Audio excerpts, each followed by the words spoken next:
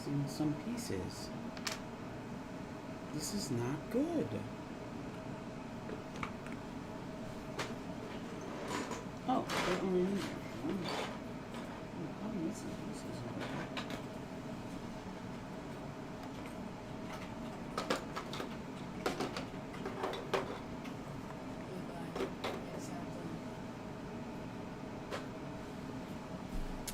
Hey guys, welcome. I was just here digging. As you can see, I'm not I was not quite prepared, but we need to try not to make this a common thing.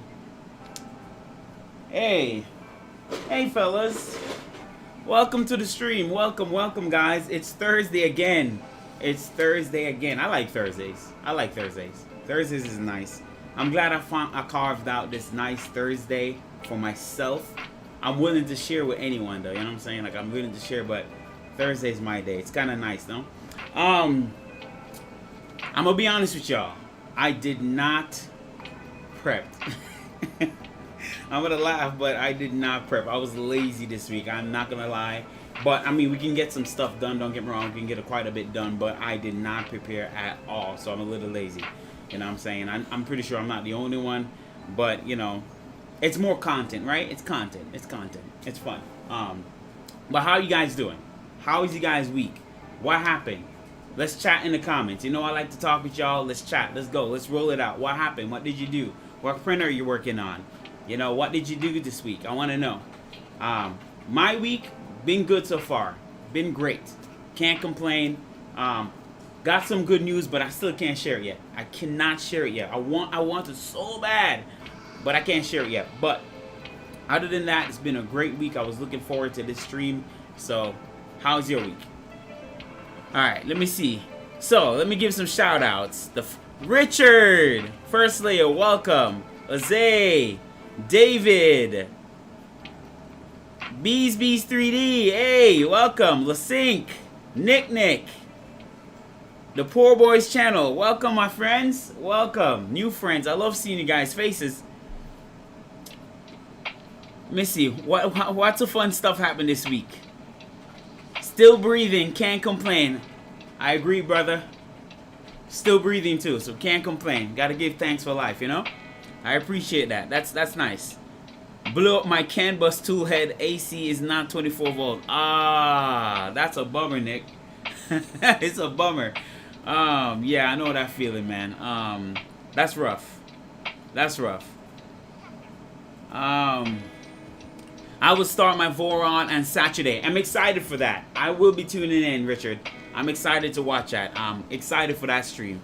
Let's see. Repairing my wife's headset. One of my cats chewed to. Oh, yeah. True to the lead. Yeah, that's rough. But you know, animals, you know, when they come around, they tend to get bored and they start doing little weird things. But yeah, that's rough. But you can do it, Jose. You got this. Oh, it's echoing? Yeah, let me turn that down. Because I didn't realize it was echoing. There we go. Alright, cool. It was echoing. Let me see. What else have going on? Hey, friends, you know, welcome, buddy. How you doing? Let me see. My car got hit and run, but family's happy and healthy, no complaints. Oh man, that sucks, man. And that's sort of worse sometimes. You know, people don't pay attention on the road. But I'm glad your family's okay, man. That's the most important thing. Your car you can always replace, but you can't replace a family member. So that's really good to hear that they're alright. That's really good to hear, man. What time Saturday, First Layer? Okay, you're asking about that. Why are you wearing a prison shirt? No, it's just a black and white. You know, I'll show you my outfit. I'm just matching. Look, see, I'm just matching. This is my work attire. Black and white, you know, just kind of like, you know, matching out. It's just a striped shirt. You're funny, Richard. How's the car? Oh, good question, David. I didn't update you guys on the car. So they are still doing some investigation on the car. We haven't had like a final police report yet on it. I'm hoping through the little video feed the little video feed that they were able to capture at the apartment as I live, that I'm hoping they find someone, because I just think it's not right for you to destroy someone's property, especially stealing all my stuff for work, which is not my property, but still, the fact is, it's just not cool. But update on the car, I did get the glass fixed out of my pocket, and I also tinted it back. I did also install some dash cams. I was hoping that they're the one that kind of stay on-ish, or just motion detection, but I don't think it's the one that I have. I might just replace them with something else. But for now, I have some dash cams there, some front and back dash cams. I was thinking to get the one that can actually be seen inside the car as well. That might be an upgrade. We'll see. But yeah, but the car is good. I'm fine. I'm in good spirits now versus, you know, the last 2 weeks. But trying to keep up here. Yeah. I tried to overvote a 12-volt fan last week. I'll send you pics in Discord. Oh, nice. Nice, Frenzy. How did it go for you? I hope you didn't blow it up, because usually with some of those 12-volt fans, you can't really overvolt them too much. You can't really push them too far. But, you know, a good 15 volts on them, 16 volts, they'll survive. They'll spin up a little faster.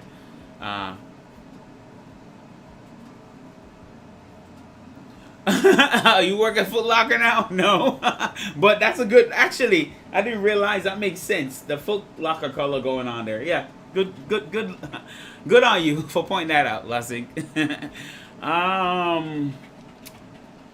I've been working on getting my stream game up and running. I was hoping to dive back in this Saturday as well. Oh, do it.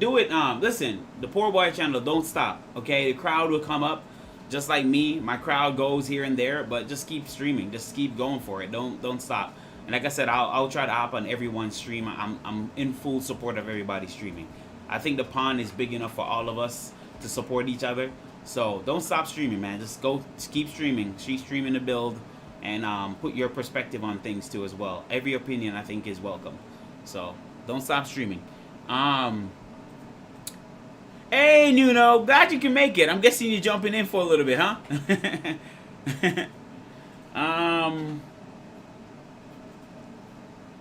Gotta step away for a little bit. Be back later. All right, no worries, Frenzy, no worries. All right, so they did it. So Big Tree Tech have sent me some goodies here. So this is, I know you guys wanted me to do like the CAN bus thing. I'm pretty sure this is the CAN bus setup, but I figured I was gonna wait till on stream to share it with you guys. So yeah, they did send me one of their CAN bus. I think I want to say EBB 2209 is what I asked them for. So this is for the afterburn, the stealth burner. So the Voron stealth burner tool head. I don't know which one of my Voron I'm gonna put it on, but I want to try it out. So it did come with some stuff in it. So like it comes with like, you know, some JST connectors, lots of JST connectors in there, and it did come with a cable, which I was surprised that they included a cable. They included this long, I'm guessing for umbilical purposes, but this long cable here. You guys can see that? So yeah, it's pretty long, but it's very very flimsy kind of cable. So I might just run my own custom cable instead of using this. It does look like it has a proprietary connector on the end. Not sure what that's about. So I might have to use it, but we'll see. And it comes in this. So this is the first time I'm taking it out, so we'll see what it looked like.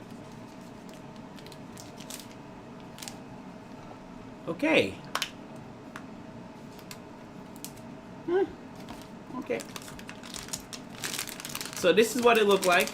Let me, hold on. To not statically shock anything, I'll have my socks on. So I'm going to take my socks off so I don't have to like statically shock anything, you know, static charge from build up here.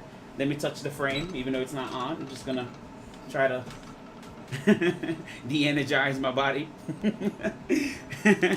But I just didn't want to statically break in it, shock anything.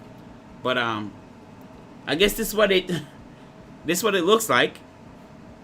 Now, so this will be my first kind of semi-can experience. So, yeah, it's interesting. I'm really curious how this is going to work. Yeah, there we go. You guys can see that. So, that's pretty cool. And then, like I said, I don't know which one I'm putting it on yet.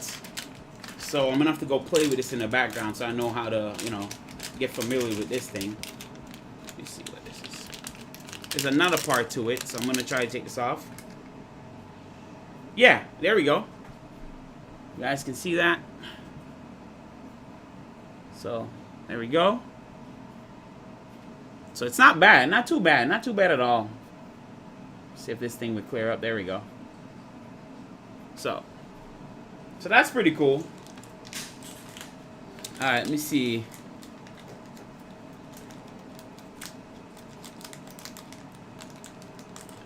Yeah.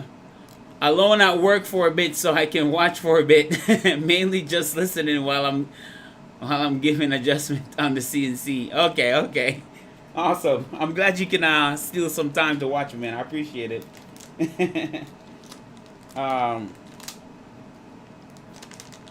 So let me put this back. But it's so nice of them to reach out to me, okay, and send this. This is nice. So I don't know what I'm gonna install it on yet. I was thinking about, since I have this down, to put it on this, but I'm not sure. I'll see. I'm gonna have to plan this out in my head, like how to install this, and then kind of report back how the experience with this is. So stay tuned for that. So there's a video coming on this. Let me put this back up in here.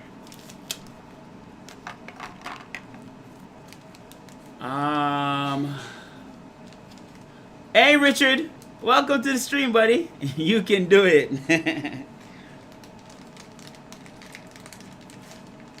So remember the Rook I said I built? I'm pulling her apart and gonna build a custom V1.8. Already ordered all the parts. Oh, that's awesome. Hey, listen, I want to build one. So there's a couple of printers I want to build, so you guys can know. I would like to build a Mercury, just a regular End of 5, just nothing major, just a regular End of 5 Mercury. I want to build a VZ180 because I think that would be a nice build. So that's good on you, Nuno, for building that. I think that's gonna be awesome. Especially if you can make it all-wheel drive on a small build like that. That should be badass. And I think the TikTok build, of course, the TikTok build is coming, and of course the Rook. Now I did have some information I just got, so I will build a Rook. So don't think I'm not gonna build one, but Fabrico is sending me a kit to play with. Okay, the kit is not quite ready yet. I think they announced it on their storefront when it's gonna be available. So when the kit comes available, they're gonna send one my way, and then I'll build a Rook then. So instead of just building ahead of schedule, I just rather wait till they send me the kit, and then I'm gonna go ahead and build a Rook. So a Rook is coming. So I'm excited for that. So I'm glad the sponsorship is kind of coming, where people are sending me stuff now where I don't have to really pay for it, and I can actually share that on stream with you guys. So yeah, I'm excited. I am excited that this is happening. So let me put this all back real quick, and then we can kind of move on to the other stuff here. What are you working on today? So today I'm gonna finish with this the Poor Boys channel. I'm gonna mount the frame, like put back the bed, the frame, and mount everything on here.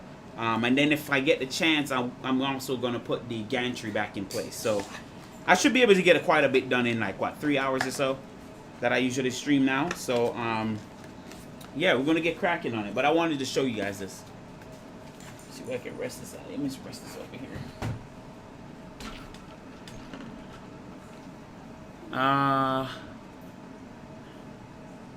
I scaled down the VZ330 so it can definitely be all-wheel drive. Awesome. Fabrico rocks down in Florida with them. Yeah, Fabrico is awesome, man. Like, he came to the channel. Like I said, I bought my Annex K3, most of my kit from him. Such a good dude, man. Such a good company. And the fact that they reach out such a small channel, and I can, you know, they're sending me a kit. Dude, I'm so grateful. This is really, really awesome. So I'm excited. I'm excited. So let's get cracking here. So what we're gonna start on is, because I didn't prepare myself, but we'll get there. I'm gonna move some stuff out of the way that we really don't need right now. So let's get the bed on place. Let's get the bed in place. So I'm gonna work on put the nuts in place here. So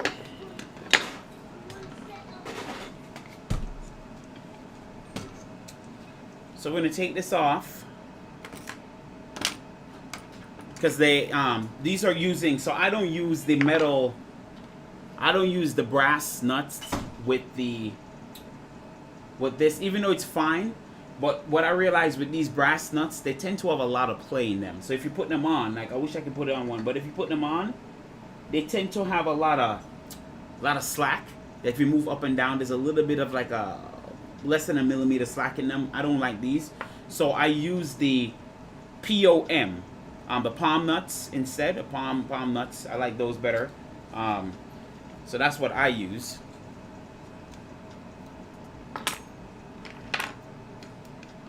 They have a little bit more resistance to them, but they don't have that slack that you usually have with the brass nuts.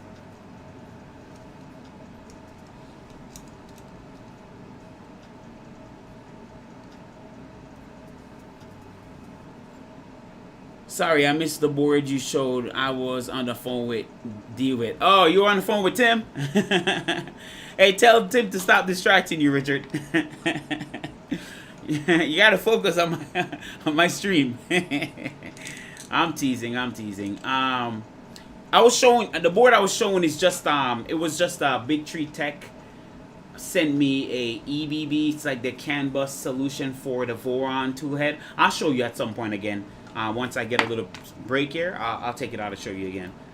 But it was just to try out the CAN bus type of thing. So I don't know which one I'm going to install it on yet, but once I get the chance, I'll figure out which one I want to throw it on. Hey, Shardell. Hey, what's up, buddy?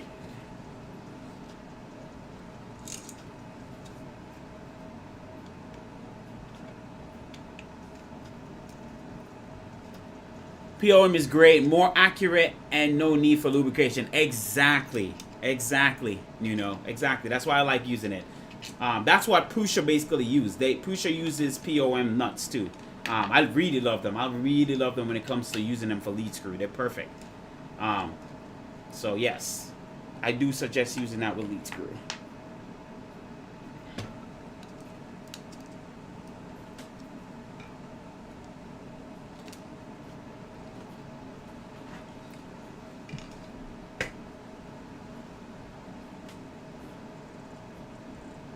I have the same board coming from my bill. Oh, sweet. Okay.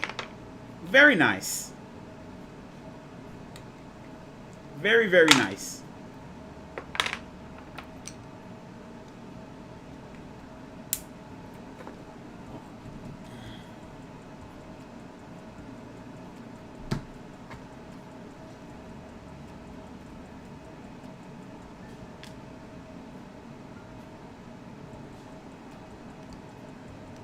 Yeah, I'm excited to see your build, Richard. I'm very excited to see what you do with that Voron. Very excited about it. As far as, hey, the Poor Boy channel. Did you end up figuring out what was the problem with your linear rails? Like, did you end up getting them replaced? Because I know you were having issues with them, whether they were preloaded or you say they were itching a little bit than usual. Did you end up solving that issue, and what did you do? I'm curious.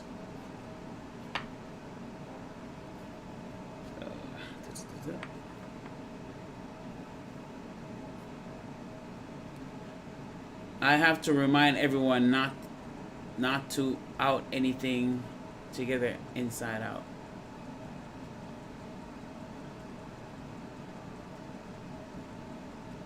Oh, I see what you're saying. I have to remind everyone not to out anything together inside out. Oh, I got you. I see what you're saying. Hey! How you going, R33D Remy? How you doing, buddy? Welcome to the channel. Welcome to the stream. Happy to see you here, too. But I don't recommend the coated lead screw. The unevenness of the coating makes it less accurate and doesn't have much benefit.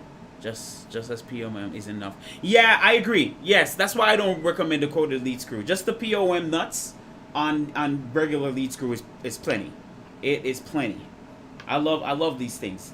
Like I said, these are just, to me, this is way better than this. Like, I love this when it comes to lead screw. It just, I don't know, so much better. You know, it works way better. So I'm not using this.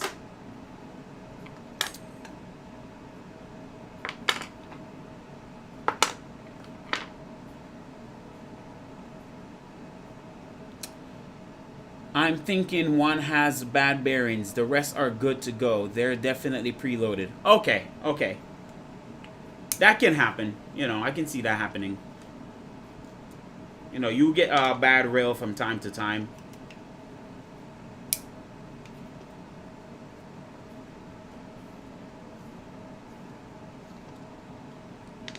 Oh, it was supposed to say... Oh, it was supposed to say put. Okay, okay.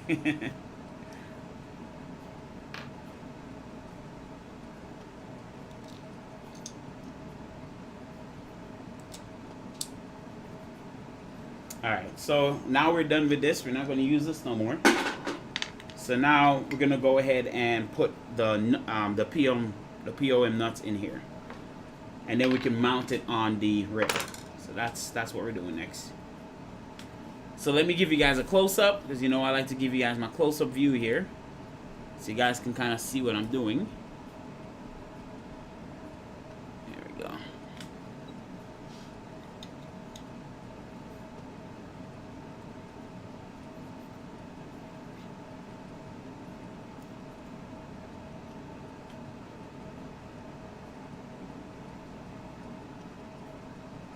I think the same ones can work. So let me put the same ones in there.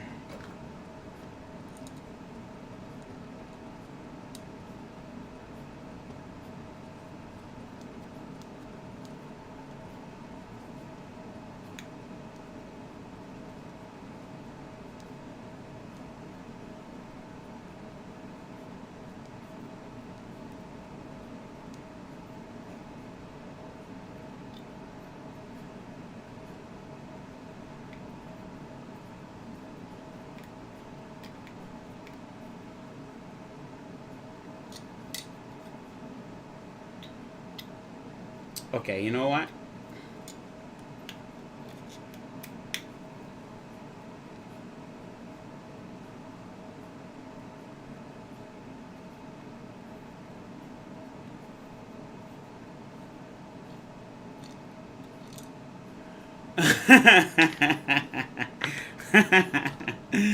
Oh my God, you're a mess, Shardell.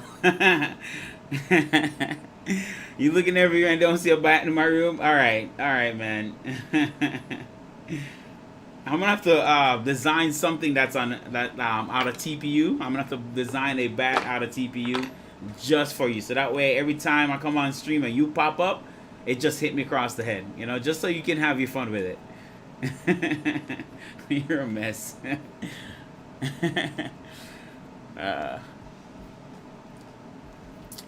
Hey, Nickit. Hey, Nickit. Welcome, buddy. All right, so we got one on there.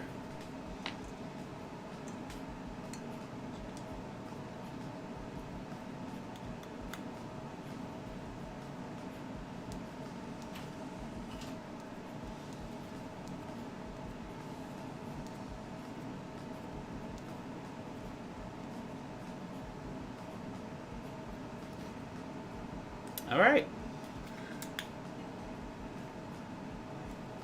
All right, we got one down.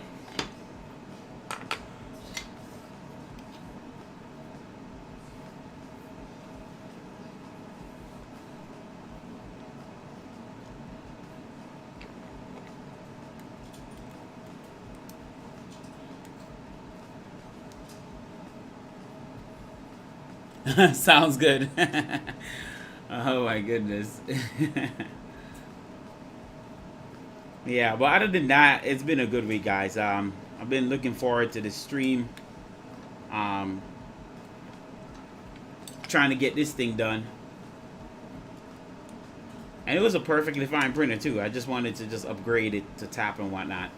I gotta even get my tap done too. But like I said, I want to do everything on stream. So,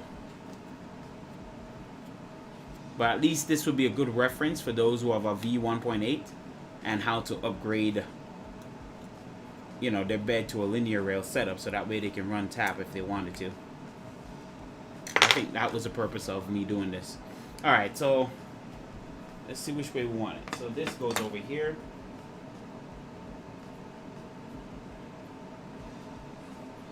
You know what? I'm gonna do this side first since I can actually see.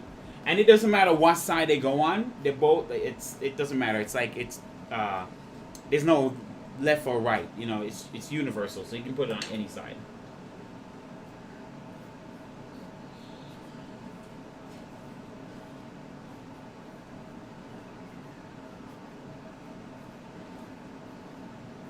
And don't worry, I didn't plug in the stepper motor yet. So I'm just gonna line it up with this and screw it in.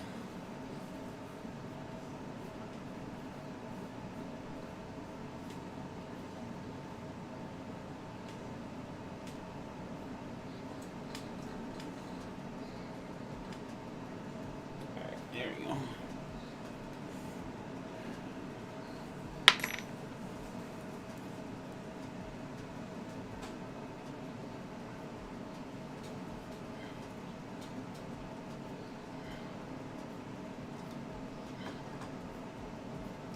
Okay, so the screws are slightly longer.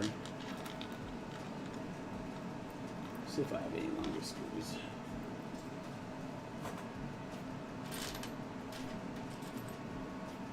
So,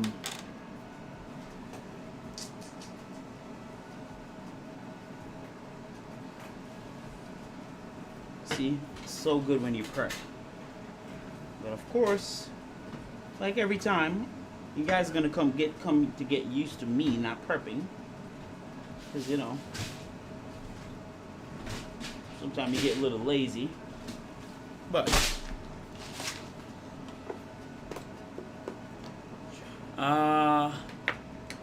have you tried the printed VZ printed yet? So I have the parts printed for it. Actually, literally, I actually have parts. I'm not sure if you can see it, but like I got like VZ but printed stuff in there. So I haven't tried it yet, you know. That will be the next thing I do prior to doing any other printer build. The only problem is I don't like the setup of how the clicky probe work on it. Like I really don't like the clicky probe implementation. So the only other way I was thinking of doing is either one, I was close to purchasing the bacon probe. I'm not sure you say beacon or bacon, either one. I was gonna get that probe for like, I think it's on sale now for like $69 or something like that, or $65. I was gonna get that to try it out on there, but then I realized I'm actually using glass bed. You only can use the beacon probe on like a ferrous material, like the spring steel sheet. And so I like my glass build plate, so I'm gonna go stick with the BL Touch with this setup. So if I do buy the bacon probe or beacon probe, then I'll put it on the Annex K3, which is already having its own little issue over there. But we'll talk about that. Let me see. Do you use a desktop mic to capture your voice? I have actually. Well, yes, it is technically the poor boy. So what I'm using here, it's a good mic. You see that right there? That is my Yeti. That's a blue Yeti. It's $100, I think, or something like that. It's not a bad mic at all, especially if you're just like starting out streaming. If you guys can hear me clearly, it's pretty decent. Like it has settings to kind of drown out background noise and stuff like that. So you can get a blue Yeti. It's not bad. It's about 100 and some change off Amazon. Let's see. Hey, Billy Basement, welcome, buddy. Hey. I like bacon. Hey, zombie, how you doing? Hey, driving home and listening. All right. I'm glad you're here though. Appreciate you for coming through. Still waiting for Modbot to do bacon on something.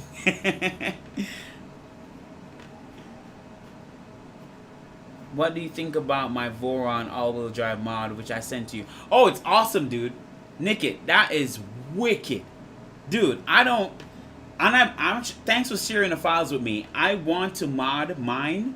Maybe not similar, but I just wanted the all-wheel drive effect on mine. So eventually, when I get bored with my 1.8 as it is, I want to do what you're doing. Like, that is a wicked build.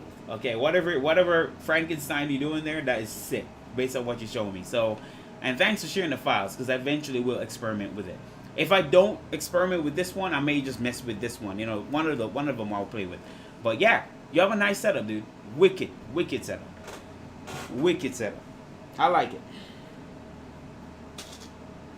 You're definitely printing faster than me, that's for sure. Like, that thing is insane.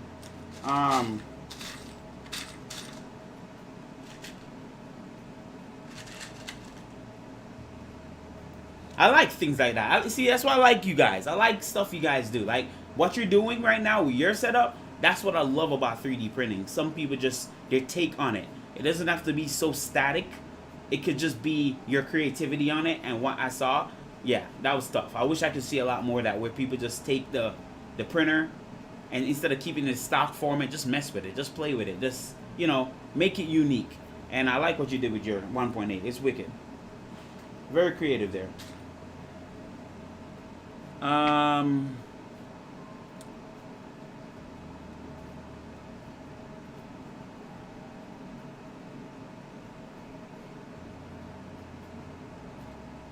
Yes. So Vez did release a BL Touch mount for the VZ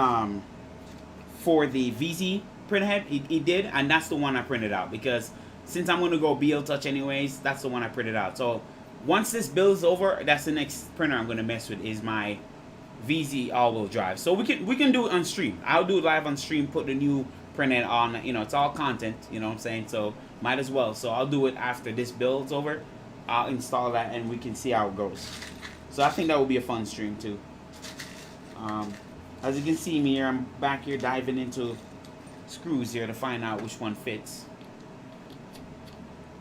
Because I have a bad habit of just not... Okay, that's too long. Just not preparing my screws.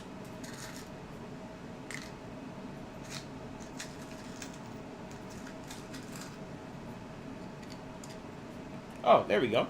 Found them. Okay, so 1,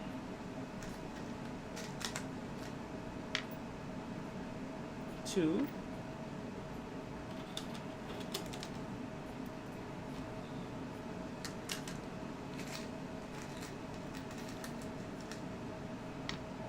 Three. Hey, Steven. How you doing, buddy? Steven Rimmer, welcome to the stream, bud.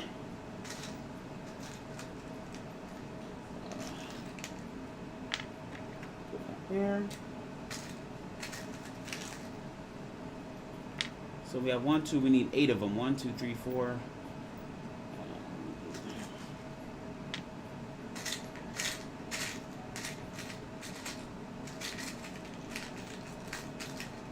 Oh, Build It Basement.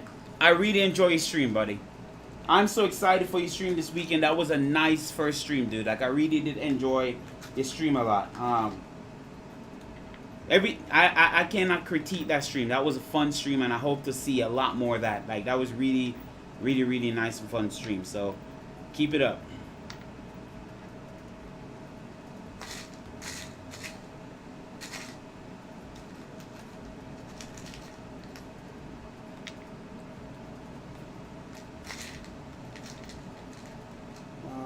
Dang, if I can get one more same size black screw, I'll be happy. I'll be happy. There we go. Found one. Okay, we're good. We're good. See, I just have to dig. Hey, Ian. Welcome.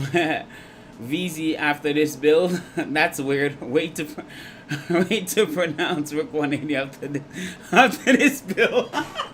Look. I promise you. Look, I gotta explain because I like to explain myself. There's an explanation for everything. I promise you. So I was actually going to do the Rook 180. Okay, I really was. But then Rolahan, and you guys listen, I have proof. Rolahan decided that he was gonna update the Rook 180, because you know he wanted to improve some stuff. I even comment on the video, but like, man, I was looking forward to build it, but he said I'm not satisfied. I want to improve some stuff on it, and I said fine. I'll wait till you finish improving stuff. So I said now I'm gonna build the regular Rook, okay, the regular Rook. So, but then Fabrico reached out and said they're willing to send me a Rook kit. So I said, well, then we're gonna have to just wait. So technically, instead of pulling resources together to build a regular Rook, I can wait for a Rook kit. I'm just saying. So it worked out in my favor. So technically, I do have an excuse. I do have an excuse. So yeah.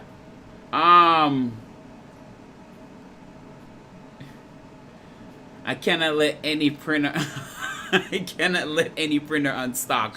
Listen, I don't blame you because I like to modify my printer too. It's a bug. You know it's a bug. When you get the itch to modify the printer, even though the printer is fine, it's a bug. It's alright. We all have it. You made it fun, man. Ah, thank you, man. Thank you, buddy. Oh, no, Rook on 80 today? Joseph, no. No Rook 180 today. I wanted to build one, but you know, I'm just gonna wait till he does his update, then I'll do the Rook 180. But it's coming. Don't worry. I promise him because I wanted to build one.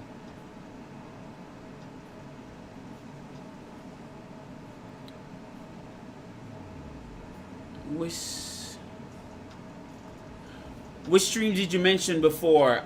Build It Basement stream, Jose. Build It Basement had a stream last weekend. I would suggest you subscribe. And if you guys here, please subscribe to Build It Basement if you haven't. Subscribe to the First Layer channel and Diva channel, okay? We're a little community. We're a little nice group. We're trying to keep it together. So go ahead and subscribe. These guys are all fun. And that also includes the Poor Boys channel. He's starting to come up too. So go ahead and subscribe because that, you know, I know you guys love to support the channel. So go ahead and do so. Go ahead and subscribe to them as well. Give them the support too, just like you guys are doing for me. I really appreciate you guys. So I'm just throwing the shout out right back to them. Give them a support. It's really nice to have a community. We're trying to keep it tight knit, you know, and just support each other. There's plenty of room for everybody to grow. Let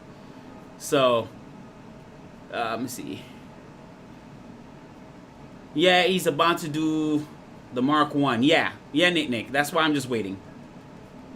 What's your stream time? Sounds like I have to hop in next time.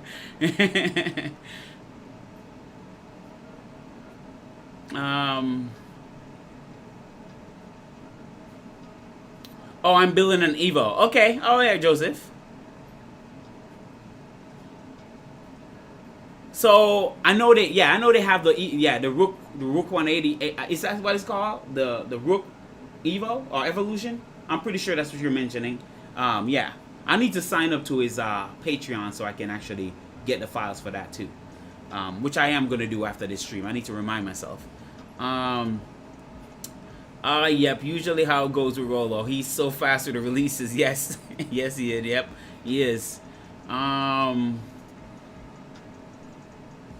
I agree with the Fabrico Rook kit looks nice, Nino. That's why I'm waiting. That's exactly why I'm waiting, because if they can give me the Rook kit, then I can build a Rook with the kit, and you guys can actually experience that. I know I won't be the only one building one, but at least, you know, we can get get another printer rolling, another, you know, support around Rolahan's design there. We can get that going, which is awesome of Fabrico to take that up.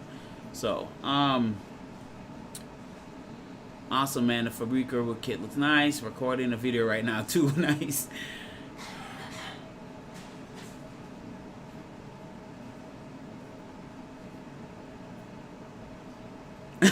Time to stalk you later, Build It Basement. It was a party. So much love, man. Anytime, buddy. Anytime. Anytime if I can help you guys out, I'm going to help you guys out. Modding your printer is a lot like hot rodding. Oh, for sure. For sure, Richard. Absolutely. I love it.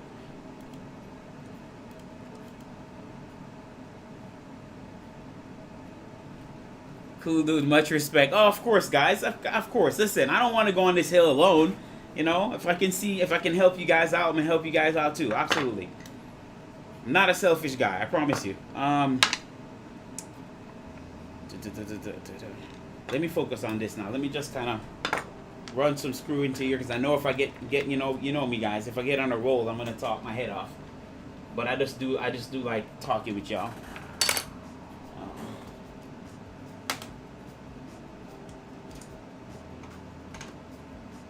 There we go. Catch the first screw there. Actually, let me bring you guys in closer, because I want you guys to see what I'm doing.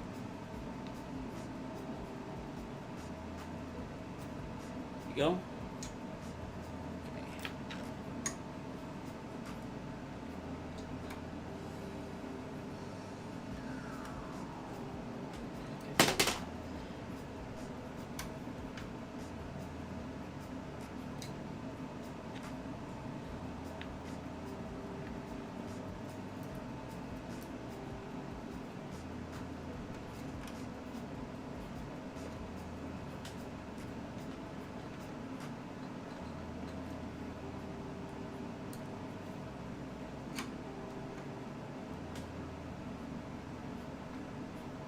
Alright, so now we can just kind of tighten up everything now that we caught it.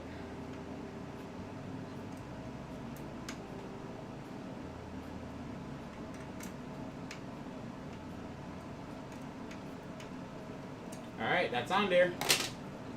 Yeah, that ain't going nowhere, guys. Yeah, that's nice. Nice and free. No wobbling, no banding on there.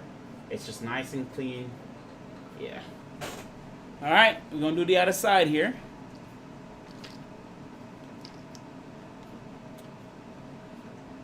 Guys, get that perspective there.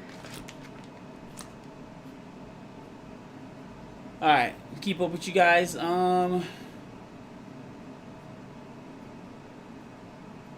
Bigger, faster, stronger. Hey, welcome, DBR. Welcome to the stream, bud. What are we up to tonight? So I'm just finishing up my custom 1.8. Remember, this was a Tronxy X5SA that I turned into a Voron 1.8 conversion using with Trident skirt. So right now I'm converting it to use a more stiffer bed, because the stock 1.8 was a little bit flimsy for Voron tap, because I'm trying to install Voron tap here. I'm also going a single MGM12 on the X-axis instead of the dual MGM9. So basically right now I'm just in the process of basically just mounting back the base for the bed, to mount back the bed here. So that's what I'm working on. So I could turn this around, but I don't have to if I'm just screwing it from in, because, you know, I'm just going to be lazy and not worry about doing that right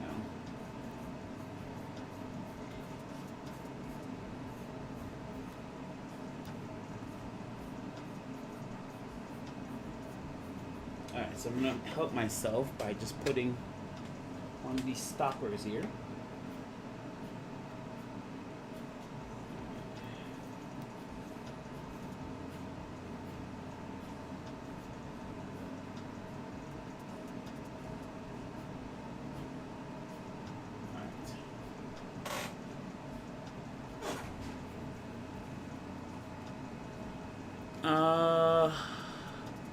Roll-On releases new printer faster than you can get parts from AliExpress. Man, I love when y'all give the jokes, boy. I swear, I love when y'all put the jokes in. You're right though, because he released the Rook, and then all of a sudden, like maybe a month later, or less than a month, he released the Rook 180. I was like, boy, if you don't even stop. But I mean, he's creative like that. That's his creative passion coming out. So I don't blame him for releasing the printers, you know. He has the right mindset. You know, he has the right mentality of just trying to make 3D printing a little bit easier and trying to keep the essence of RepRap alive. You know, making a printer, like printing out a printer from a printer that you built, right? Just making it print itself. I love what he's doing, so I can't blame him for doing that. But you're right. That is funny. We need some screws. Where'd I put it now? Because I'm always losing my tools here.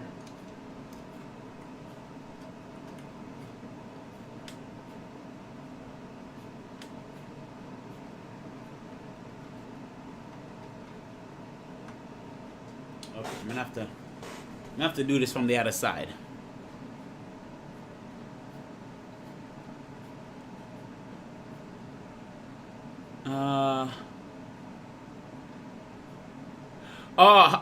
Now I understand how the bed's going to move. Yep. All right, thanks for that rundown. Absolutely, man. Absolutely. Absolutely. I want to keep you guys in the loop while I'm building this, you know?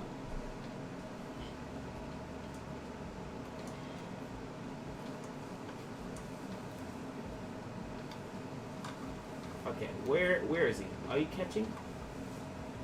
Are we catching? Yeah, got it. Yep, got it.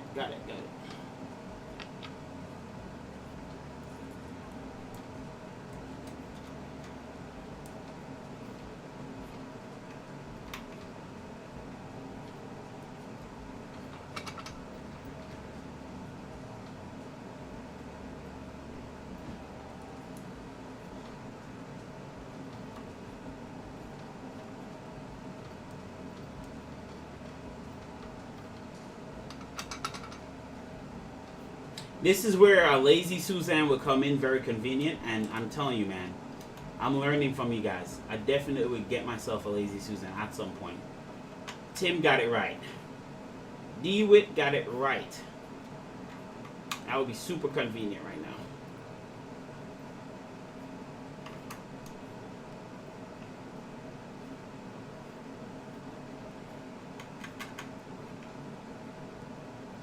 All right. Okay, that's nice and stiff. No binding. It's moving up and down freely, so we're good. We are awesome. All right, so we installed that, so we're good there. Okay.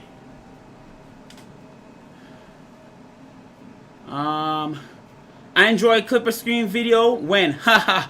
All right, so perfect question, Frenzy. So because I have to reinstall, I will be let me put you guys over here.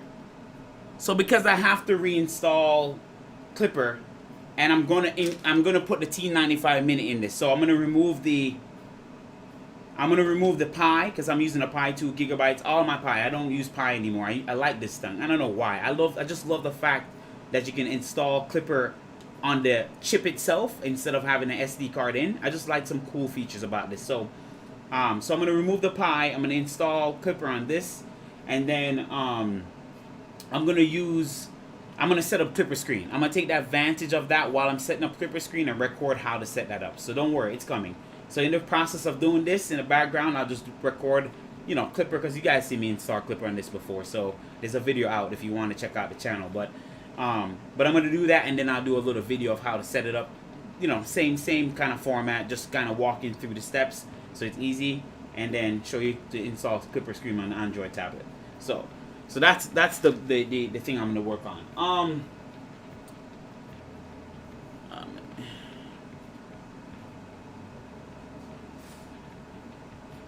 Yes, there are very good instructions for that on Clipper Screen GitHub. Yeah, it's fairly easy. Yep, it is. It's not as hard.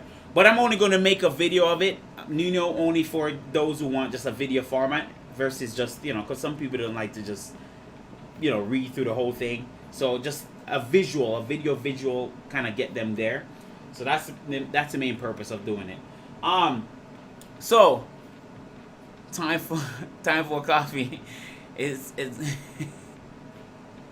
Oh, it's late in Germany. Let's share the coffee. All right, man. I appreciate that, Nikki. Time for coffee. Yeah, I appreciate you even being up here and watching me, man. Trust me, I really appreciate that. So you guys might be wondering what's the purpose of this, right? Notice, because I want to show you guys. Where did I do with it? So this is basically, this is a bigger version of this, okay? So remember the bed, the frame, because you know I like to demonstrate. So the frame, this is the bed frame, was riding on this.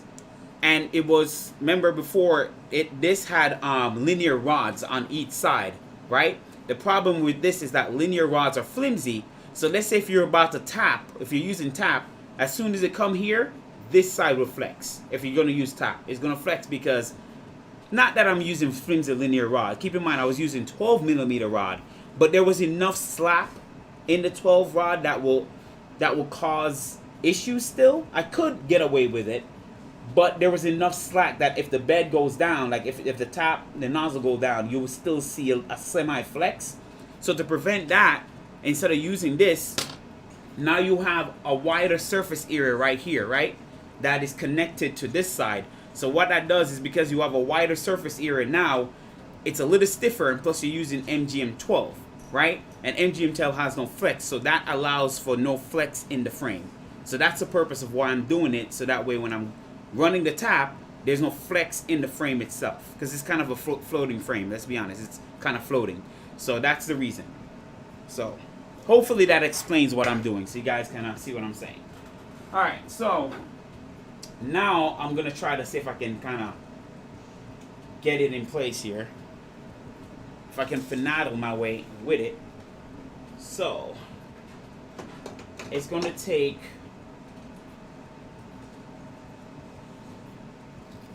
okay, so I need 4 more. Okay, I need 4 more. So I need 4 more. All right.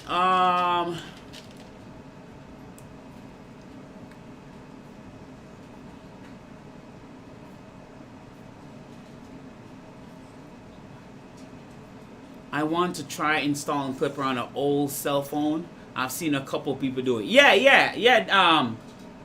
DBR it. Yeah. You can do that. I haven't tried that route yet. I think it's pretty cool.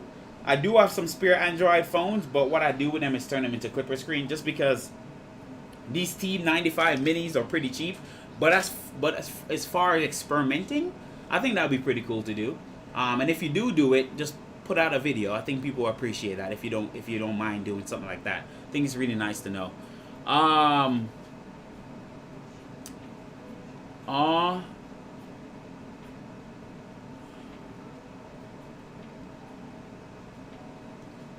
Wow, so almost is that almost midnight there, you're saying, in in almost midnight there in Portugal? I have some friends in Portugal too. I have some friends because we used to game together. I used to have like this gamer clan going on, and I had a couple buddies from Portugal that played with me. So that's cool. In Portugal, I would like to visit that country one day.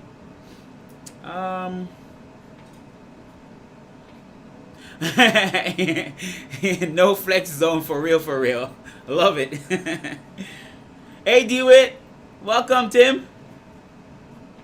What are you yapping about today? Ha ha ha ha. Good afternoon. Can't stay long, but we'll still pop on later when I get home. No problem, bud.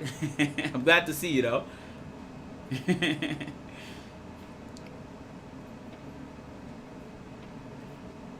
It's much easier if it's rooted. I've seen done without a root, but it's a major pain. Yeah, I can see that. Oh, I no longer have an Android phone, guys. I had a Pixel 6. Not to bring phone in it because you remind me of phone. So I had a Pixel 6 or Pixel 7. It's Pixel 7, yeah. So I had a Pixel 7. I'm not biased towards either. Well, I'm lying. Okay, so I was an Android guy at first, way back in 2015, right? But the problem with Android is that when you used to get Android phone back then, Samsung, it doesn't matter which brand, it was so bloated. It was so bloated with crap, it ended up slowing down a lot. Okay, by the time you download a bunch of stuff, it was so bloated. So I went to the iPhone, and I've rooted iPhone. I've like, you. Well, I wouldn't call it root, but it's similar to rooting iPhone. What's the version of iPhone where you just root it and you can customize it? I can't remember what you call it. There's a name for what you do with an iPhone version. But I used to do all of that with an iPhone. But these days, I just use the iPhone to just use it because I just like it. It's just easier to use. I don't fidget with it. I don't customize it. I just use it. You know what I'm saying? It's just nice. So I went to the Pixel 7 because I didn't want to pay extra for the iPhone 14 because they added an extra $100, and I'm on a jump plan, so I can jump for free. But because they added an extra $100 on the plan, I had to either pay an extra $100 for the same phone or go cheaper and got a Pixel 7. So I went ahead and got the Pixel 7, and I'm not going to lie, the Pixel 7 is really good. I did enjoy it. It's really a solid phone, except the downfall is their face unlock implementation is hot trash. Like, I'm not gonna lie, the face unlock is the most frustrating part on it. The implementation of it is hot trash, because it wouldn't work at night. During the day, it worked fine, perfectly face unlock. At nighttime, completely just garbage. You have to keep typing your password. So, but there's some other features I did like about the Pixel, but overall, I went back to the iPhone just for the ease of use. It's just nice. It just works. You know what I'm saying? So I guess you could say I'm an iPhone fanboy, but yeah. So now I have an iPhone 14 Plus. So there you go. Sorry for the rant. I had to rant that out, but there you go. Jailbreak. There you go, guys. Jailbreak. Jailbreak. That's the word. Jailbreak. Not rooted, but jailbreak. That's correct. Dang, I should have patented the idea.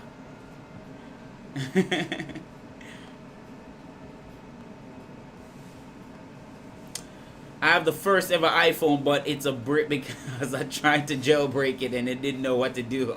I didn't know what I was doing, LOL. Of course, do you hit? Of course, Tim. I wouldn't be surprised that you bricked it. Oh, man.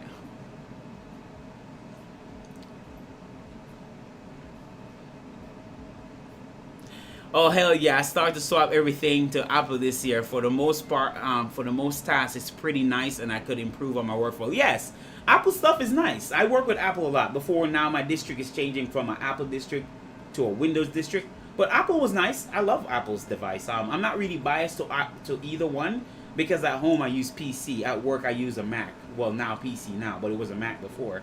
And I could work with both, but I do like the ease of use with Apple. The workflow with Apple stuff is, I'm not gonna lie, because they're a closed ecosystem, it works. Their stuff works, you know. There's no really bias to it. It just works. So but that's to, you know, like I said, that's to be expected on a closed ecosystem. You know, their software is designed around their hardware, so it's gonna work. It makes sense.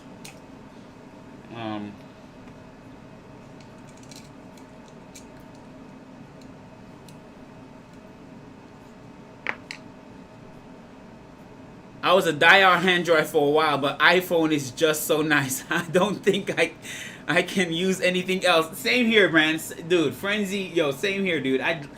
Dude, this thing is just nice. It just... Listen, even though it doesn't have the 90 Hz screen on this, because I think the Pixel have a 90 Hz screen, so even though the movement is not fluid, but just the ease of use, just the clicking and just the moving around, just to get around things is so much easier. I don't know. Call me biased. It's just nicer to use. I don't know. But yeah, you're right. It's nicer to me. So I'm gonna stick with the iPhone. Maybe I go Android, you know, when I feel like I'm bored. But I like the iPhone. I like the iPhone better. So, and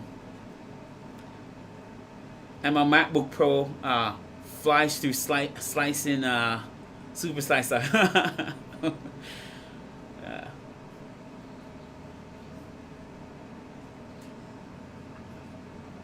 Yeah, Ian, for sure. And not everybody's gonna like iOS for sure. Not everybody's gonna be, you know, a big fan of iOS. You know, some workflow just works better with a Android phone. I get it, you know. But for me, because I don't really do much on phone these days, I just like I really do like the iPhone. All right, so we have a gap here. And this is not good at all. So, we have to fill this gap. And we're talking about like a solid 10 millimeter gap. So I'm gonna have to push this out, push this out. Good thing I have this. So I have a gap, but don't worry. See what I did here? So look, I drilled enough space, I drilled enough hole there to allow for adjustment. So you see that? I was thinking ahead, guys. See? Now if you can see that. See that? I was thinking ahead. So now I can shift it outwards and not lose any spacing. So I'm gonna have to shift this out now. See, when you think ahead sometimes, works out. So now I'm gonna have to crack that.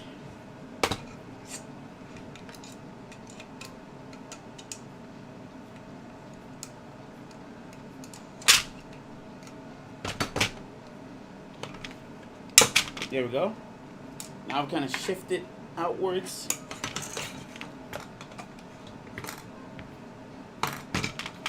Now I gotta kind of get a flat desk now, so I'm gonna have to work on trying to create some space.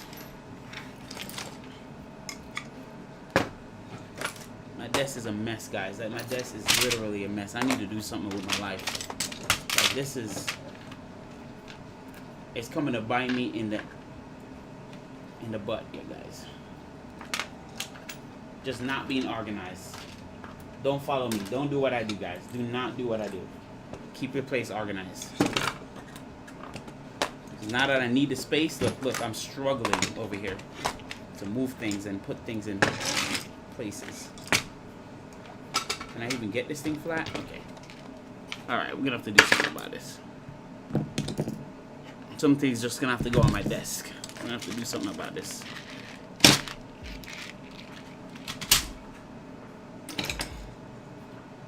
It's just poor management. See things falling on my desk and not. Yeah, this is not good. Okay. It's all my fault though. I could have done better to prepare. There we go.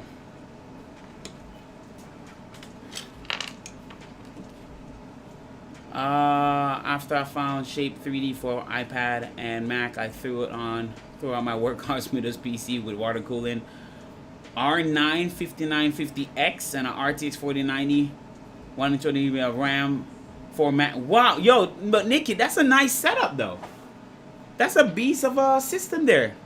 I know the Mac Minis are nice, but that was a beast of a system. You could play some games with that. A solid system right there.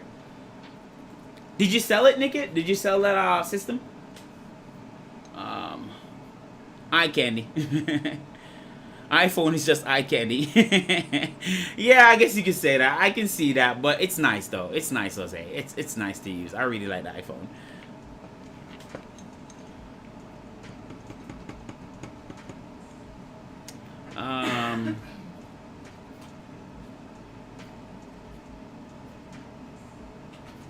It's pretty powerful. It works really well for videos, running drone mapping software and such. Oh yeah, it's the iPhone is nice. It can do a lot. Apple's been stepping up their game, especially since they left the Intel ecosystem and they're running their ARM, the custom ARM processors, and apparently their processors are pretty decent. You know, Apple can do their thing. They're doing their thing.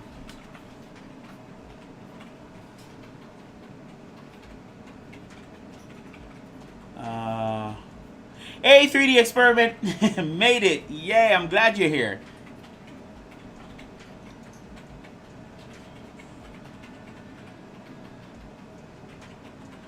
Glad you're here, bud.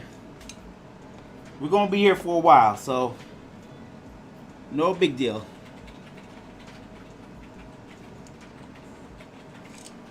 Okay, we can't go that far now. Gotta still see it. There we go.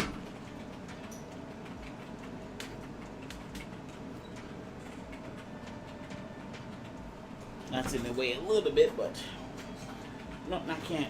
really fix. Put it to the side here.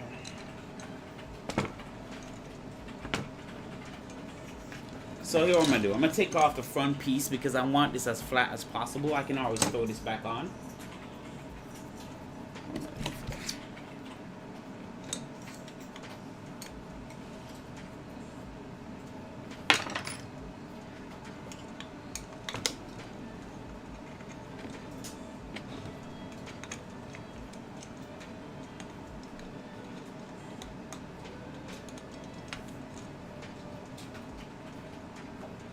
Now there we go.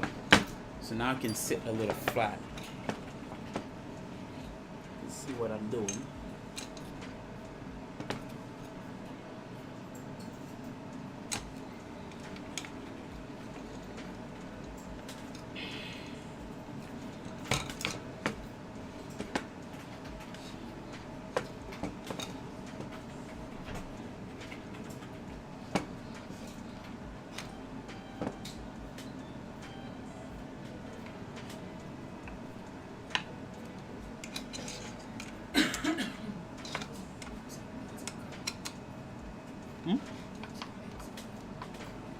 Pixel 7. Okay. This is not the flattest surface to do this on, but I just wanted mainly to just shift to the side. I can always do adjustment when I get to the other side. I'm gonna move this out wide too.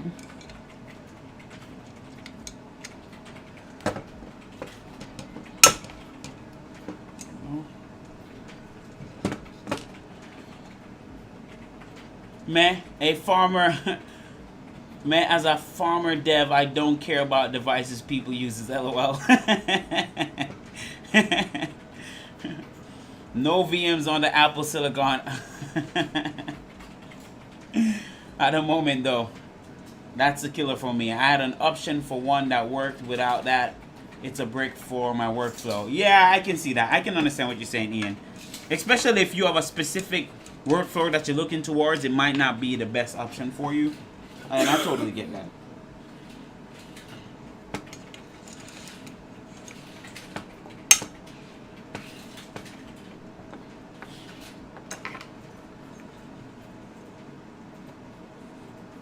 Okay, let's see if you can see it.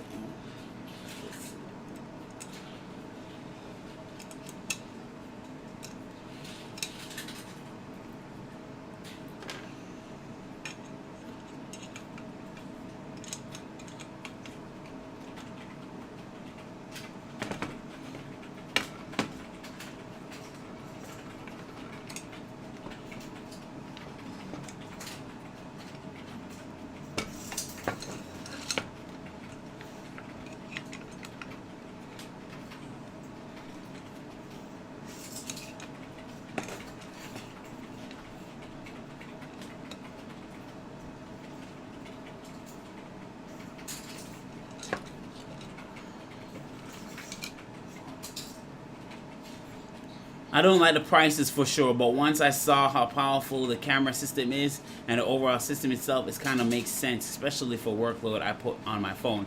Yeah, the poor boy, yeah, I really like the camera. Like even, I mean, I'm gonna be honest with you. The camera, alright, so comparing cameras between the Pixel 7 and the iPhone, I will say this. I will just weighing it a little in the favor of the Pixel 7. I just like how Google process their pictures. I mean, what I mean, a hair difference. I can see a difference in picture quality, just the hair. So I would say I would give it in Google's favor because the picture, I like the way they process their HDR on their pictures. But I do like the iPhone camera system too. I just like how smart it is. Like, especially when you just want to snap and go. It is really, really nice, especially when you see natural scenery without over processing everything. The natural scenery of taking a picture, I do prefer the iPhone in this case. But the Google Pixel does have a nice way of how they process the picture. So either way, you really can't go bad in my experience with both of them. But I definitely do like both of them. Like, I can't really pick one and say one is better than the other. But I do like the iPhone camera. It's really nice. Hey, Mr. Seven. What's up, buddy? We're talking about phones and stuff. Google's computational photography is the best in the business. Yeah, I definitely like it, man. I like the Pixel camera. It was really nice. I wasn't disappointed by the Pixel camera and camera quality at all. It was really top notch. It was up there. It's right up there with an iPhone. So if you had to pick an Android phone, I would stick with the Pixel. The Pixel camera, I didn't miss the camera at all. Like, I never was complaining about the camera. Pixel do have some features that I like. For example, screen calling. iPhone don't have, but I really love screen calling. I love the fact that it reads out the call on the screen, so I can answer it if I want or not. Really like that feature, surprisingly. Yeah, there was a couple of features on the Android that I really like. I wish the Apple had, but overall, for just simplicity and just usability and just not have to worry about customizing and certain things, I really like the Apple for that. I really like the simplistic nature of Apple, so that's why I'm ended up buying an Apple, you know. But they both have their place. They both definitely have their place. They both definitely have their pros and cons. You know, and I do like both. I do like both, so. Okay, just making sure that it doesn't look bent over here. I mean, it's a little twisted, but not too worried about it. Not too worried about it. I really should do this in a glass surface though, but I don't think I have any glass though. I don't want to do it on that because I might hurt my glass, but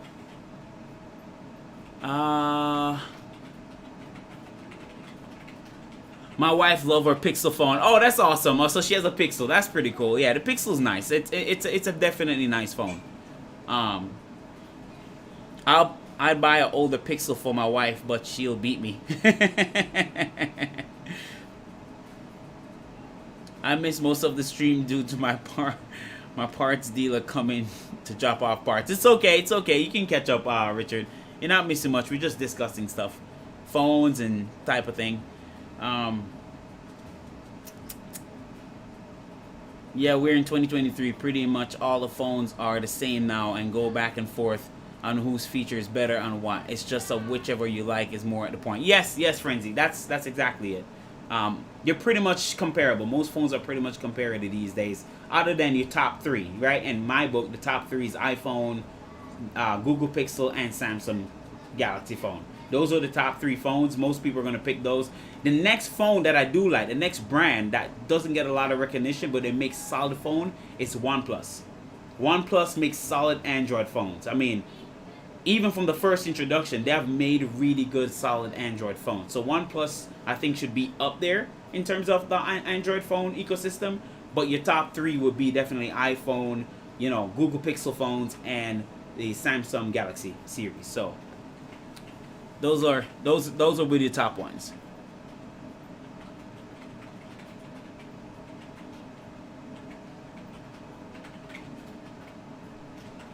Yeah, how much you're willing to pay for the phone? I agree. Phones are not cheap no more. Listen, these iPhone. Let's be honest. If I wasn't on a carrier and on Jump on Demand, let's be honest. If I wasn't on Jump, these iPhone cost as much as building a PC. Okay, and PC was expensive in the last 2 years. PC parts were expensive, but right now you can build a PC for the price of an iPhone Max Pro. Okay, you can get like a nice solid AMD Ryzen 12 core, 16 gigabytes of RAM. You can pretty much get a nice PC, gaming PC, for the price of an iPhone Pro Max. Like, it's just that expensive. These phones are outrageous in price. But, you know, good thing I never paid them off. I keep jumping, so it's alright. I gotta say, Android 13 is pretty smooth and fast, even on my Pixel. Yeah, Android 13 is great. I enjoy my Pixel. There was nothing wrong with it. I just like the iPhone just a tad bit better, but that's about it.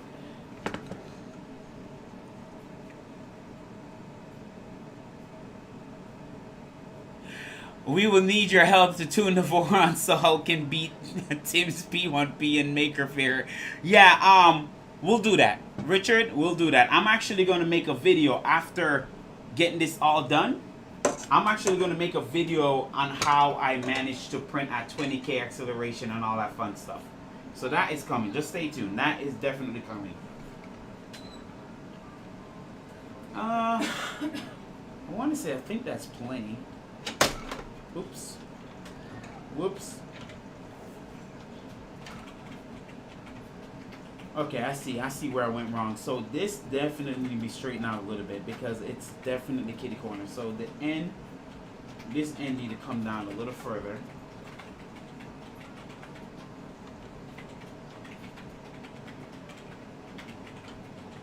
Yeah, because if I'm right there, yeah. Yeah, I'm gonna have to. It fits, but I gotta make some adjustment because they're not straight. And that is a problem.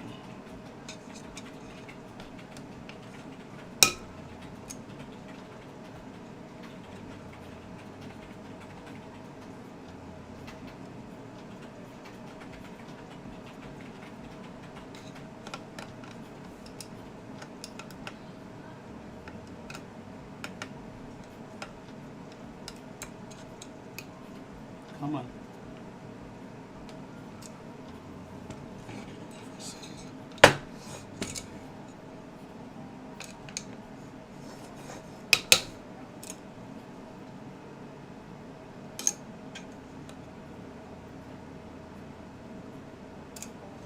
Alright, so we're gonna have to straighten this out because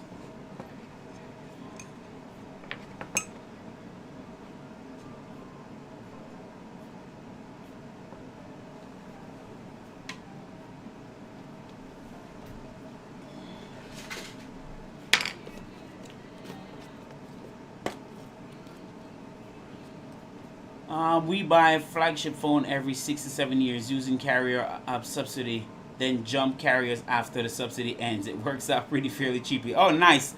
I'm with T-Mobile, and we have a plan called Jump on Demand.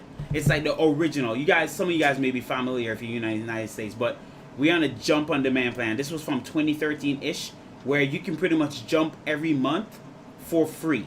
It didn't matter what phone it was. You could jump for free. But now they've changed the plan over the years. We've been godfathered into the plan. But basically any phone under $700, we can jump for free every 30 days. Anything above $700, we have to put a down payment to maintain that $29-ish a month per phone, which is not a big deal. So when I asked about the iPhone Pro Max, like how much it would cost to jump to that, I would have to put $350 down per phone. Yeah, we're not doing that. We're not. So in this case, I had to put $150 down in order to jump from the Google Pixel 7 to the iPhone 14 Plus. So yeah, but anything under 7 we can jump for free. I don't have to put nothing down. It kind of works out because we never hold on to our phones forever. It's like every year we change a phone anyways. So I guess you could say it's leasing, but it's kind of fun because I don't have to have the same phone. We can pay it off, but if we pay it off, we lose the jump on demand ability. So we can't jump after that. After we pay it off, then every time we change a phone, we have to put a down payment. Doesn't matter how big or small it is. So for us, it's just beneficial to just keep jump on demand, you know, because then I can jump when I need to. So that's how our plan works. Let's aim for 50K acceleration of Voron to start with. You can do it, and I like your setup, but I try to. Like my motors, I'd have to do some crazy stuff. I'd have to lighten up my gantry significantly in order to hit 50K. I can barely crack 50K. Actually, I can barely crack 20K at 800 millimeters a second. It's nothing but it just crashes every single time. Could I do like 30K and like 500 millimeters seconds? Yes. But the more I increase the acceleration, the speed itself tapers off. Or if I increase the speed, the acceleration itself tapers off. So it could just be a limitation of just the weight on my gantry and my motor. But I'm just not willing to sacrifice too much. So I try to balance out my prints, like my print and speed. But yeah, 50K would be nice if I could hit 50K, but I have to do a lot of work for that. I have to lighten up the gantry significantly for that to happen. I can just talk about in Germany, but the iPhone here doesn't lose a lot of the price like Samsung stuff does. Yeah, iPhone tend to retain their value though, Nick. Yeah, they tend to retain their value pretty well. I mean, I just got 300 euros for my Galaxy S21 Ultra, whereas the iPhone 12 still costs 600. Oh wow, that's pretty impressive that they retained the price. Maybe we should try it. VZ Trident. I may try. I want to do more with it. Like, don't get me wrong, I haven't been using it. I want to do more, but that's why I'm just waiting to do more with that VZ Trident. I think I can push beyond 30K with it. So hopefully with this new tool head and maybe start to line up things a little bit, I maybe can kind of push a little faster. But right now I'm stuck at 20K at 700mm travel. That's it. That's as max as it go. Anything beyond that, it would just crash. It would just crash into the gantry. So it could just be weight too. Weight playing a part on it as well. Hey Tessa! I was waiting for you, buddy. I'm glad you made it.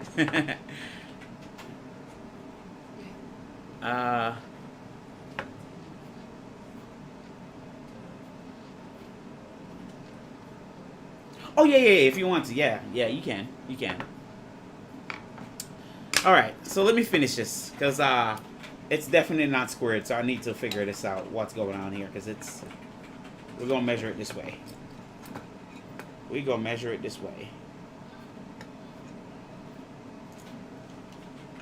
It's definitely not there at all.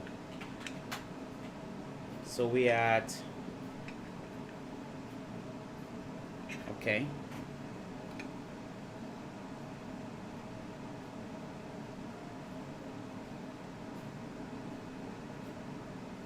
Huh. Okay, let's see.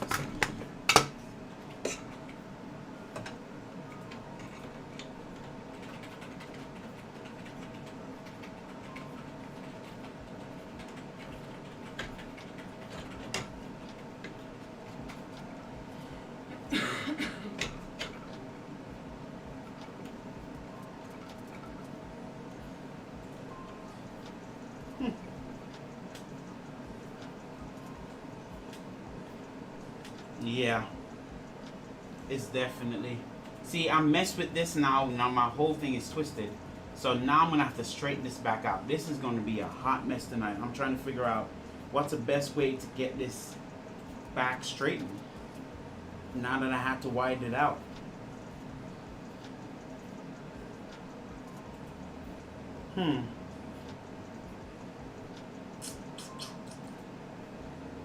This is gonna be a tough task tonight. Trying to think what's the best method. Maybe straighten it out. You know what? That might not be a bad idea. Maybe straighten it out on here, maybe possibly.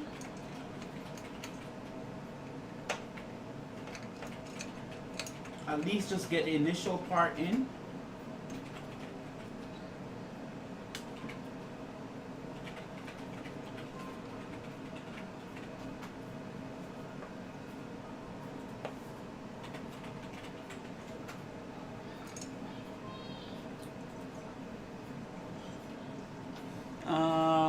Trying to keep up with it. I'm using a carbon fiber tube on both my VZ but 330s. Still not printing that fast, but have a ton of tuning left to do so. Oh yeah, for sure. I don't use Facebook. Discord is best. Okay, awesome.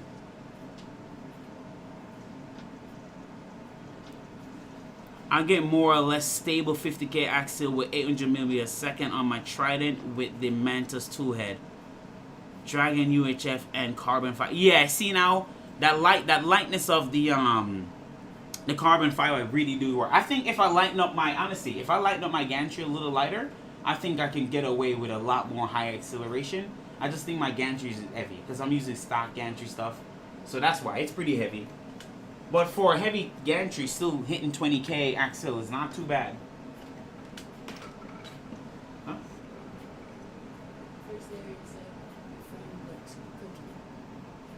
Are the corners square? The frame looks twisted. No, the corner is square. It's just this. This itself. This is the problem right here. This is the problem. Because it was fine until I messed with it, because with this new with the new piece on here, I had a 10mm gap on each side, and I had like room to kind of adjust it. So now it's just really adjusted it. It's okay. The frame is square. We measured it last week.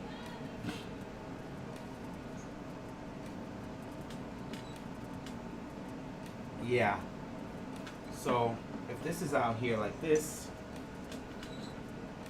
so yeah, we're gonna work one side at a time. So I'm gonna, okay, this is fine. Oh yeah, we're totally off.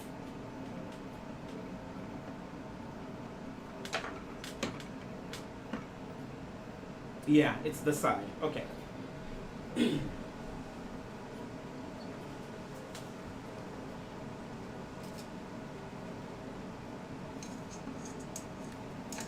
I'm just doing the best thing to do here is to just kind of do a small adjustment here and kind of go from there. I should have never touched it, but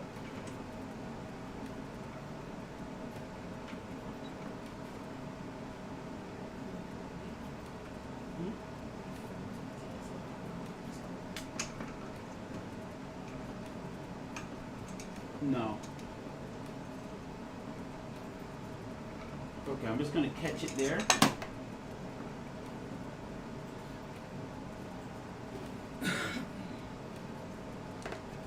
Yeah, it's still not adjusting the way I want it to adjust. Hold on. Oops.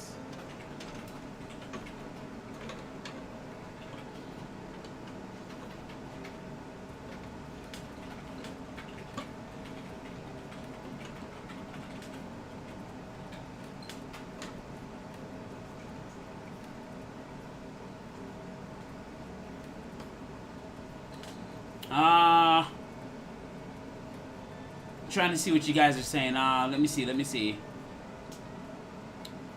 I'm in Voron this guy near. Attach the short extrusion to the printer parts with the longer extrusion a little loose. That's what I'm thinking to do, Mr. Seven. That's what I'm thinking to do. I was thinking to just like maybe attach this side first and then go from there, the longer part. You know, I'm gonna do that. That's what I was planning on doing anyways.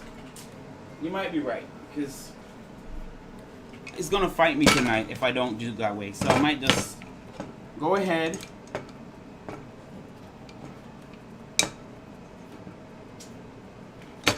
and do it that way that you recommend. I think it'd just be a little freaking simpler, because if not, I'm gonna fight myself trying to square this up and it won't go on. Yeah. I'm gonna do it this way. You had the right idea, dude. Makes more sense. Instead of fighting with it, I can do it. I can always slide this on and do it from the back.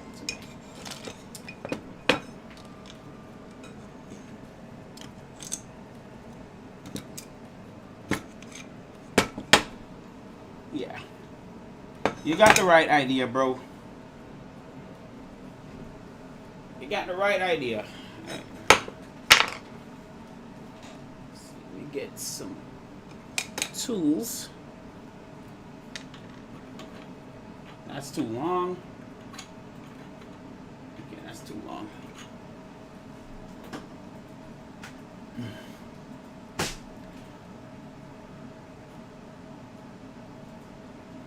I think there's a video recorded, y'all on there too a few times. Awesome, man.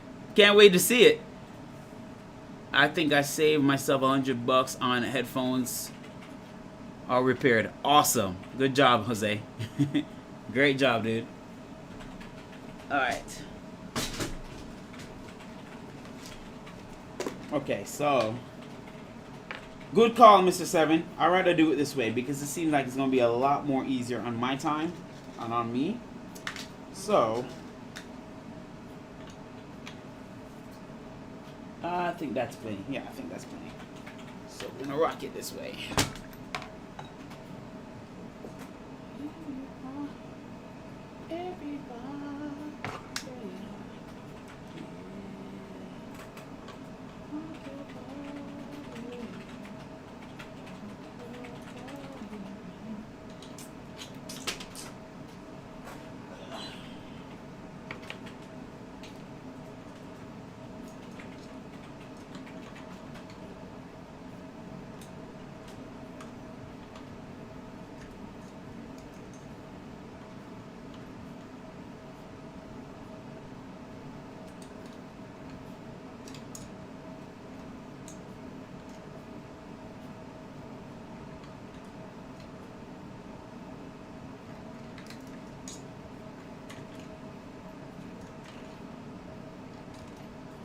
If you guys are wondering what I'm doing, I'm just lining up the T-nuts, so that way it's just easy for me to pop them in and go about it.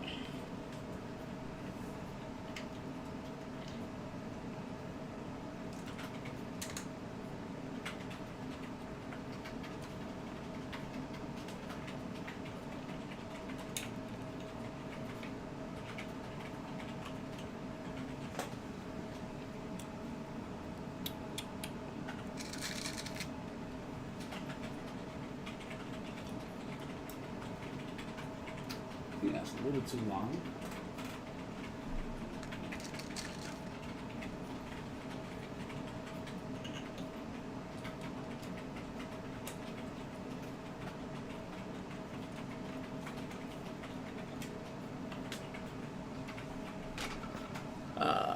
Hey, Squirrel Brain, how you doing? Build's going well, other than I messed with the bed frame. The bed framing part, and I'm having a hard time trying to square it back up because there's a massive gap. I had a massive gap about 10 millimeter on each side, so I had to spread it out a little bit. So I'm following Mr. Seven's suggestion, which makes sense here, to reassemble it right on the frame itself, because it's gonna be a problem. I'm not saying it has to be perfect, but I just want to at least get it on there, and then I can kind of figure out what I need to do.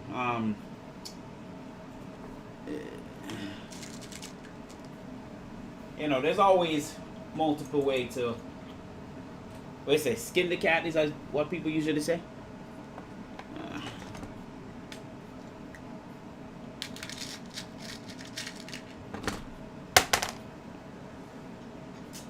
don't know why this feels longer than typical. Yeah, it feels way longer than typical. Yeah, it's way long. Way long.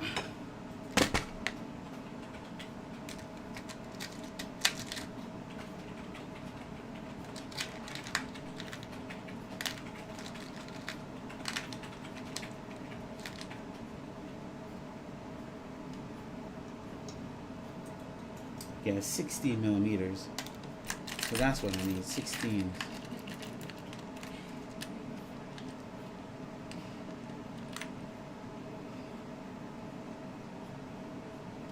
So hard to build and talk at the same time. You're a pro, man. Yeah, I'm trying to be. It's very hard. I'm getting better. The more I talk with y'all and the more I do it, the better I get at like trying to focus on when I need to, you know?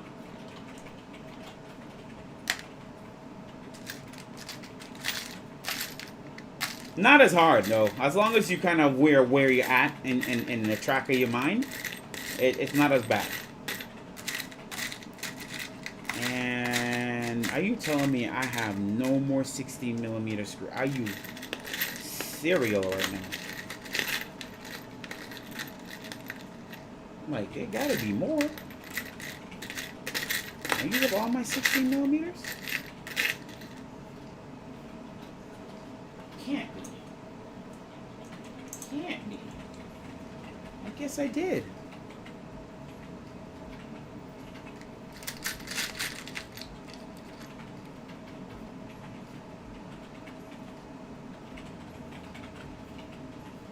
And a super secret GoldenJaguar Discord. I hope you'll find us soon. I don't have one yet. I don't have one yet. I promise. If I did, I'll let you guys in on it. I promise. I don't have one yet.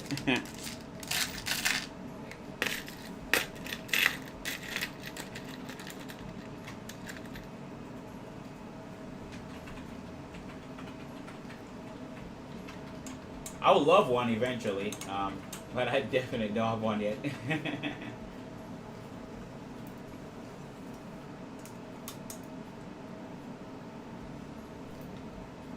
Alright, I don't want to over tighten it because I hear like the plastic piece kind of cracking. I don't want to, but that's on there. So, alright.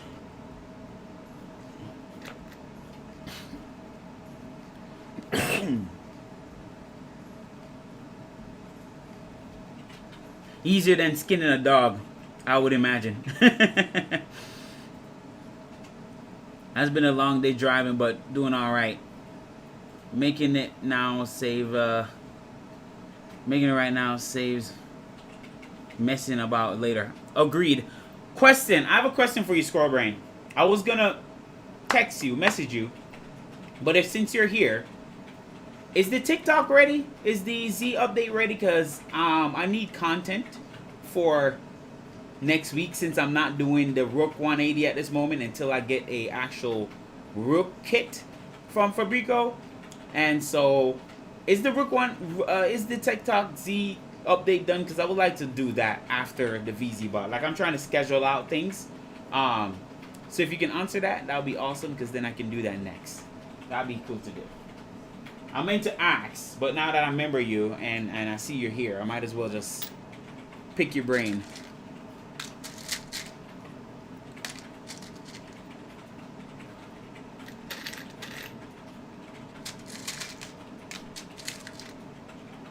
Yeah, it's just a little too long, man.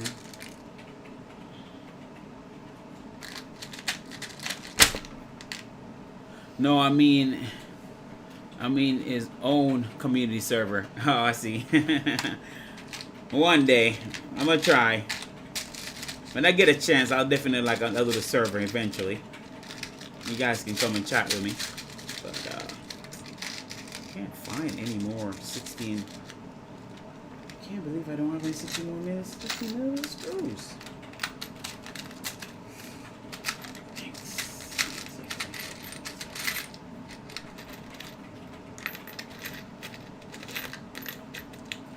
Well, you're gonna have to use these two off-brand screws.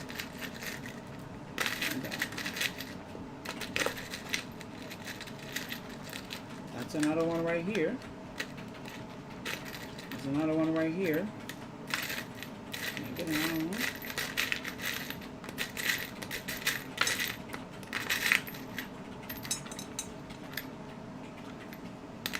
I'm gonna have to use two off-brand screws. It's gonna be weird. But whatever. Alright, that's fine.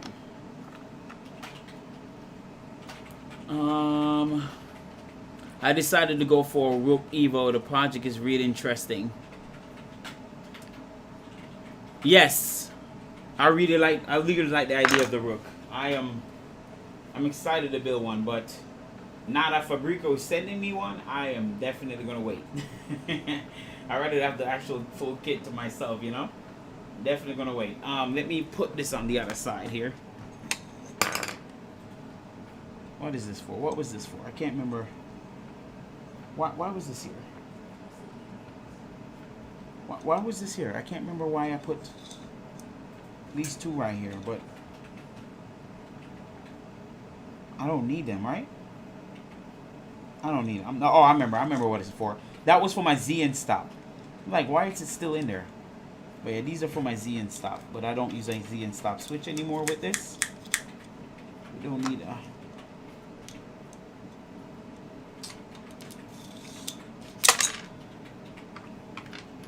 No longer need a Z and stop switch with that. So...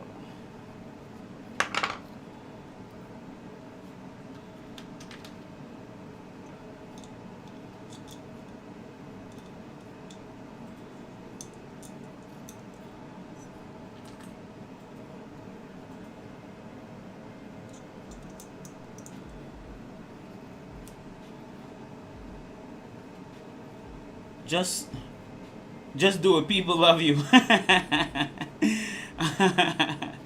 I may do it. I may do it soon. I know I always have these big bins of M3s and M5, but never the ones I need. They're always empty. Yo, you already know. DBR it. Dude, I'm struggling over here. I have all these big bins of this stuff. I never have the right size. Like, I'm struggling. Look, like two different type of 6mm. It's gonna have to work for tonight, but yeah, I'm struggling over here, man. I need to really reorganize this bin of stuff I got. 007 FPV, howdy buddy, how you doing? Glad you can make it. Yes, the design part is done. Single extruder, no drawing or BM yet. No problem, just send it my way though. I'll still print it out and put it together. So, you know me already. So just send it my way when you can, Scroll Brain, and just give me some content, you know? You have M516 on the short extrusion. You have to take one and put them in the longer one. I could. You know what? That's a good point. You're right. I could. What's that? Hold on. Now I'm going to test it because I might have used M510. Let me see. Let me see. Good point, though.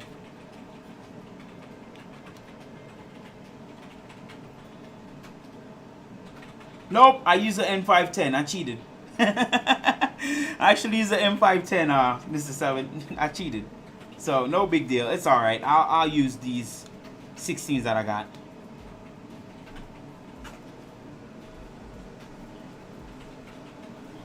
Alright, let me put you guys over here for a second.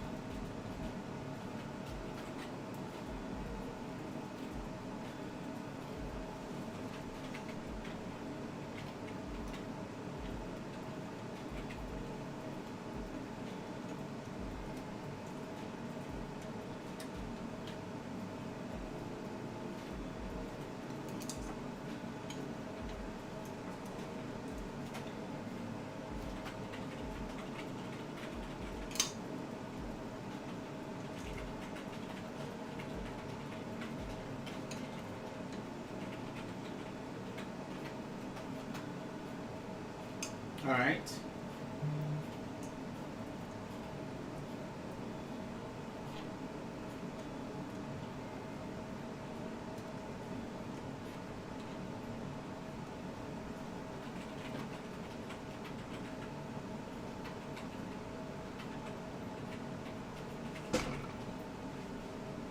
All right.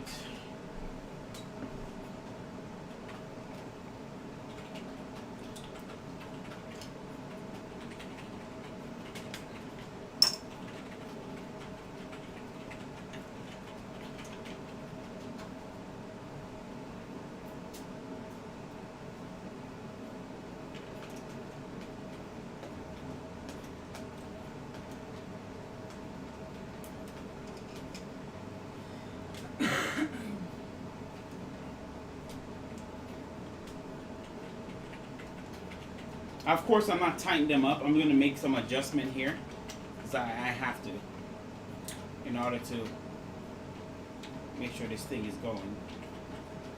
Yo, why? Of course, I wouldn't have got away with it. Is that a 16? Oh, I managed to find one. Do I have an extra one? That's the question.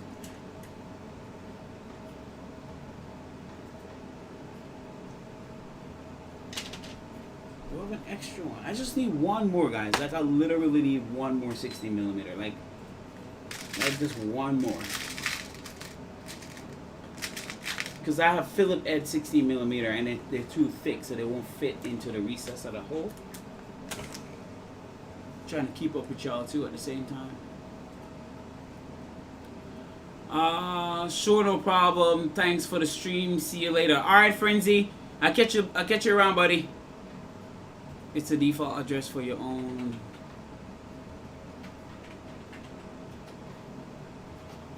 It's the default address for your own machine. What do you mean? What are you saying, Tessa? Get it to you over by the weekend. Awesome. Looking forward to it.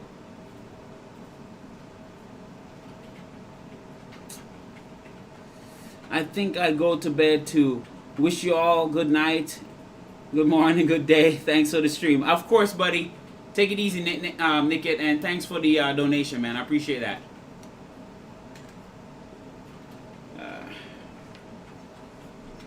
Yeah, I know it's when I stream, it's a little late for some of you guys. Hopefully, I get the opportunity to adjust that, and so you guys can actually see it a little earlier. But you know, because I work a day job, it's not as easy.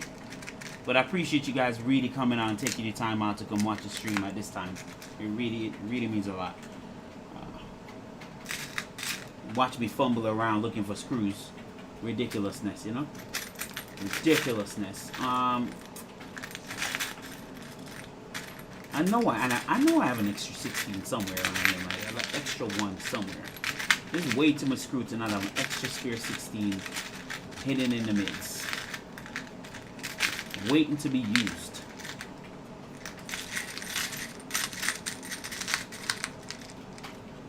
I think I might have found it.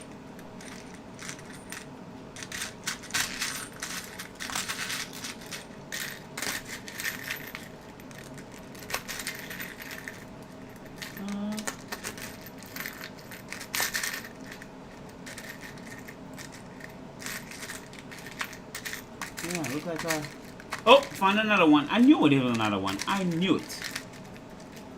Actually found two. I knew I had more. I knew I had more.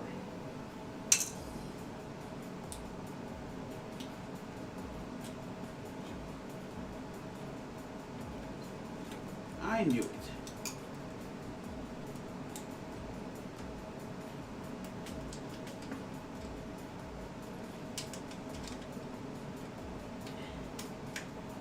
Alright, now we can kind of adjust it.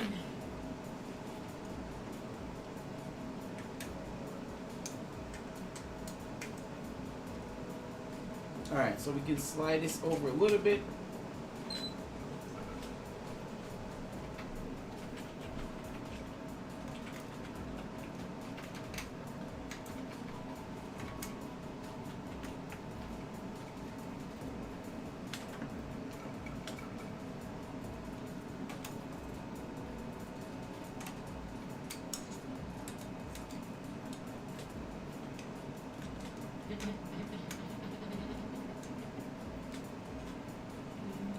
What are you laughing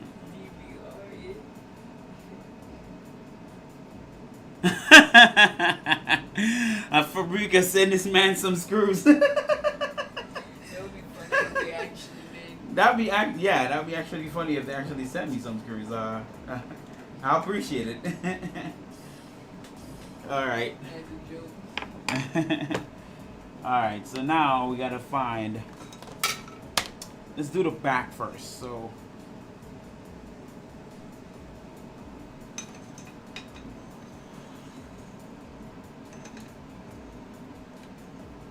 Yeah, good suggestion, Mr.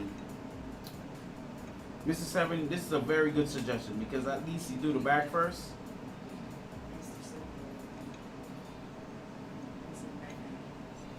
Oh, that's right. I go to sleep. See you guys tomorrow. All right, no problem, Mr. Seven. But good suggestion, bud. That was a good suggestion to do it this way because it's made life easier.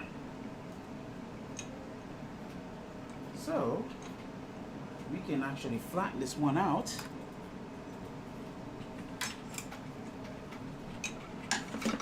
There we go. Nice.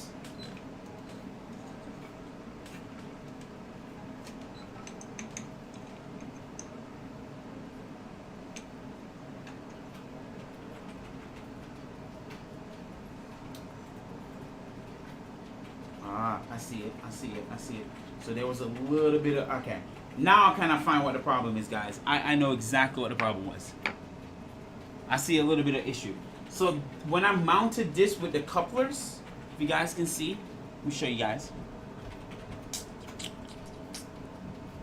So when I mounted this with the couplers, There was a like a slight twist that way. That's what the problem is. So that's exactly what the issue is. I just realized just now. There's a slight twist. I'm gonna have to twist it that way. So, Richard, was it you that pointed out, not the frame, but were you the one that pointed out that this was that a slight twist in it? If you did, that was a good catch. That was a good catch. There was a slight twist in the in it. So I'm not going to loosen up all the way.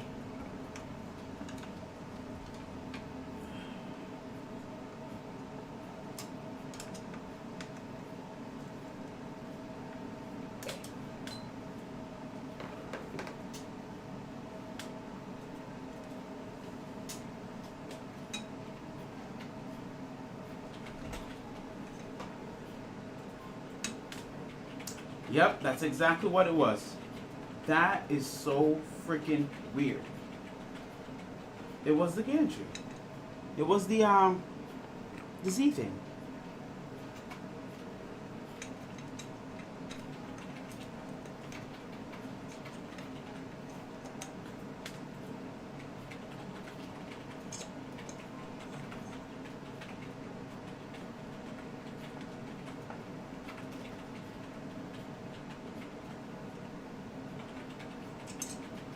That was exactly what the problem was. There was a slight twist in there going that way.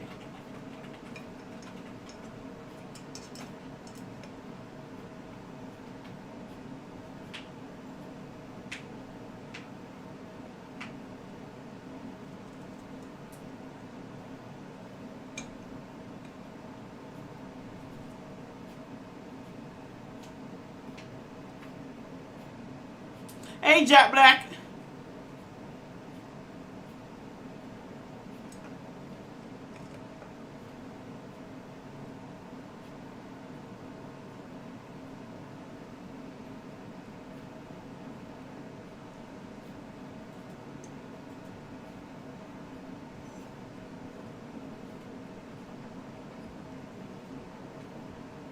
Just making sure this whole thing is leveled out just a little bit.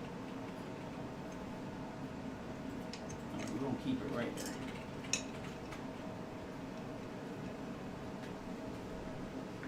Before I tighten this up.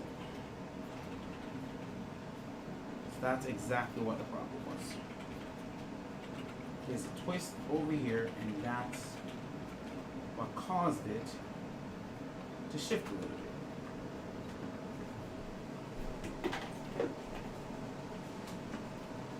Come over here.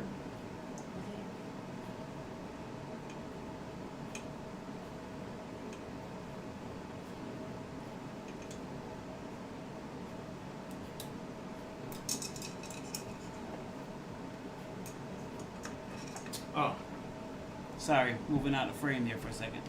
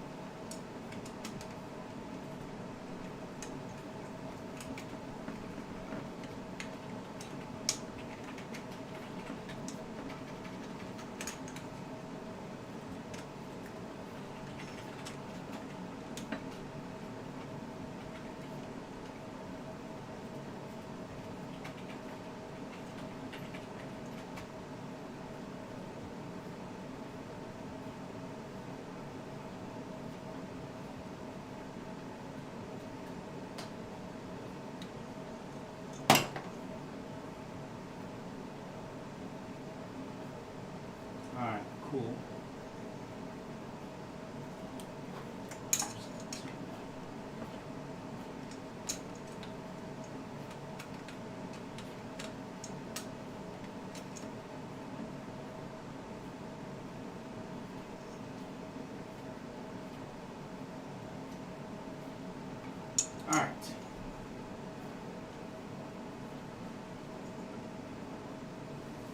Alright, cool. Cool. That was a good idea because this really did help with this whole thing. Else I would have been fighting with this the other way around. Alright, so now we just gotta put this front piece in. Why do we have all this extra piece in front?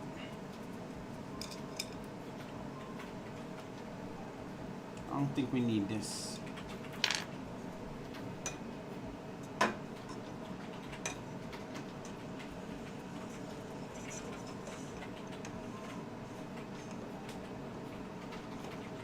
Now we just gotta slide this back a little bit, and then we can get this.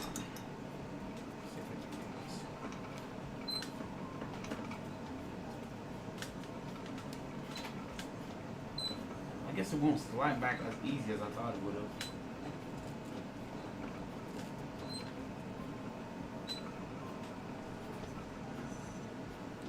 Trying to keep up with y'all. Okay.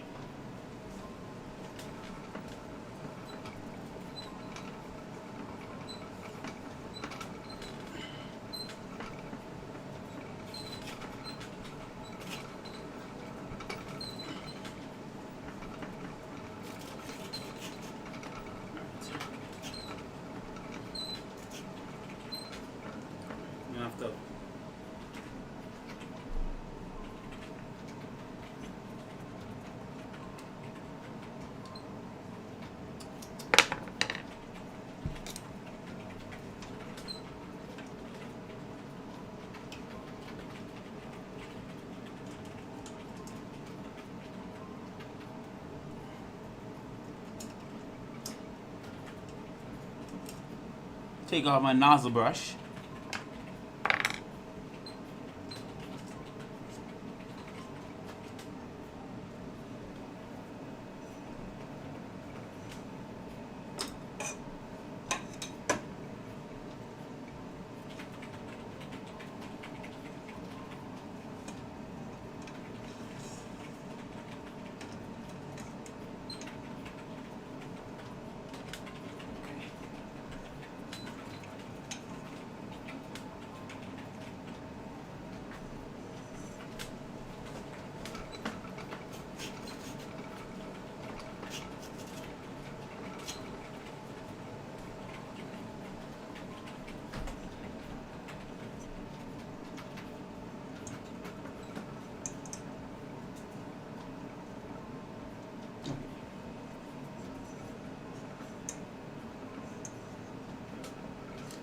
Yeah, this worked out better because before there was a little slant on this side and a slant here, but doing it the way I did it kind of straightened up out of all that. So that was a good suggestion by Mr. Seven, just to take it off and do the adjustment on there. It just seems way easier. Gotta make sure this thing out here.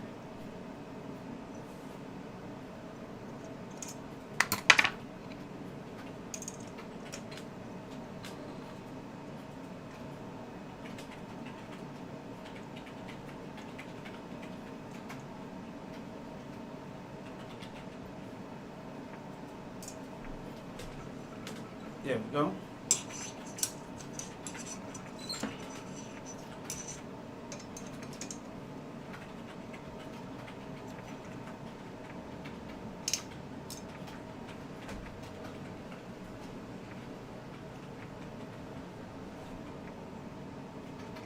Well, just had a pleasant experience at work. A coolant filter from one of my machines blew up and I got covered in coolant. Oh man, no! Dang! Oh man. Damn, that sucks, dude. It's not nothing serious, right, Nuno? It ain't nothing serious, is it?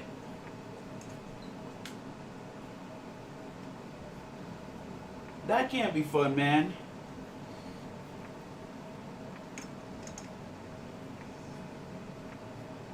Hey, we don't want you going on wetting the car now, man, because you got a nice car over there, bro. That's a bummer.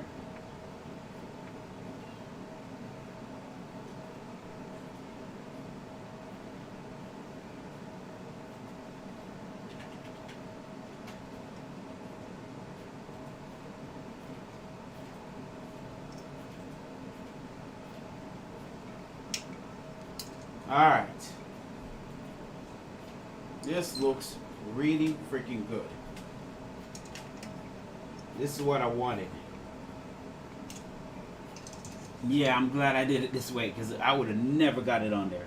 I promise you.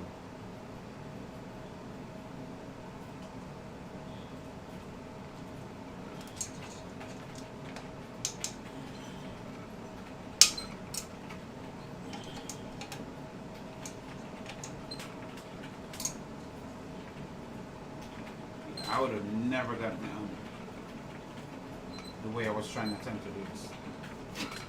Now I just got to center it.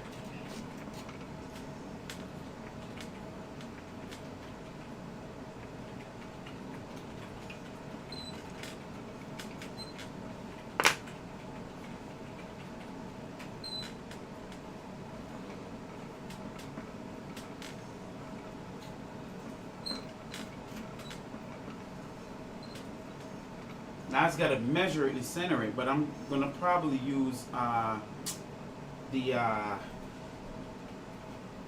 bed. So I'm probably going to mount the bed so I can kind of center out the bed where I need it to be in correspondence with the back of the this. And I know it's going to be much further than that. So we just got to center out the bed here a second.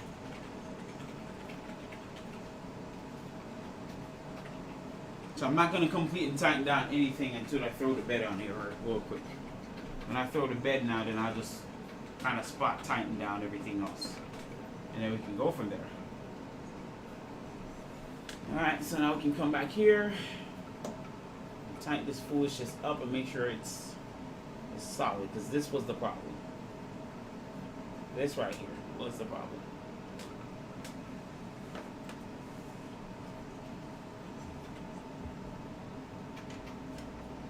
Let me measure first. Make sure we are squared away. It's okay. Sometimes it happens. It just sprays cooling all over the place like fountain.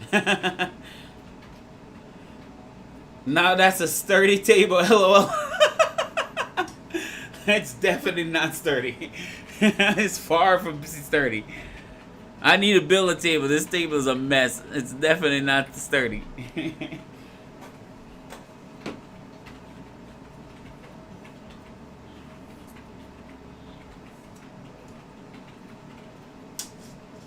Just making sure we are equal again in terms of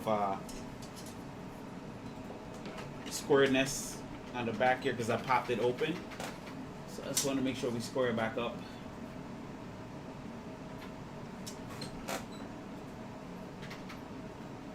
Should have 420 is what we measured the last time. 420.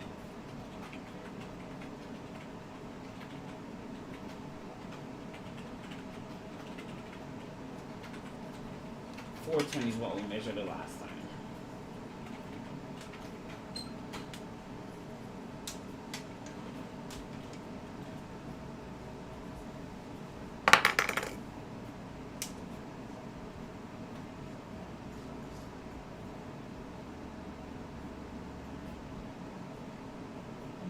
All right, 420. So let's try the other side. Just want to make sure. Huh? Huh? Oh, you. Wait. It was your fault that I got wet. I was hearing you guys with the headphones and didn't hurt anything. Oh no. My bad, dude. My bad, buddy.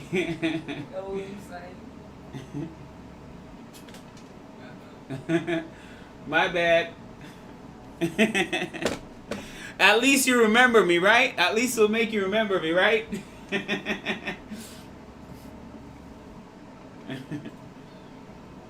Alright, so we're 420 here. So we just need to tighten up this side here real quick.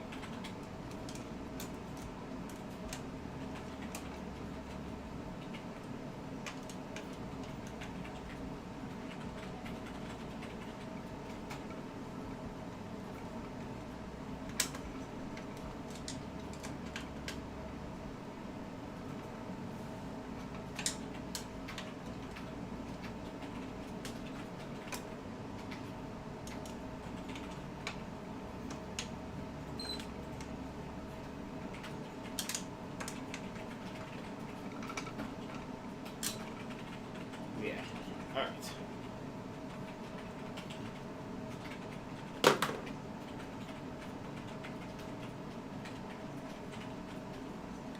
Yeah, there's slight tilt up, and that's on the same side too.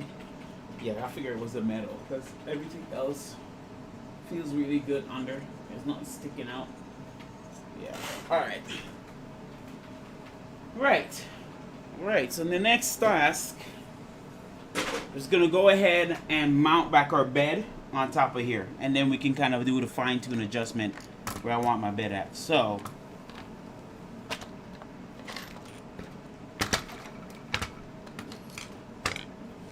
where's my bed mount?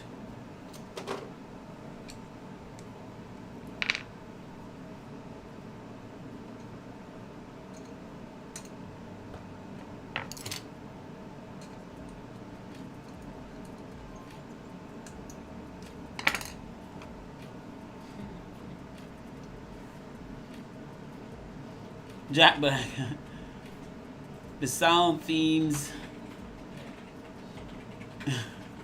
The sound themes of Bebop was the best ever in my opinion. Yeah, actually I do like I did like that now that you remind me, Jack Black, I did like that Cowboy Bebop live action that Netflix did. It actually wasn't too bad. It wasn't like a super accurate. Some things were, but it wasn't as super accurate like the anime. But like for entertainment purposes, it wasn't bad. So you kind of remind me of that. Huh? Nick. Please watch your surroundings for exploding coolants. That should be a disclaimer. I should put it in the beginning, be like, warning, you may have exploding coolant during the stream. Oh my god.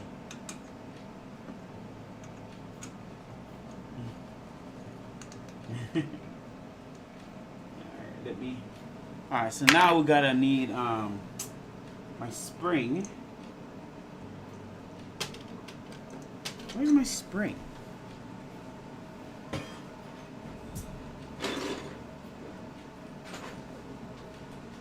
Where did I put a spring?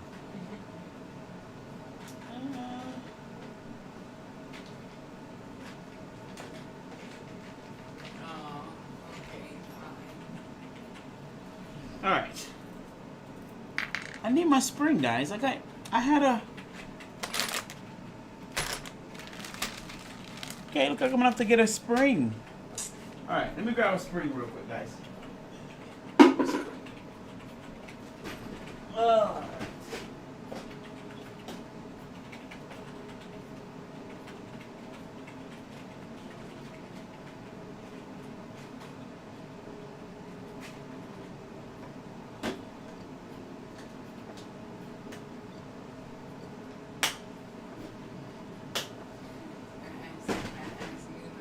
Alright. This is like a super stiff spring, by the way, guys. Like this thing is like super stiff. Like ridiculously stiff. So, like this is one of the higher compression springs. I like to use this because it kind of keeps everything in place for me. And so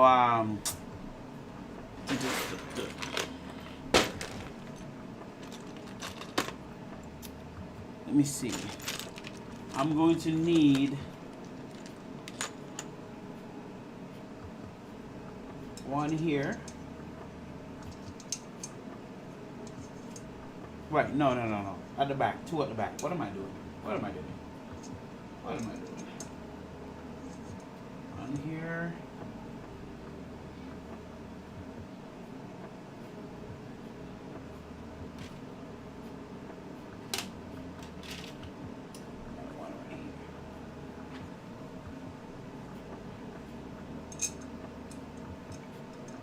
Alright,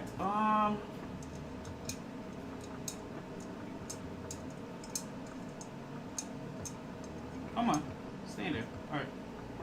Okay, so now I don't know. We may be okay. We may be in luck. Did someone say Cowboy Bebop? Yep.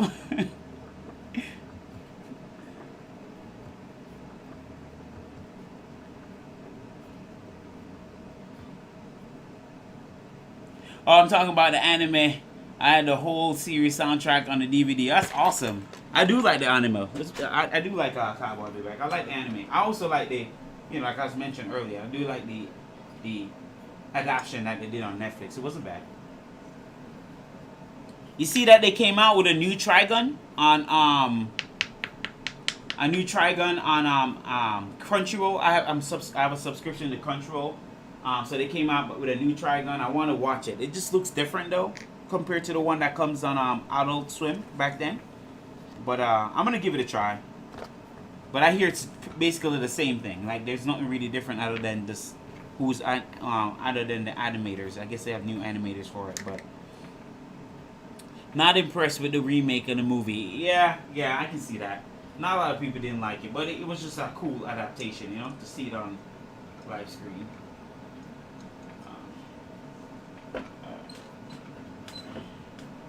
Okay, here we go. You got stuck or something? Oh, it did get stuck.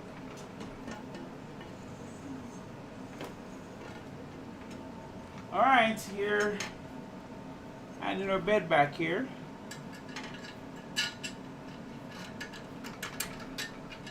It's a little too long. Didn't I have something short?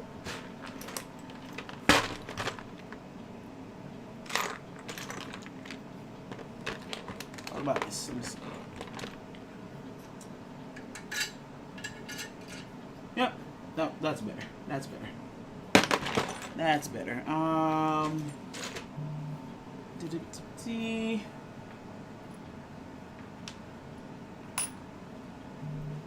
so now we gotta center this a little bit.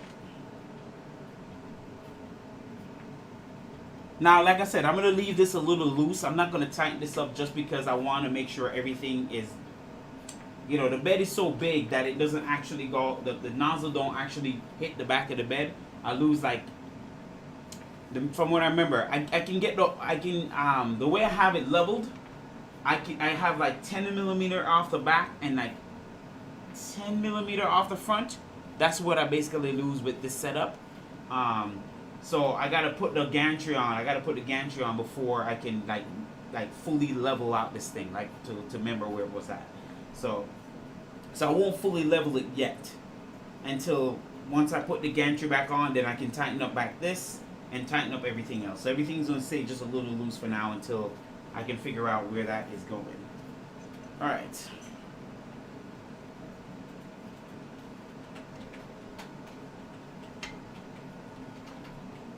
All right, we need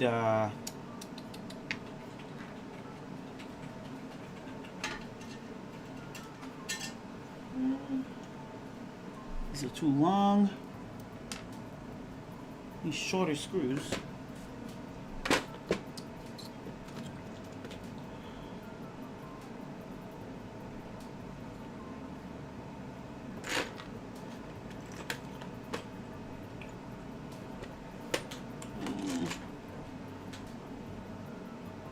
I wonder if it's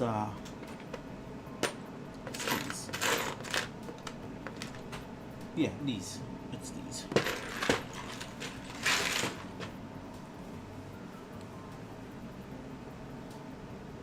See you soon. Alright, Squirrel Brain, take it easy, bud.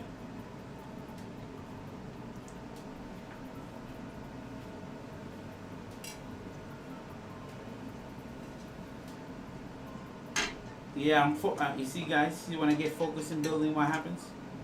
I'm more focused now on getting this done.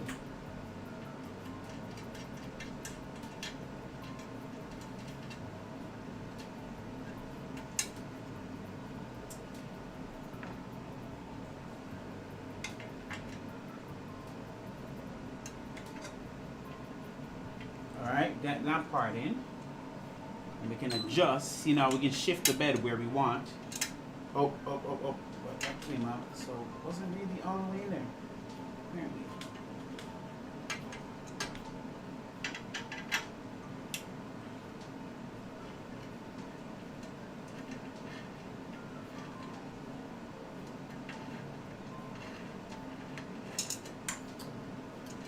I'm gonna have to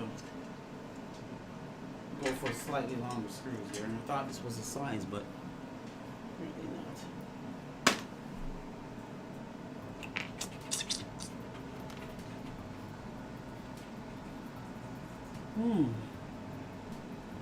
I really thought this was the size.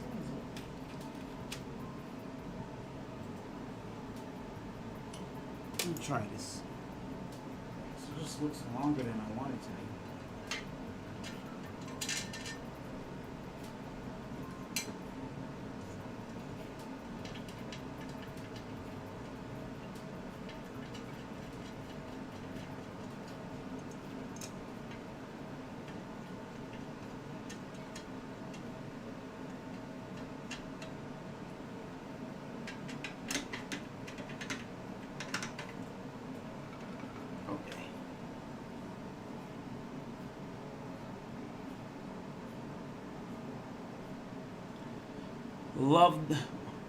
Love the art from those days. Full Metal Alchemist comes to mind. I love Full Metal Alchemist. Jack Black. I love that. Was one of my favorite anime series too. Love Full Metal Jacket. Very, very awesome. Very great anime to watch. Pulls you in too. The storyline is fantastic.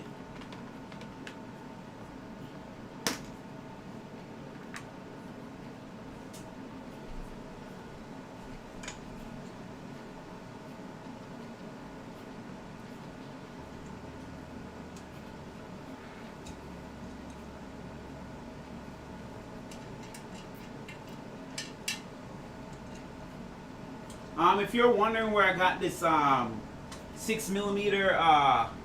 13 by 13 cast aluminum plate from, I got it from Midwest Steel. That's where I buy all my cast aluminum bit from. Some people have bad luck with them, but so far they've been really, I ain't gonna lie, they've been really consistent for me whenever I order. And the quality of their aluminum, cast aluminum, is pretty decent. Alright, I'm just gonna lower it just a little bit so I can shift it. Alright, so my Betty's on back, so I can shift now if I wanted to. I can shift well.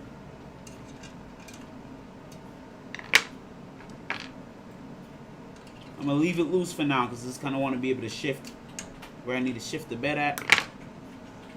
See, so now I can kind of shift it side to side, just so you know I can make my adjustment. So just gonna leave that loose for now. Put this on.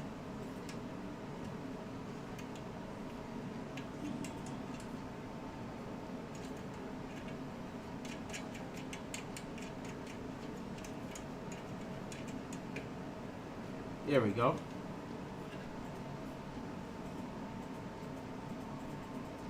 All right. Okay. All right, we're kind of somewhat there. The lead screws are straight, and that's why I was making sure there's no binding. And there's no binding, so I'm happy about that. Oh yeah, this is nice. I can see why people like the built-in lead screw in the stepper motors, because they're already straight as it is, and man, it makes a massive difference. I'm not gonna lie. Versus when you put the couplers on, you know, the couplers are never really straight. I mean, it tries to be straight, but it's not really straight. Once you put the couplers in, there's some flex in there, but the lead screw with the stepper motor in is really, really, really nice. Like, I like it. Like, I like it a lot. So this is gonna automatically improve my layer quality right there and then. We're no longer going to need this at the back. This is a cookie probe, So we can pretty much take this off. This is no longer needed over here. So you can get rid of this.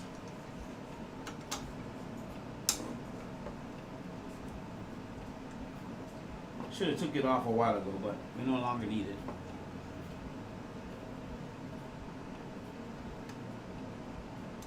How much was it? For this, like Midwest steel, this is for this size 13 by 13, which is practically like the, you know, the Tronxy size, which is 330 millimeter by 330.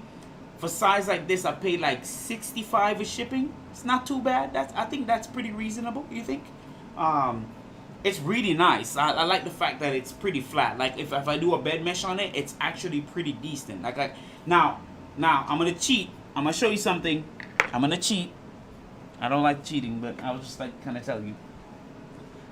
So this what you see here, this is heat resistant tape, and you already guys kind of know what the purpose of this is for. This is to compensate for some low spots that I found. And when so basically these are just like low spots on the mesh that I was getting.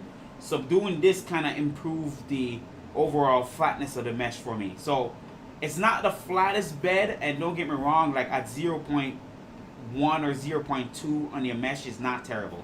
It's when you hit 0.4, 0.5 ish, then your mesh is really bad. But if you can get your mesh under 0.1, 0.2, it's pretty good for a mesh. So this mesh give me about 0.169 or something like that on a consistent basis on this bed. So it's not bad. It's not bad. But you know, sometimes you have to do what you got to do to improve your bed mesh there. So that was one of them. Trying to fix back. There we go. All right. What's the next task? So the next task now, we're kind of done with the bed for now. It's just really to put the gantry back. So let's work on the gantry stuff. Let's work on the gantry stuff. All right. We're going to work on the gantry items. So we're going to put this all together.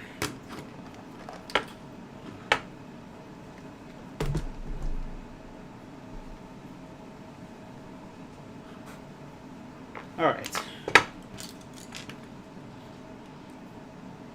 Slowly making progress, guys. We are making progress. Okay. So I'm going to take this. I'm going to take this. This. This.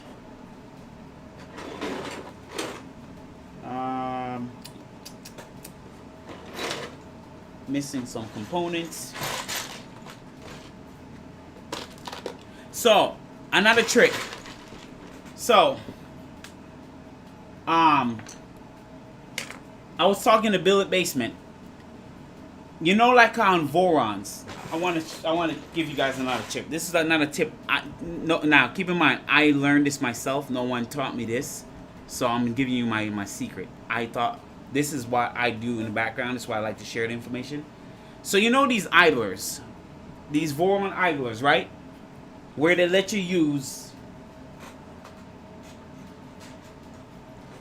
You have to use these F695. I don't want to get it wrong. You guys know what I'm talking about. These are the F695 bearings. So the problem with this, you see how narrow that is? You see how narrow that is? It's very narrow. Now look at the regular GT2 bearings. See it? I just want to kind of show you guys. See how narrow that is? Your GT2, this. See, the problem with this, when you run it into the front idler, this is why your belts tend to get misaligned. I don't think it's an idler problem. People have the, you know, people use the what's the little the new idlers, what they call, I can't remember. It was like someone kind of modified the idlers. But what I do, instead of using this, I just use this. This fixes all the problem with that front idler, with the belt rubbing or feeling misaligned in the front idler. This is what I use, and this fixes all my problem versus using this. This is a mess to use in the front. I don't know why the Voron guys decided to use this. I know it's for just kind of, what's the word I'm looking for? Not symmetry, but what's the word I'm looking for? See, I'm running out of my words, but what's the word I'm looking for when you use the same items everywhere? When you use the same thing everywhere? Like, for, well, I can't use the word. See, now I'm having a hard time, but they know what I'm talking about. For just, it's gonna bug me. It's gonna bug me. I've seen them use a word for, like, not symmetry, but, like, you know, when you use the same items everywhere for, like, I guess simplicity. Yeah. I guess, yeah, simplicity. For just simplicity's sake, they use the same idols everywhere. This is better. If you use this on your... that's the word. That's the word. 3D experiment. Yes. For consistency. That's... I'm just having a hard time. I'm having a hard time. But yes, guys, yes. Consistency, standardized, correct. All those words. That's a correct word for it. This is why they use these. But honestly, use the GT2. So that goes for your poor boy channel. I would recommend you use the GT2 for the idler. If you use a stock idler, this fixes all that belt, that front idler issue. So from I use this on mine, I have no issues with the belt rubbing, front idler issues. Like, it just works really well. But don't use the...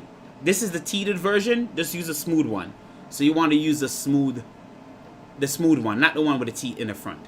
So that's what I wanted to point out. But thank you guys. I was having a hard time finding the word to say. That's exactly what I was looking for. Yeah. Standardized consistency. Yeah. There you go. Practical. Yeah. So just point that out and reduce the part bomb. Yes, Jack. Yeah.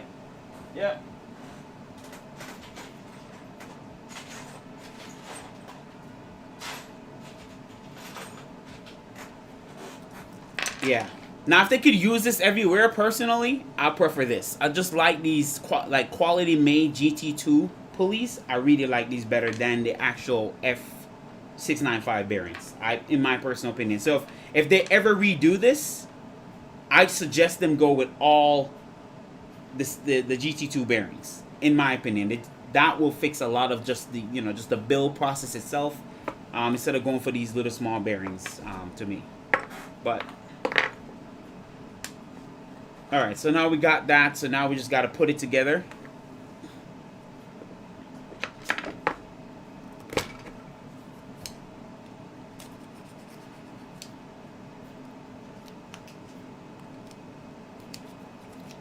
Squirrel Brain modified this for me. So if you guys, anybody have a V1.8 out there, if you guys want the STL, let me know.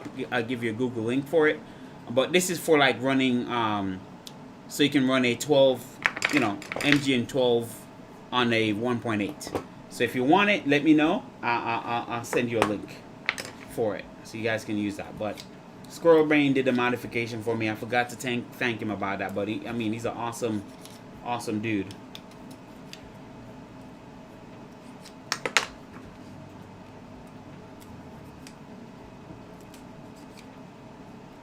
So right now, when he designed his parts, he put a little mesh where the hole is. So I'm just popping off just a little mesh where the hole is to clear it out a little bit. All right. So we're good there. We might put some inserts there, but it's no big deal. It's not a rush. All right, let me see if I can remember without looking at the manual how to put this together. Okay, I'm not going to look at the manual. I'm just going to try to use my head. So I remember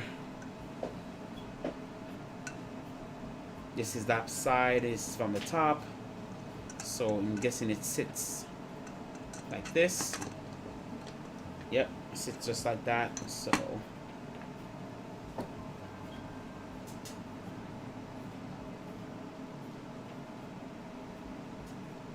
I'm guessing it's the other side.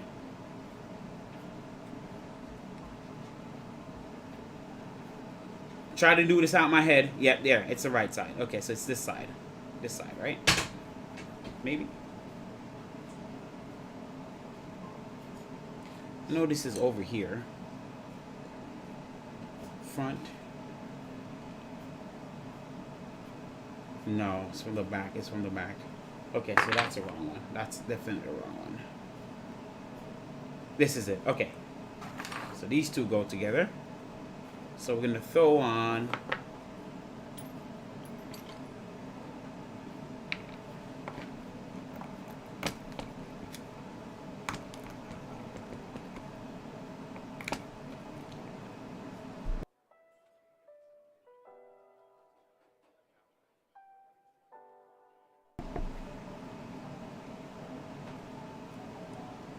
.22 GT2.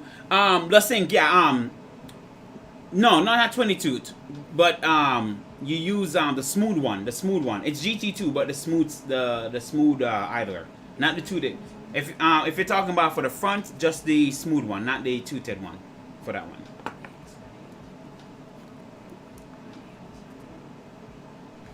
one. No, if you want to buy these I got from don't buy any GT2 idlers from Amazon. Okay, they sell you all the garbage one. Get this from, I got this from Pouch, is how you say it. This is what the VZ bot recommend, that company. That's the idler. It's Powge, Pouch. I don't know. It's a weird name, but that's where I got all the idlers from, and they're really nice. I really like their idlers. Nice quality idlers. So back, how did the tangents go? It went great, Zombie. I managed to figure out everything. The bed is on right now. Everything is nice and squared back up. One of the side piece here was just a little bit twisted that way, so once I fixed it, the bed went back in place and everything got adjusted. So we're good, but everything is staying loose for now until I put the gantry back on, so I know where to position my bed and stuff. So for now, we're good there. We're good. There's no binding or anything like that. Everything is straight. So I'm happy. I'm absolutely happy.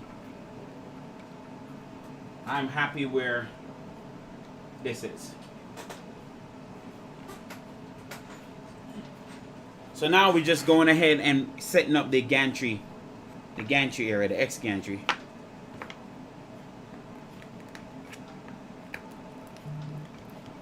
Pouch, yeah, there you go. P-O-W-G-E, yeah, pouch, yeah. Check your local resellers for those. I think they use the flange bearing because they are understrained, so the bearings on those are much larger than the pulleys.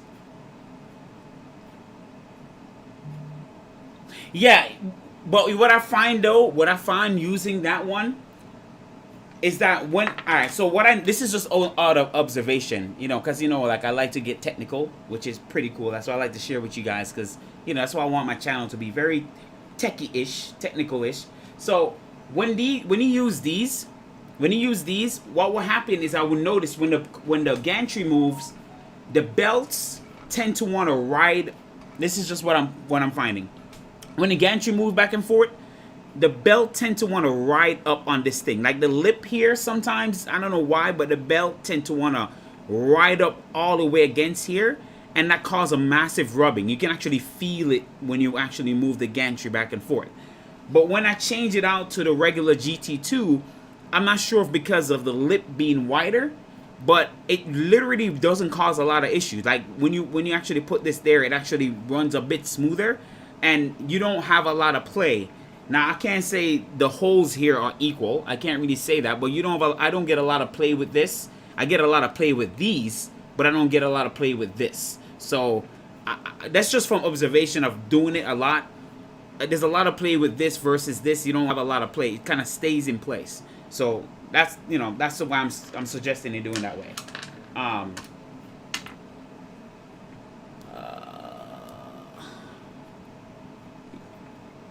Back and forth back again for good this time. All right, awesome. We got some time.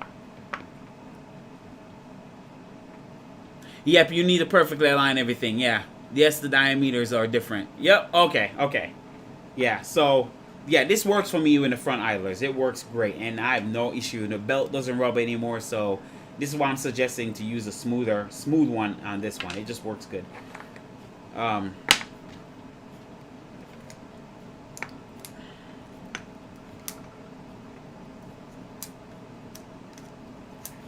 right. So let's put this on now, without looking at any manual. See if I remember what I'm doing here.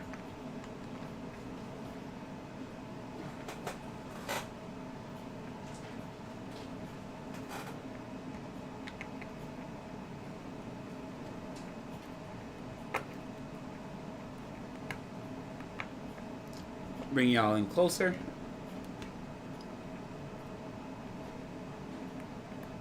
We got the nuts in here.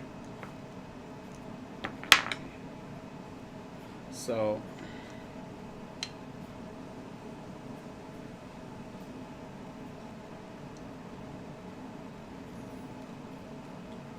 I'm going to catch the center piece here.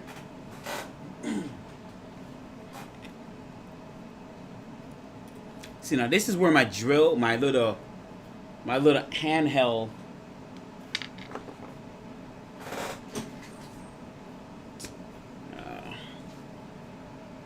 it's gonna be a mess to find a tip now.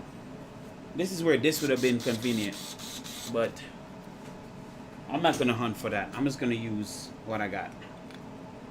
I'm not gonna hunt for it, so.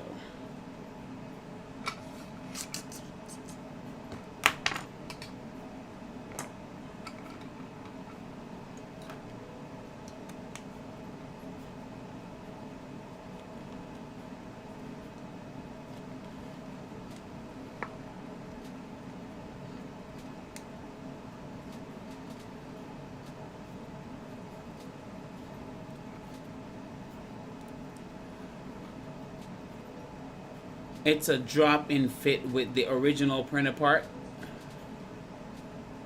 Yes, it's a drop-in fit. Yeah. If I could take out, man, I wish I had a idle to show you. But yeah, it's a drop-in fit. The Poor Boys channel, drop-in fit, so it will work perfectly. I bet the drive pulleys are different diameter than the idler pulley too. I wouldn't put it past it, Jack Black. Honestly, I wouldn't put it past it.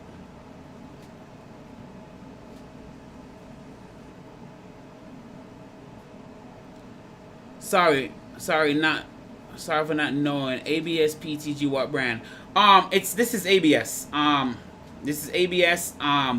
This is sparkling ABS. As you can see, this was printed at 20K acceleration, guys. So you can see, you can hardly see any ringing in it. Like, it's nice quality. So my printer print really nice. PIF quality nice kind of thing, but I just don't do PIF. Like, the only time I'll do PIF is if someone requests it from me. Then I'll print it for you. Like, I don't mind printing for other people. You just gotta, like, ask me, you know, like, if you want me to print you some Voron parts, I can. Because I tried to do the PIF last year, and I did make some money. I did make some money off Etsy, like $5,000 in total. But then, you know, you have so much people on Etsy selling Voron parts, I'm like, I gave up. I'm like, this is too inflated for me. It's way too inflated. So I just let it go. I just let it go. Alright, so I'm not going to tighten up this too much. Just going to loosen it up just a little so I can slide in the other ones in there. So it sits like this. I'm just trying to remember how I had it. So like this, and typically you have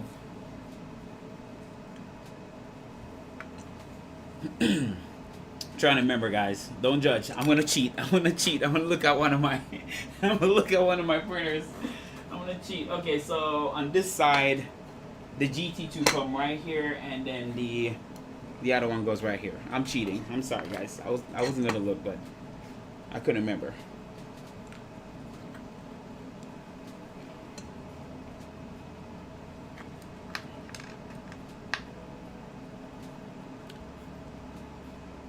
I cheated, guys. I cheated.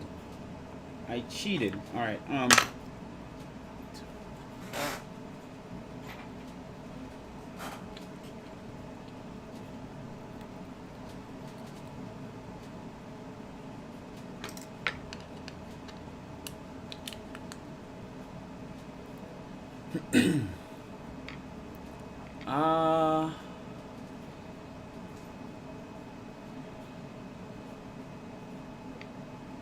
Yes, yes, Lasync. Oh my God, you got it. Yes, Nova, a Nova Maker ABS Sparkle Silver. Yes, it's correct. Yes. Did I mention it before on the stream? I'm surprised you even find that one. That's exactly what it is. I got it from Amazon. So far, they make some good ABS. I pretty much used all their ABS so far, and had pretty good luck with it. So yes, Nova Maker. Yes, that's the ABS I'm using. Yep, it print good. It print good. I'm not gonna lie. It prints really nice.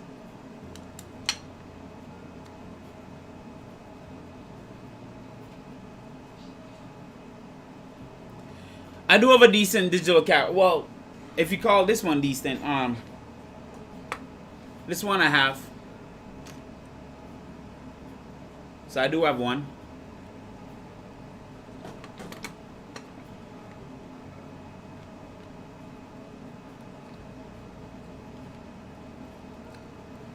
I'm getting some Galaxy ABS ASA soon. I want to try ASA, guys. That's the next thing I want to try. I know it's not too different from ABS terribly, but I want to see the nature of ASA. So I want to buy some Polymaker ASA.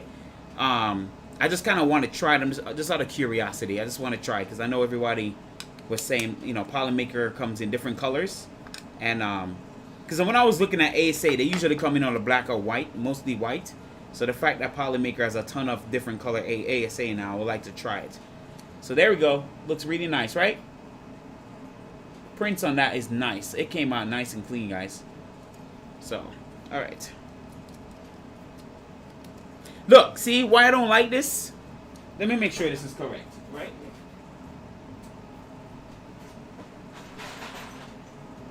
Okay, yes, correct. See why I don't like this, guys? Look. See? This is why I don't like these bearings. Look. You see that gap? I know there's not much of gap, but you see that open gap you see? Like, that's why I don't like these bearings here. Like, why are we using this? Like, for anybody who know more technical than I am, why are we using these? Is it because you wanted the belt to float or auto adjust? Because I just don't like that it's split open. You know that split open feel? Is it to just adjust or float? Like, what's the purpose of using this bearing right here? Other than using the smooth side of the belt on here, right? But what's the purpose of using this instead of a, like, you know, let's say, a GT2? I guess for space efficiency? I don't know. I'm just curious.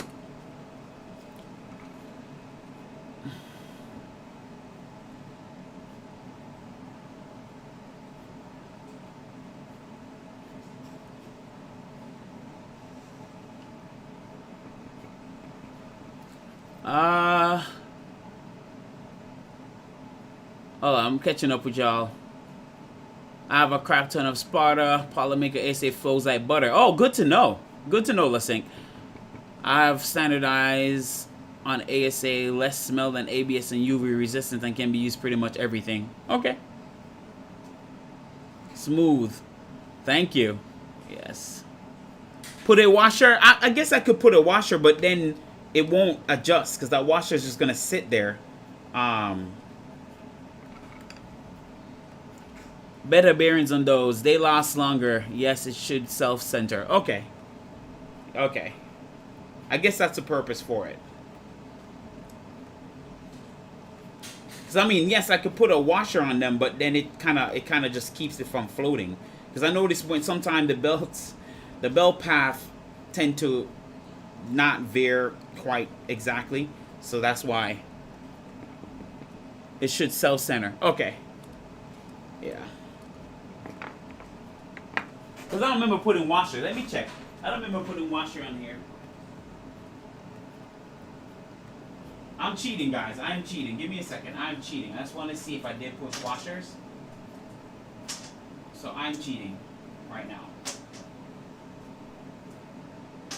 I may put washer on it if it requires it, but let me cheat and see.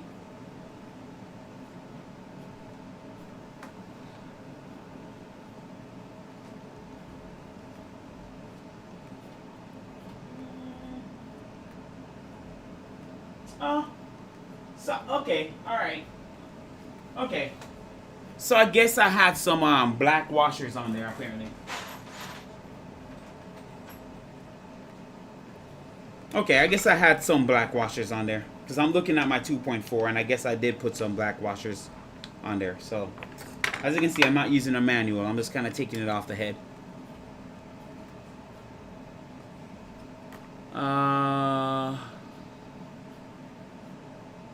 You do washers on top, bottom to hold them together? I do not know what you mean though.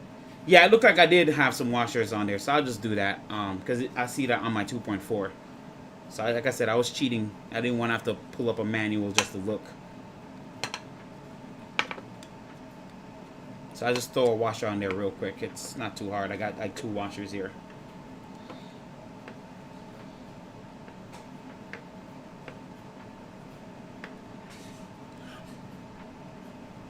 Keep them from rubbing. Okay. Alright.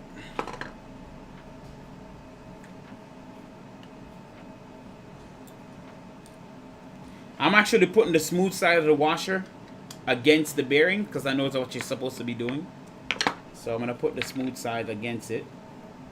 And then put that there. And then put this there. I don't know if I can slide that in because it's, I don't know. Can we? Can we slide it in? I don't remember if washer goes here though, guys. Did we put a washer there? I can't remember.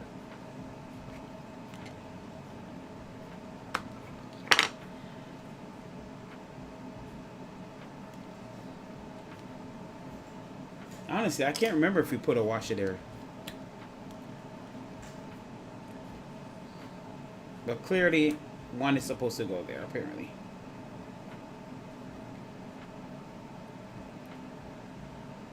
Using very easy to mix up with washers. You shouldn't need a washer between those bearings. I cranked down the M5 bolt on those, ended up causing a bunch of resistance. That's why I'm trying to be careful with the M5. That's why exactly why I'm trying to be careful. Because I don't remember if I put washer on there, guys. I can't remember. You know, you build these things and you build them so much that the little details you miss out on. But right now I do have washers on here. I do have 0.5 millimeter and 1 millimeter washer, so I might be able to get away with a 0.5, I think. But let's see. Let's see what happens. Let's see what happens.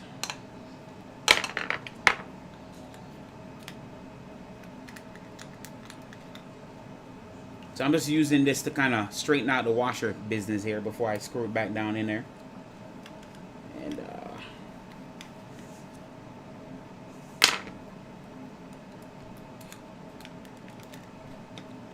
okay, it's moving freely though, so let's see what happens.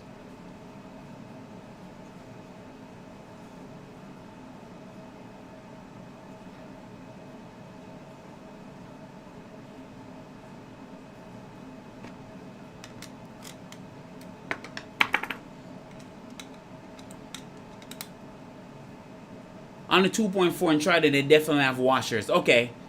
Not sure about the 1.2. I think they should have washer on the 1.4, but I can't remember. I'm too lazy to go over to go look at it. But I'm pretty sure remembering having washer. But it does move free. So as you can see, there's no binding, and I'm not going to over tighten it. So it does. You can't see it, but it does move. See? No problem. So, but I'm not going to over tighten it because it don't make no sense to do that.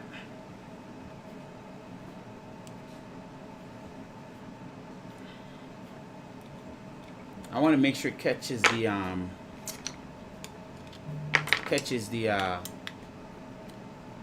nut there. There we go.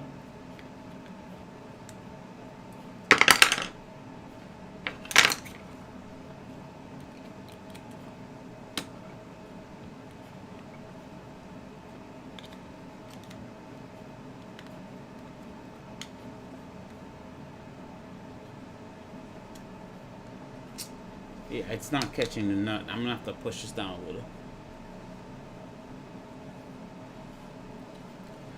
Precision shim to be exact, or that's what should be used because washers are very lot. Yeah, it's supposed to be a spacer.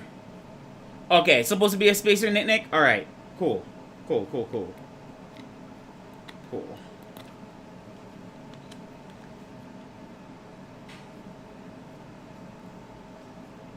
right, got it. It was kind of being a little wonky trying to catch the nut, but I got it. See, I got it. All right, it moves fine. It's fine. It's not free though. It's not moving free like before, like, you know, back and forth. But it spin freely, so we'll see.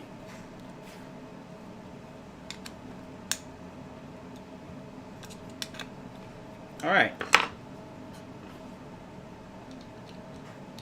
And this goes right here. I'm guessing it's one of these.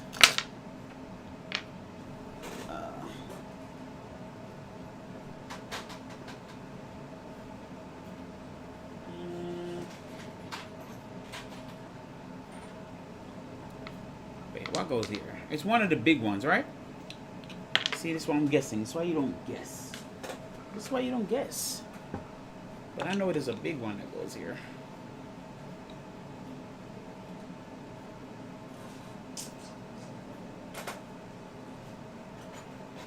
It's this that goes there. I remember it. I remember it.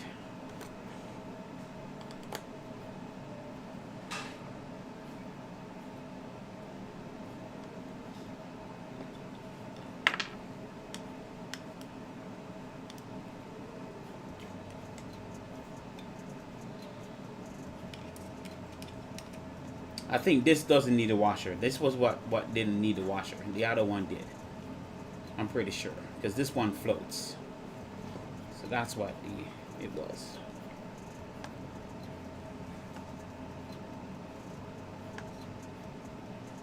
Now, not a topic. You know, like everyone says to use a pin mod. Build It Basement. I think it's you that recommend a pin mod, right? So, here's my theory. Now, I know people say use pin instead of the actual screw because I don't know sure what the issue is with using regular thread against the bearings. But it doesn't affect print quality for me. But so what is the reason why people recommend using the pin? Is it because I'm trying to gather the thought. Is it because the idler lasts longer? Is it because the sharp groove, the sharp screw groove damage the idler over time? Like, so what is the recommendation for the pin mod? Like, what makes it any better than just using regular screw like I did? I guess that's my question. What is the technicality behind that? I'm just here to learn too, because I see a lot of people recommend that, but I don't notice a difference. So I'm just curious. Do you know how many printers you have that you have built? Oh man, I built a lot. David Vera. Dude, good question. Two into threes that was modified. 2 into 3 modified. Some SA that turned to Switchwire. 3 X5 SA that I've converted. The X5 SA Pro that is right here that I converted. Crap. I've built about easily 14, 15 printers. Easily over the course of since 2020. Because I got into 3D printing July of 2020. So that's during the pandemic. And over that course, I've built about 14 different printers. So yes. Do I have all of them? No. I've kind of broken some of them down, given some away, and sold some. So, but 14 different printers I've kind of built over the span of 2 years, right? Or 3? Yeah, 3 years now. That's crazy. Time flies. Time flies. Time flies, y'all. Time flies. Wow, that's crazy that I've been doing this for a while. That is crazy.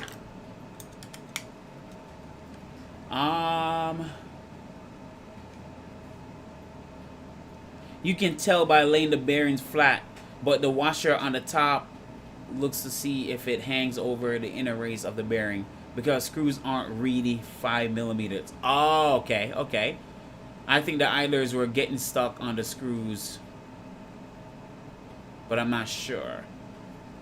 Slop. Measure. Okay, let's do that. Let's do that. Let's do that. I got a pin here. Let's try this. We're gonna do it. Let's do it. I'm curious. We got a 5mm pin, so I'm curious. For science purpose, and for me to learn. All right, so let's square this up. Let's zero in this end. All right, so let's go screw. I'm just scared. This is an M5. Okay. So I'm measuring 4.85mm. So you're right. Okay. So it's not exactly 5mm. So there's some. Okay. So in that case, I guess there's a little slop. I mean, you can move left or right. You can feel the movement, but it's. I mean, is it major? I guess because if tension is on it, right? If tension is on the belt, so if tension is putting pressure against the lead, against the idler on it, so even there is a slop, that slop is not going to move back and forth if there's tension on it, right? It's going to stay. It's going to stay against the screw. But you're right. This is smaller in diameter, so let's try this out. Okay, so on a pin, well, I don't know if this is a correct dowel pin, like the actual correct side, but on the pin itself, I'm reading 4.94mm. Yeah, 4.94, so not quite 5 either. It's just a little bit more, like a hair thicker than the screw. And oh yeah, it's tight. It is tight. Okay. I can see what y'all are saying. Okay, I guess I can see what you're saying. Like, I mean, it takes out the slop. Yep, it does. It's not much compared to the screw. It's not much, but I don't know if that's going to make a difference though. I mean, if it's if there's tension, if it's a tension belt against it, I don't think it's going to wash back and forth. But I could be wrong. Who knows? But it's good. It's good to discuss it. But okay, that's interesting. That was interesting. Okay.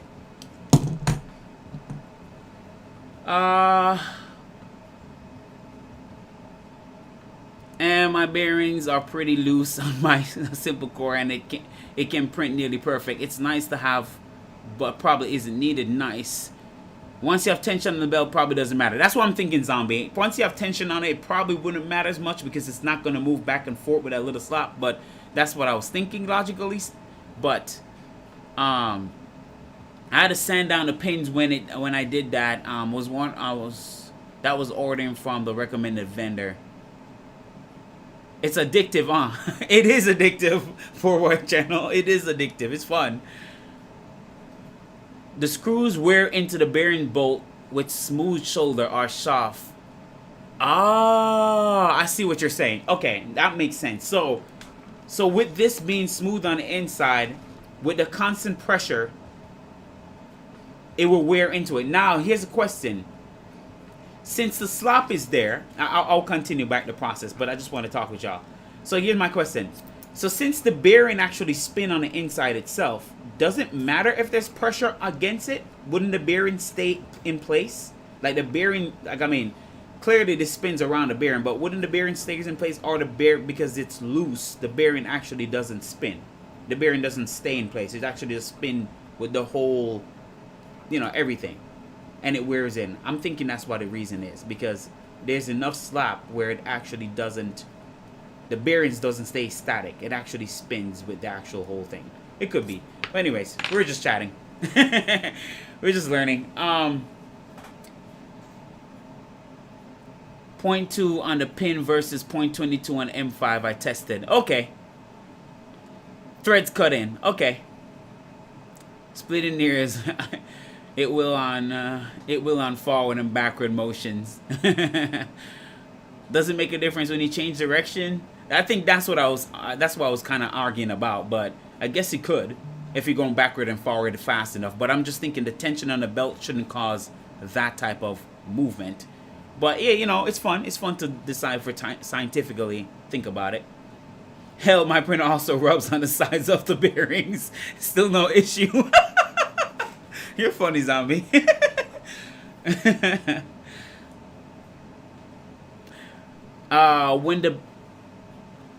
When it goes from one direction to another, there's a moment of tension is less belts. I can see it. I can see what you're saying. If you're moving back and forth, yeah, I can see it.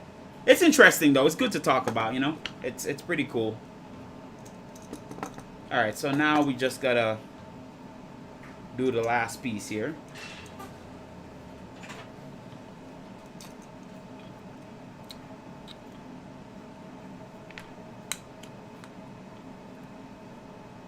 Yeah, I just like that discussion. You know, I learned a lot from you guys too. Like, I know some stuff, but it's nice to just bring up some of the simplest thing and talk about, because it just makes us all educated at the end of the day. You know, I think that's really, really cool to think about. Once it becomes eccentric, it's toast. Yeah, I can see that. I can see that, Jack Black. Once it starts rattling and becoming very loose at that point, once it gets eaten to, yeah, it's pretty much a done bearings at that point.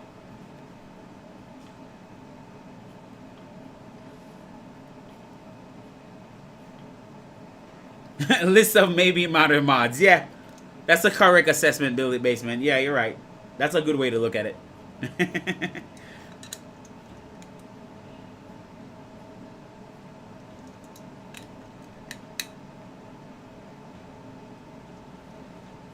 Not trying to over tighten this thing. I'm just trying to like kind of get it in there.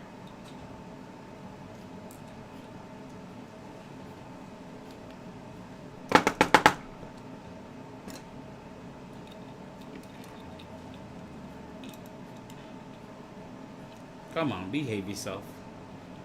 Behave. There we go.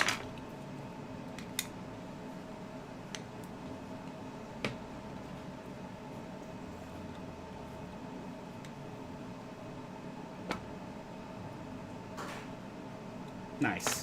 All right. We're looking good. Nice, looking good there. All right. So I don't think we do anything else, right? Yeah, we don't do anything else on this side. So this is kind of done. I'm going to assemble the next side here.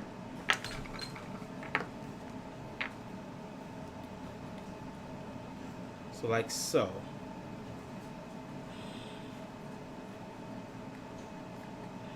There we go, like that. Just like that. All right, so. And on this side, so the, okay, confused, okay. It sits like this, yeah, this side. So we have, okay, so the what's the name go here. And then the back, okay, all right. Sure, all right. Okay. Let's put one in place here, and then we can.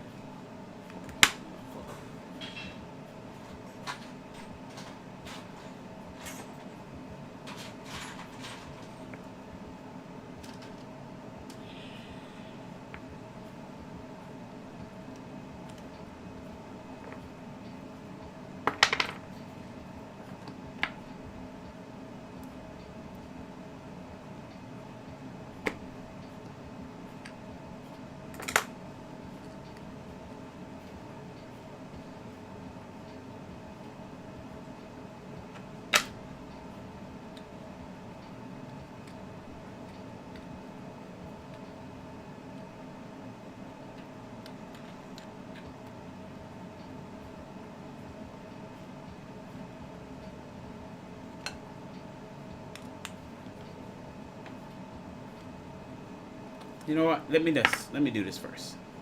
Let me get it to that point where I know it's popping out the hole.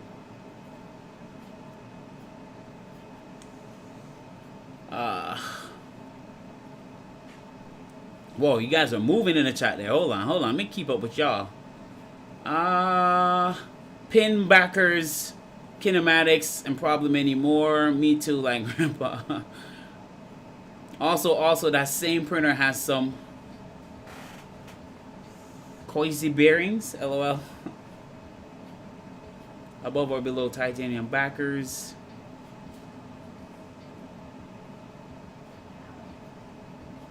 Hey, you know what I realized too, guys? I'm gonna tell you something I noticed. And don't laugh at me. Do not laugh at me. Do not laugh at me. But I'm just admitting it, because if I did it, many people have done it. So, I hated setting offset for my BL Touch, okay? Or any type of probe. I never set the offset, right? I just get it going and never set an offset. And so, and you know, I typically had some good prints. And I realized, why am I so scared to set the offset, right? Because offset is annoying to set. So I finally decided to set the offset, right? And guess where I got the idea from? I went, when I put on tap on my 1.8, I didn't have to set an offset. But it gave me perfect first layers. And I was wondering why. Why was that? And it makes sense. The nozzle is the probe. So you don't need an offset. Okay, I'm just putting it in my head. I'm like, okay, the nozzle is the probe. You don't need an offset. So wherever the probe touches the bed, that's where technically the mesh is. Okay? So I was like, that makes sense. So now when I did an offset for my BL Touch and the rest of my stuff, guess what automatically happened? My bed mesh and my algorithm improved. That means wherever the nozzle was and the offset kicks in, it actually gave me a better first layer than if I never set the offset for the BL Touch or the probe at all. Which was interesting, that I'm pretty sure a lot of us neglect to set an offset for these probes. Because when I did that, it improved my first layer. Versus when I didn't do it, I had a hard time getting the proper first layer. Just food for thought there. So, yeah, I didn't know that. Didn't know that. Never set an offset for clicky or nothing. But when I did it, it actually improved my printing quality quite a bit. Especially on the first layer. So, it's just something to think about. I have backers on my feet now. Item looks pretty good too. Noisy. Noisy, oof. My offset is way off on my BL Touch. Yeah. If it's off, it doesn't print as well. If your offset is not as accurate, it doesn't. I'm gonna make a video. I'm gonna make a clipper how to set up offset. I think a lot of people don't realize you gotta put an offset in. So I'm gonna actually do a video. You guys give me an idea to actually show how to improve your bed mesh by setting your offset correctly. It will improve your bed mesh. So I'm gonna do another video. Thank you guys. That's another video right there. I can't wait for clicky. Shouldn't change the offset much. The A word. Temp drift. Yep. Yeah. So. Yeah.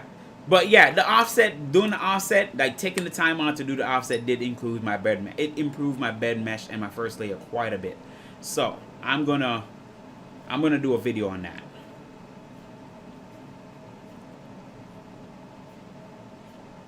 Offset is heavily influenced by flow too. That's interesting. Okay.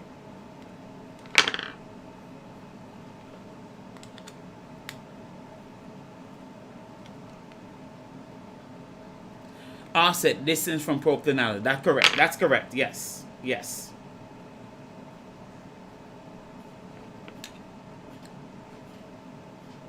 It's aggravating with my current setup, Marlon.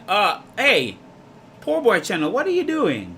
You're supposed to be running Clipper on your Ender. Don't put Marlon on that, man. Come on now, Clipper that. I can't curse. I was gonna say Clipper that, but you know what I'm saying. Clipper that sucker. Put Clipper on that sucker, man. Come on. Don't no Marlin. We don't do. Listen, I do like Marlin firmware. I'm not gonna shit on it. But Clipper, come on. Let's Clipper that sucker. Put Clipper on that.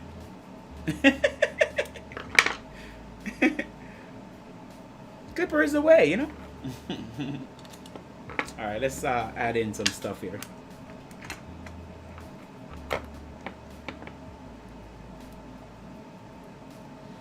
I set up adaptive bed mesh on one of my printers last night, way easy, and I thought, oh yes, it's easy to set up new now. I've adapted bed mesh on all my printers. Once they made it easy, all my printers have adapted bed mesh, every single one, and I love it. I love it. Saves so much damn time instead of probing the whole damn bed. You know, probe the area that it needs to probe and done. Really, really cool.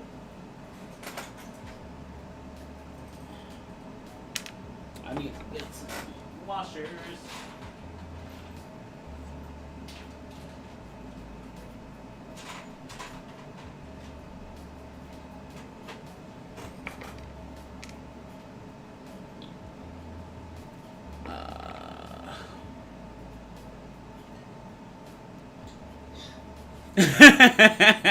Good one, David Vera.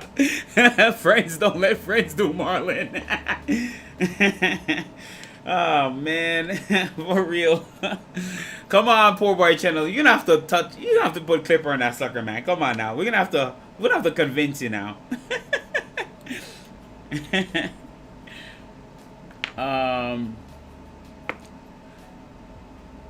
I've never done a bed mesh.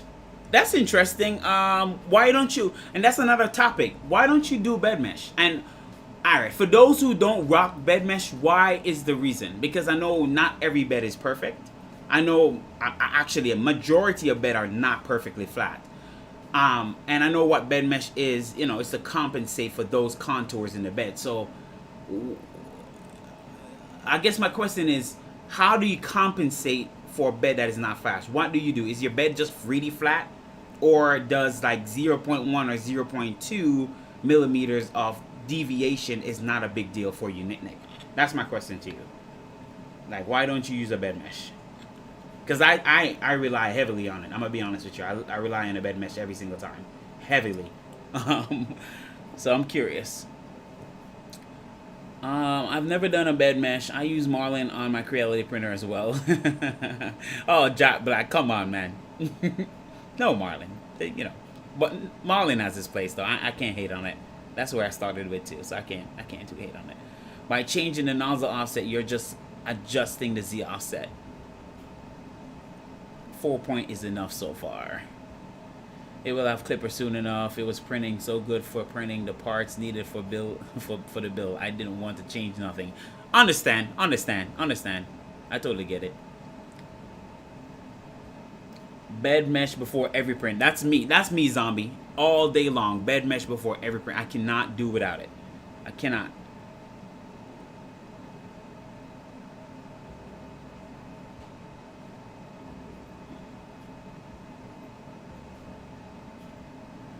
Vest 3D does not use a probe nor a bed mesh on his VZ. His bed is really flat. That's what I'm thinking, 3D experiment. His bed has to be really flat because there's no way you can get away. Now, keep in mind, in the first time when I'm doing Marlin, when I was rocking Marlin, clearly, you know, we're all familiar with, you know, leveling the four corners of your bed as best as possible to get away with it. And even then, I still didn't get the bed mesh. The only time I got away with getting very perfect first layers is actually when there's a feature in Marlin that if you don't have a bed probe, you can actually move the nozzle to like predefined points on your bed. You can select the mesh points, and you can actually move the nozzle to each point and rub a paper underneath it. And then when you save it, it activates each time you send a print job. That was the best bed mesh I've got so far, because you're manually meshing the points as accurately as possible, and that was the best first layers I've seen. When I went to Clipper, first layer was iffy. I'm not gonna lie, it wasn't the greatest, but the bed mesh really does work well in Clipper. So, you know, that's just at least my experience with that. Oh, the offset, never mind, LOL. Laziness on my part. Laziness on my part. I'm glad you admit it, Nick. Marlin, for those who liked being the MS Visual Studio to make minor changes.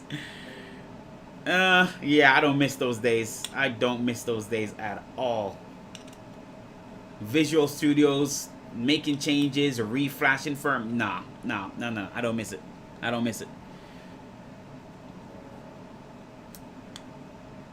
I got everything needed for functional parts for the Trident now, so everything is getting clipperized once Trident built. Awesome. Good to hear. Good to hear.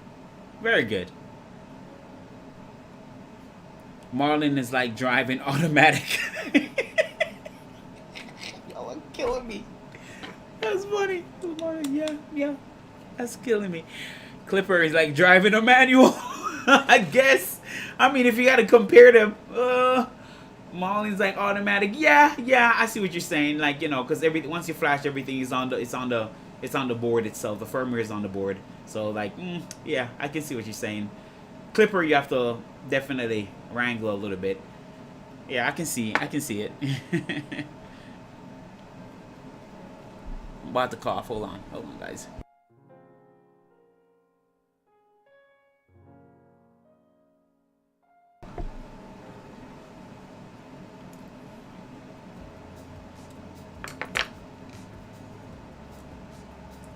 Yeah, once I finish this piece here, guys, then I'll call the stream. But I want to finish this little piece, and then once I mount it on the little thing, then we'll call the stream. But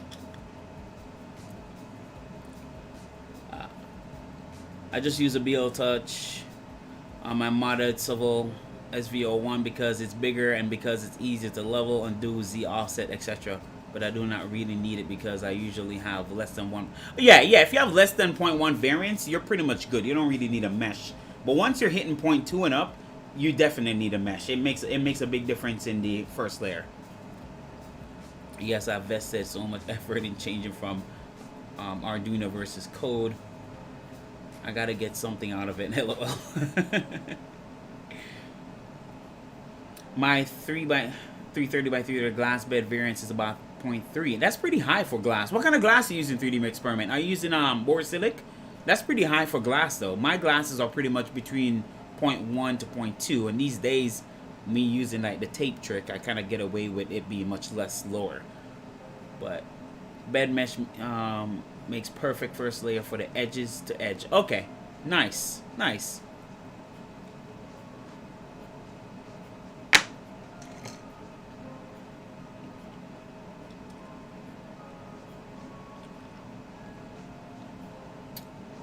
No. Wait. Does this go here? I can't remember. Okay, yeah, it does. What am I thinking? I had to twist it a little bit. I'm gonna put this over here.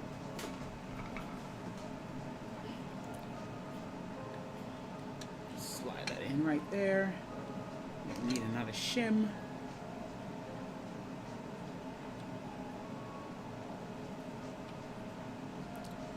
Yeah, this is gonna be a little difficult to get up in there, but we're gonna get it in there. We're gonna get it in there.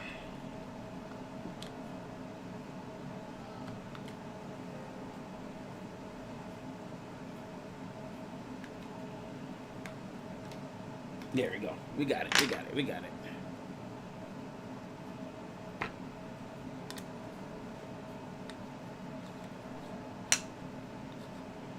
Marlin's like driving an automatic, except every time you make the wrong turn, you have to drive all the way home and start over. Yes, that's a good analogy. Ian, yeah, that's a good analogy. You're right. That's a good analogy. That's a good way to put that. You can program Clipper to shift and steer for you.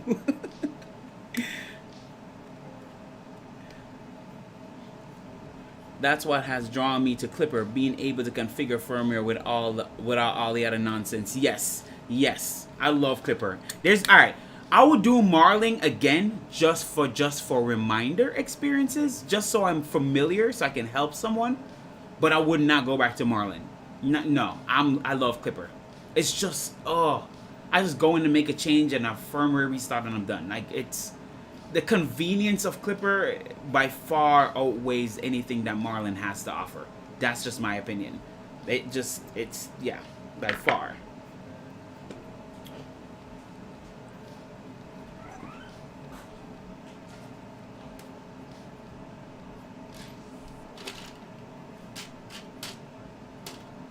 And I don't hate Marlin. It's just dated, you know? It's just dated.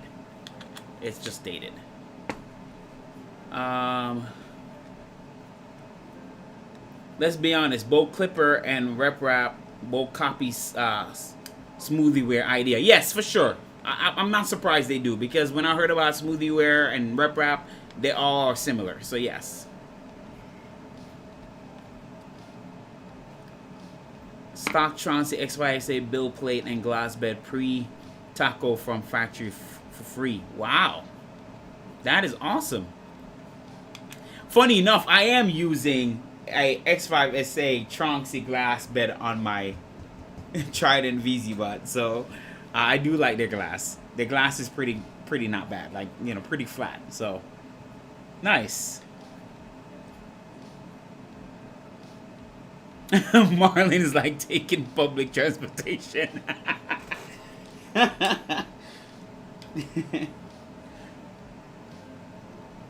I like Marlin for small, simple printers. No need for Pi or etc. Yeah. I agree. That's logical. 3D experiment. That's a logical way to look at it. For like a small printer, like for example, like a Rook 180 will benefit from Marlin. You know what I'm saying? Like, or not maybe a 180, but like a regular Rook, because it's small, could benefit from Marlin. You know what I'm saying? Like, you don't have to have a Pi or something running it. You know, like a TikTok build. The TikTok that I build, like, that could benefit from Marlin, but personally, the TikTok runs better on Clipper. It's quick. It has way too much potential to go on beyond Marlin. So, but I see what you're saying. Like, little small printers that you just print little items here and there, I can see Marlin being just the better go-to there. But if you want performance, Clipper all the way. All the way.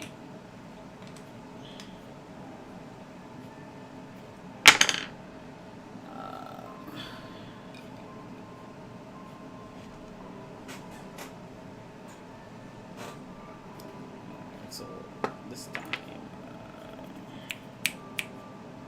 trying to find.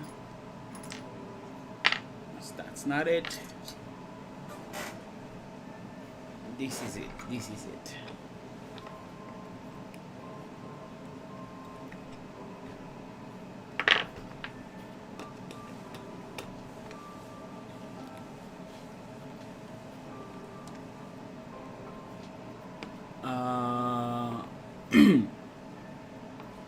Marlin is great if you don't tinker, for sure, absolutely. I have a I have 2 ran normal glass cut to size on my S-Via 300 by 250 millimeter, and I have got it down to 0.08 variance for a while. Oh, that's pretty nice variance there.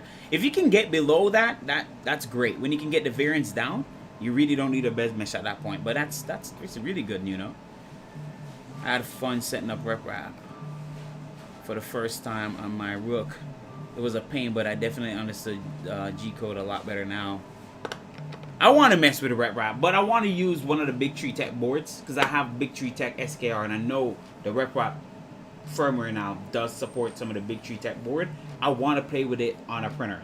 I just want to be familiar with it. I like to dabble in things, so that's one good call on that. I want to mess with it. That's something I want to play with. I'm not going to abandon Clipper now, but I just want to get familiar with RepRap. I'm just curious what it's all about.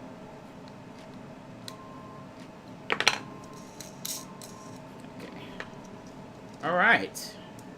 This is looking real spiffy here. Everything is nice and free still. Oh, it didn't grab the didn't grab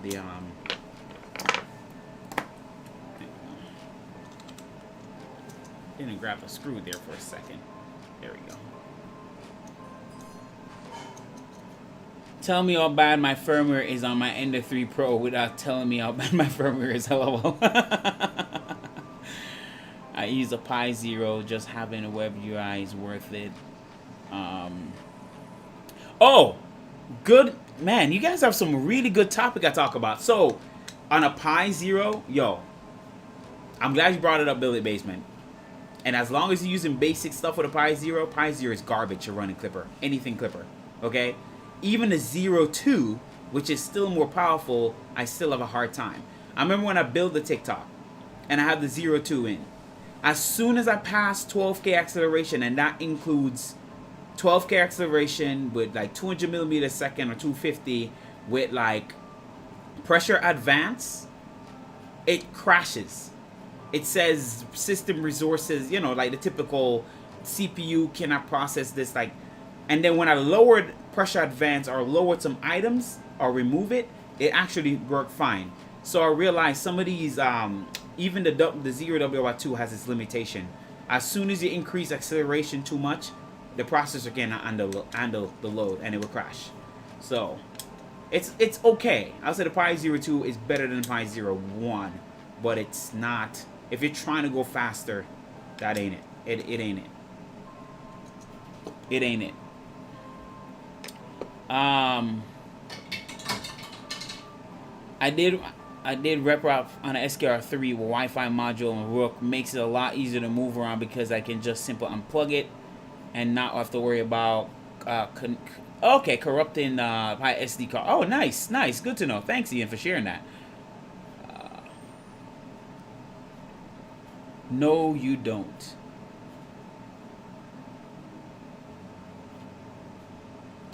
Too much change too often. They change the commands.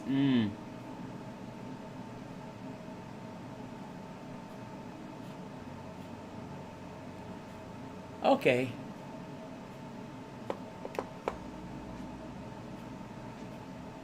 Glass is great. Glass is, listen, I'm not buying ever again. Let me not say that because it's gonna sound ignorant. So I don't want to say that. Let me revert that back because you know we all have different. So I like borosilicate glass and PEI sheet. So that is my new solution going forward with any printer I build. The only exception is the K3, which, you know, it's a smaller printer, so I can get away with the, you know, with a flex sheet and whatever. But if I could throw glass on it, I'm gonna end up throwing a glass on it. But I love glass because printing on glass with a PEI sheet sticker on top is the best solution I've ever got into. I don't worry about layer adhesion or it coming off the bed ever. It just works so freaking well. And I mean, the only pain is that fact that you can't just pop it up off the bed and pop it open and have everything comes off. That's the only pain. But I'd rather have my print stay on the darn bed than it not sticking. So for me, glass is, I'm never looking back. I'm sticking with glass. That's why glass is on all my printers. Like, I love glass. So I recommend y'all try it. Glass printing is, yeah. There's a reason why people like printing on glass. It's so worth it. Trying to keep up with you guys. I got a Dell Refurb Micro PC for $120 running Promox and a VM for each main cell instance, working well so far. Awesome, awesome. I know a lot of people are going with the Dell, you know, running with like a PC and connecting multiple instances to it too. I think that's a good way to do it. Reach out to me about getting some ASA. I will, Zombie. I will. I'm gonna reach out to you on Discord. I will reach out to you. I appreciate that, man. I will talk. I want to try it out. I really want to try some ASA out. I appreciate that.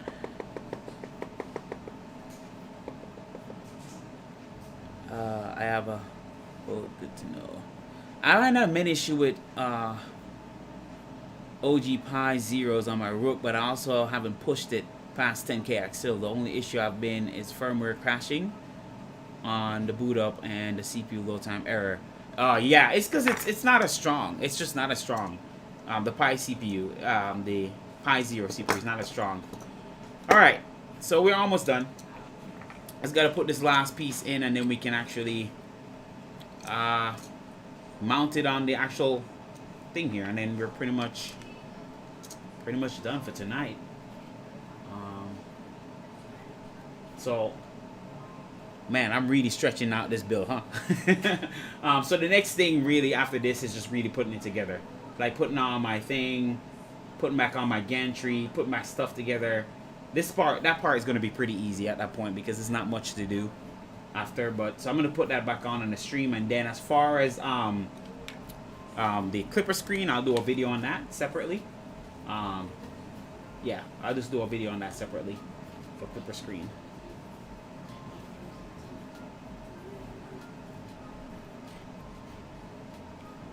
Only happen when you first turn it on for some reason. No issue actually printing. Okay.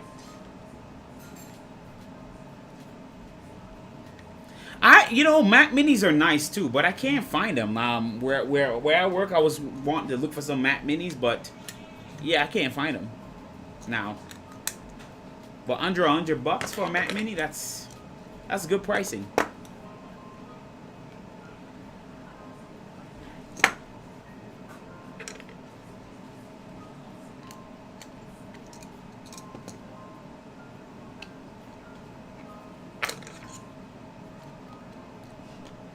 Crap.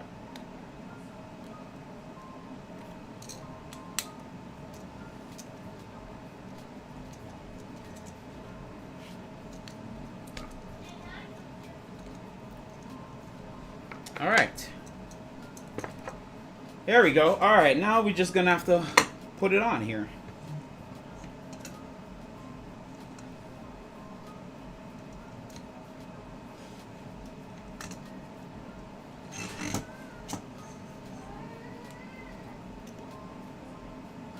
All right.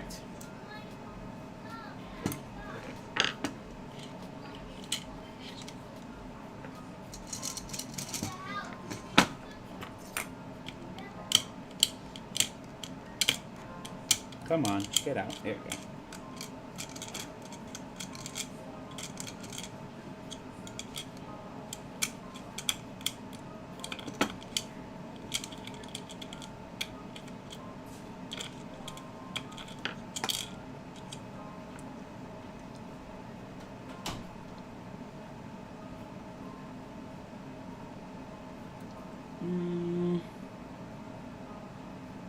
I love borosilicate glass on my printer. My ABS parts literally were jumping off the build plate after they cooled. Oh, see? I'm not the only one. I love borosilicate glass. It's but like I said, I have PEI sheet on top of mine, like this. I'll show you. Alright. This is mine. Borosilicate glass. But you can see the PEI on top of it. This combination is phenomenal. Like I said, and I know this is the Gizmo Darks PEI sheet, but it grabs. It really holds on to ABS. I'm curious if it's going to do the same thing for ASA, seeing that it's not too much of a difference in terms of formula between the two. But this thing, when it comes to ABS, I have no issues printing it. I can crank up my fan to max, and it won't warp. It won't nothing. It will still hold the print. So I love it. This is my go-to. Even though it's a little pricey, but it's my go-to. It just works. It just works. Really, really cool solution.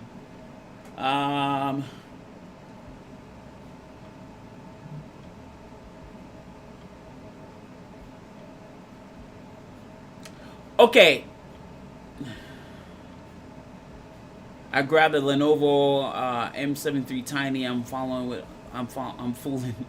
with now. Okay. Cool.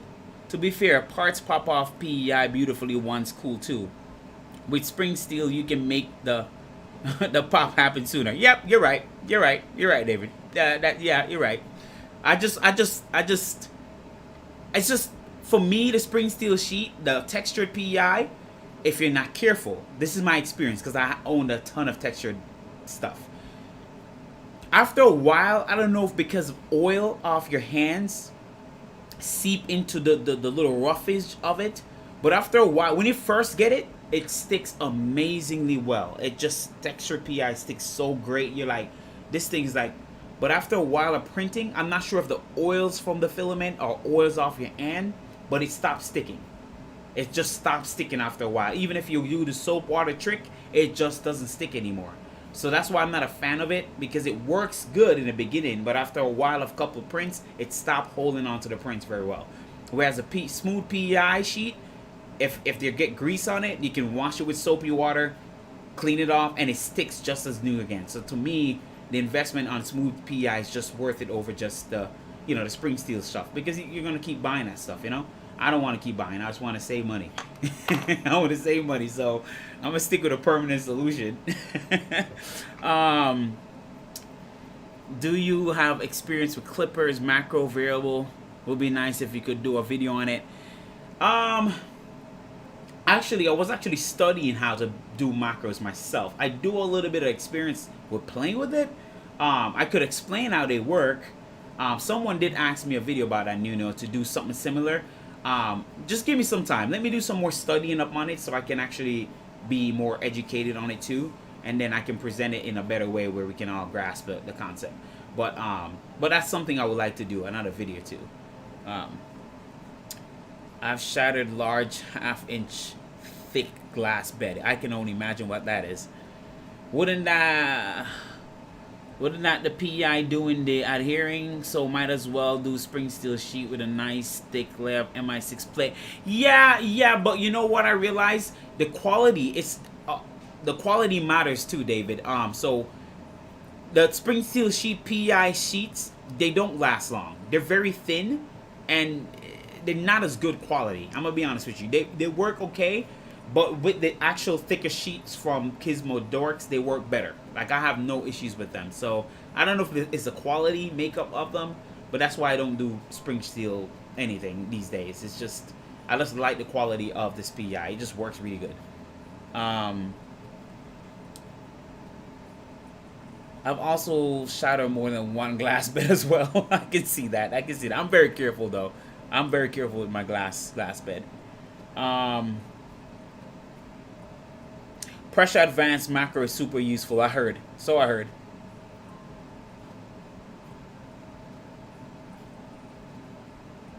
Oh, the variables, not so much. Oh, gotcha. Yeah, that's something I'm studying myself. I want to learn how the variables work. Yes, yeah. That's something I want to learn too.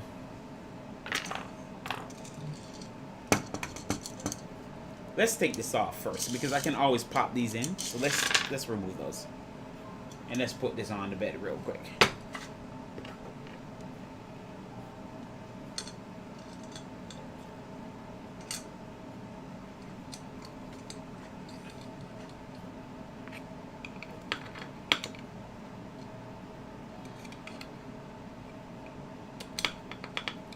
Alright. What goes here? I think this is what goes there. Yep. This is what goes there. Thinking maybe? Oh, that goes there. What goes here? Yeah, this goes there.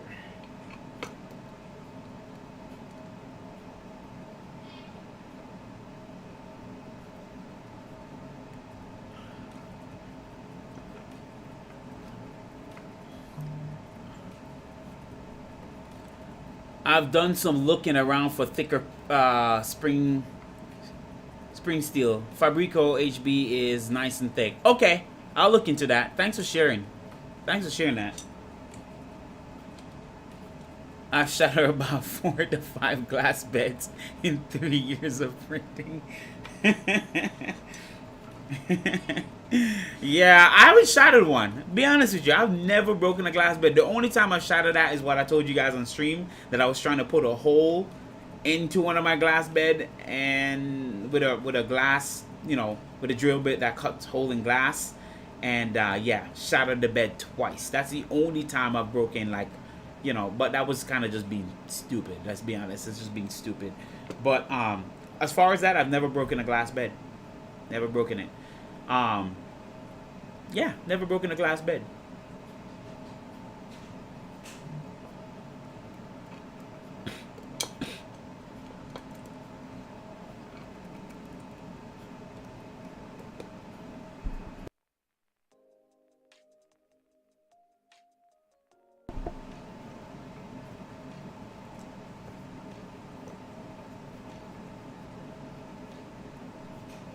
I'm thinking about adding a monitor in front of me. So I'm going to try to mount a monitor in front of me so I can see you guys' comments. So instead of looking at the side, I can actually look in front of me and see the comments. So that's something coming. So stay tuned, guys. Okay, this is way too tall, and that's why it's not going in. What's the correct size to go here?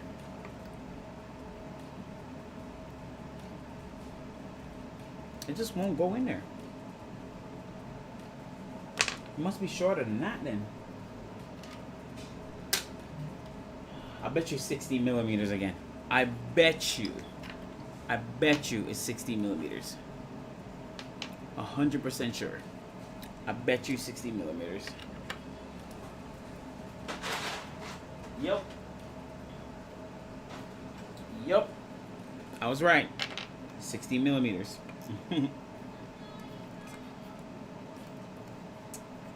That's exactly what it was.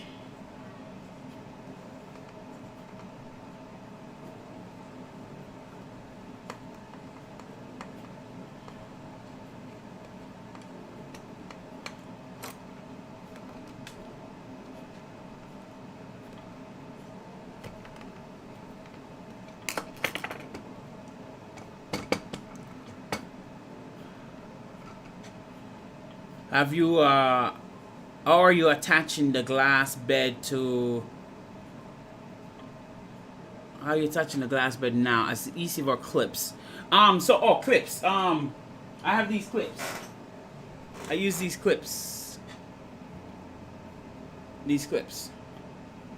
They're not very intrusive, and they hold the glass bed in place nicely. So I just use these clips to adjust the pressure on it. Keeps it in place nicely.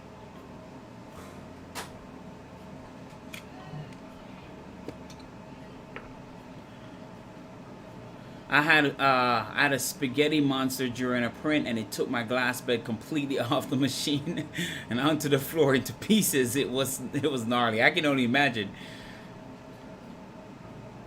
Get a tablet just for chat. Oh, dude! I swear you guys be thinking more than I do. That is very smart. I didn't think about that. Duh. Good job. Good on you, Lasync. That was good thinking there. That was good thinking. Yeah, because I can put a tablet in front of me and read chat and versus... Yeah. What was I thinking?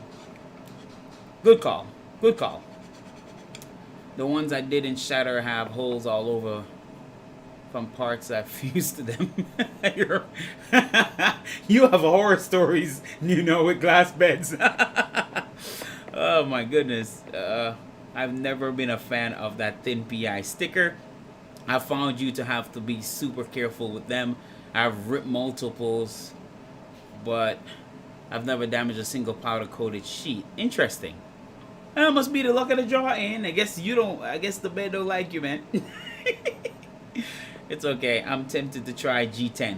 Yes, I want to try G10 too. I'm so curious about trying G10 too. 3D experiment.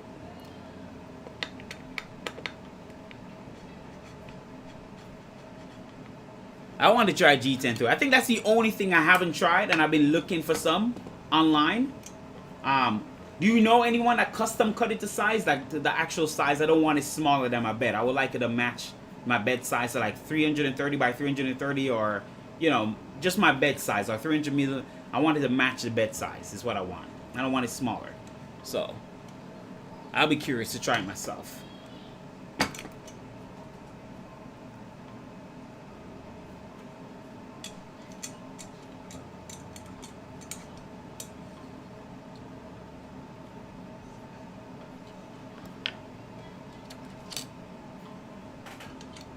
Yeah, it's 60.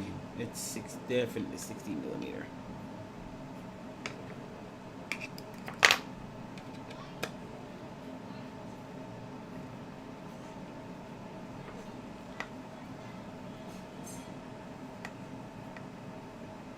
Mastercard. Wait. You guys are moving fast. I want to do nylon, but getting to stay calm, stay down is a total pitta. I can see that. Nylon is not fun. Very absorb a lot of moisture. Just need to find a cheaper local supplier. Mastercard.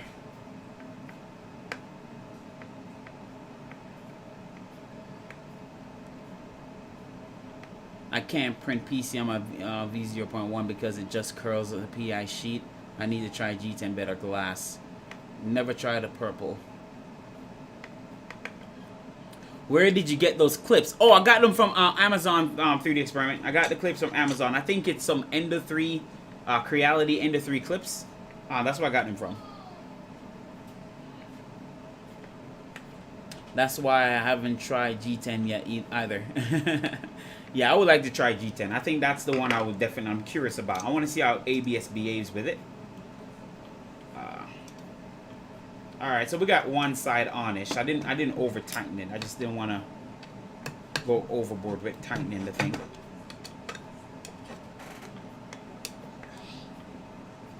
Alright.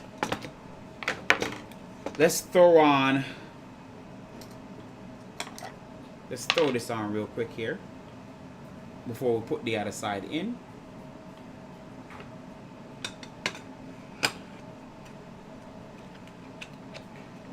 It's a little tight, but can be. There we go. Pop it in there. All right. All right. So how are we gonna do this? We're gonna run.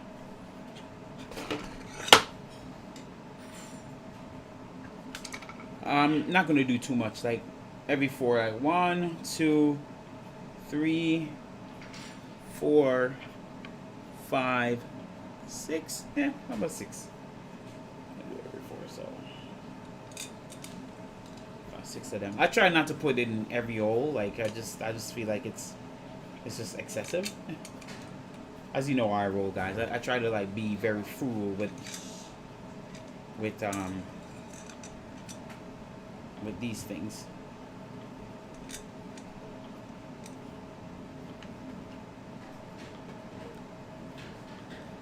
I've tried a white. Hey Colton, welcome to the stream. Hey, welcome to the stream, bud. We had the last part of it here, but I'm glad you could join. Once I put this on and button up this other idler, this is about it. I'm calling the stream because I've held you guys up hostage this whole time, but I really appreciate you guys just hanging on there and watching with me.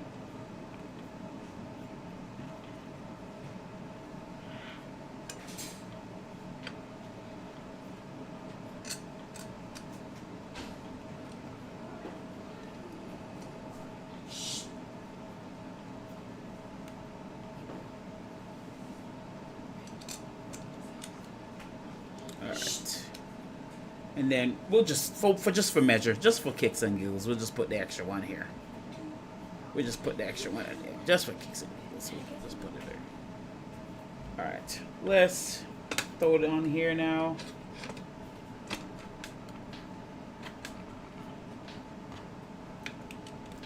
Line up the holes. Line up the holes.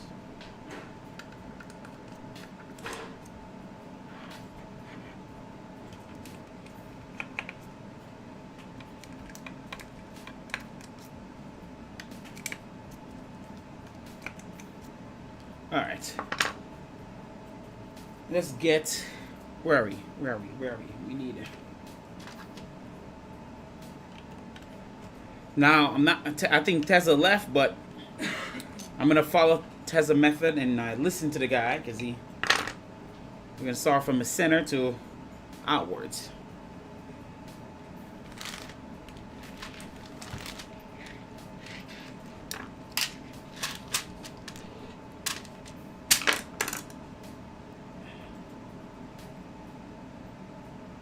All right. Y'all are moving there.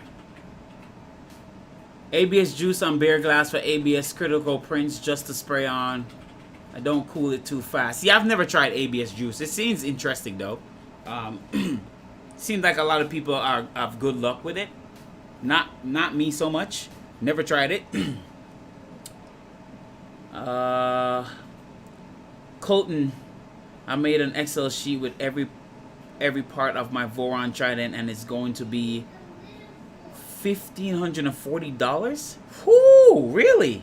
I've already ordered all the hardware. Any tips and to cheapen it down? Dang, that's expensive, buddy. Can you get is that a kit, or are you just self-sourcing? That's quite pricey.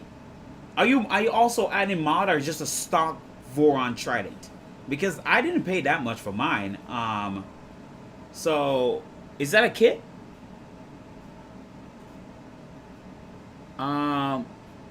Hey Jack Faxon, if I didn't say hi, welcome to the stream.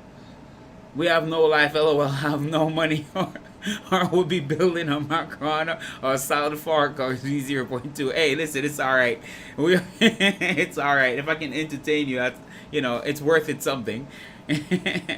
I'm out of the stream. Time for bed. You have a great stream night. All right, man. Thank you, man. Thanks for sticking with me. I know it's getting late, but just thanks for sticking with me, Build Basement. Can't wait to see you stream Saturday. I'm excited for it. Oh, you didn't leave, Tessa? Okay, it's just because you're not as active. But I'm gonna follow your method and make sure I do this right.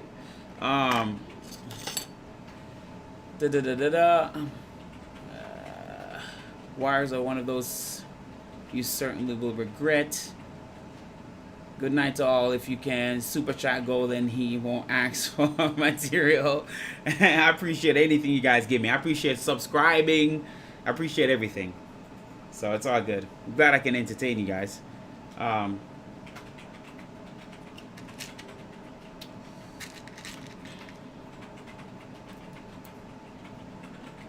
right, center first, but I won't tighten it down yet. I'm just adding in.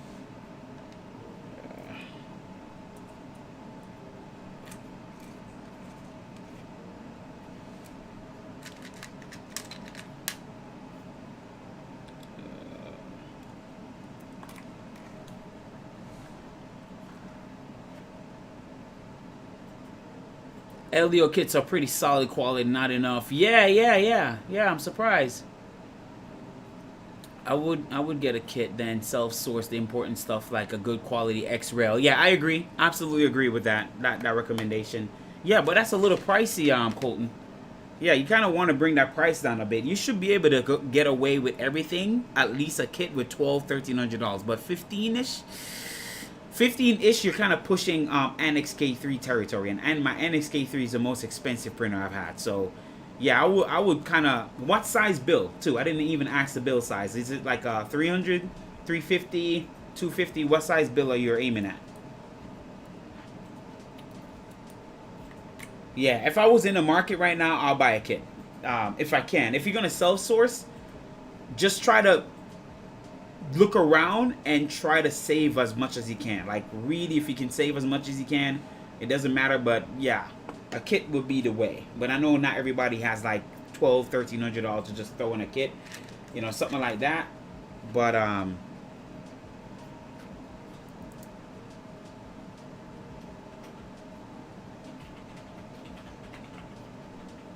nope, that's about what mine costs in self-source. Jeez, guys. How much are you guys paying for these printers? You guys are making me feel like I cheated the system. Because, alright, for example, like, the most expensive printer I bought to this date is the Annex. And we already know how complicated that is to build and the stuff it just requires. But everything else was a little bit cheaper. Like, even self-sourcing. Like, most of my printers are pretty cheap. Like, if I should be honest, like, even converting this into a... I mean, if you're adding the price now, upgrading it, you know, if you want to add that in. But prior to that, I still got to wait about $800 to turn this into a V1.8.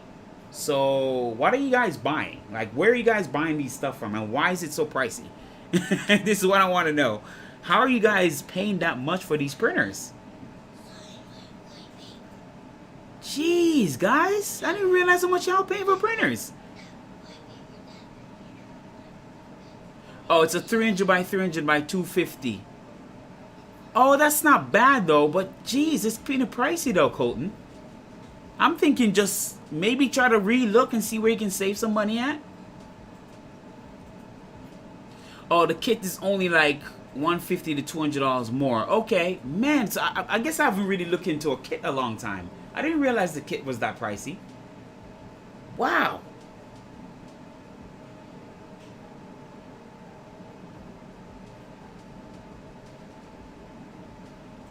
Inflation.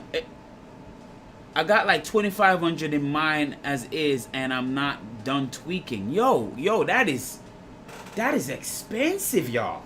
I'm freaking, like, I'm shocked about this information right now. I know kit, I remember at the time, but it could be just at the time. At the time, I was looking at kits. Kits were like $900 to about $1,000. So if kits are hitting $1,500, $1,600,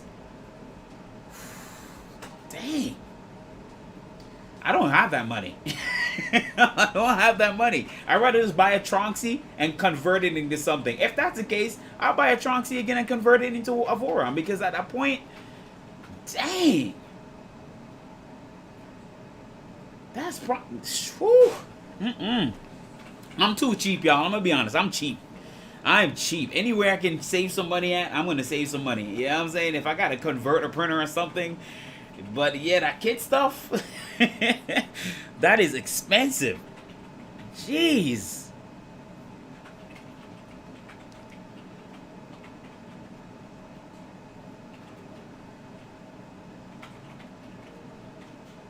Some rich people on this stream, LOL. Hey, listen, if y'all are rich, I'm saying it right now. I know it's 11 y'all watching, 10 of y'all watching. Listen, y'all are rich, you can help a brother out. Like, I'm just letting you know, help a brother out, donate something, like, cause, yo, it's rough out here. Yo, it's rough out here, like, if you can buy that expensive kit, yo, help me out, man. You're watching the chat, listen, help me out. I'm gonna help you install Clipper, help me out. Sell your awesome car, Golden. Nah, man, I can't do that 3D experiment. Nah, man, I can't do that. I'm almost done paying that sucker off. I'm not, yeah, I can't. Oh, man.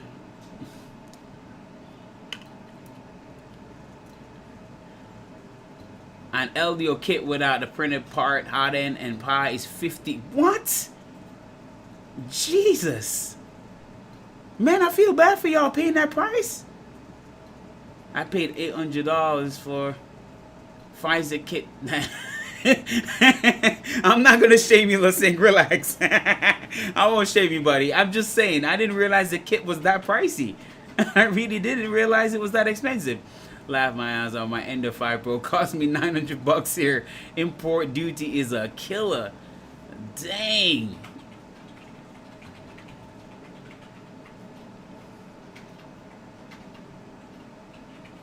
Nah, I ain't rich. I'm 16. I got a summer job. I gotta work for my brother, and I don't really got much to spend on. I got you. It's all good, man. Enjoy yourself, Colton. There's nothing wrong with that. But for anybody else that got all that money, hey, listen. Hey, donate to a brother. Help a brother out. I'm just playing. I'm playing. I'm kidding. Oh, my goodness. Let me finish this damn thing up and let y'all go, because if we keep on tonight.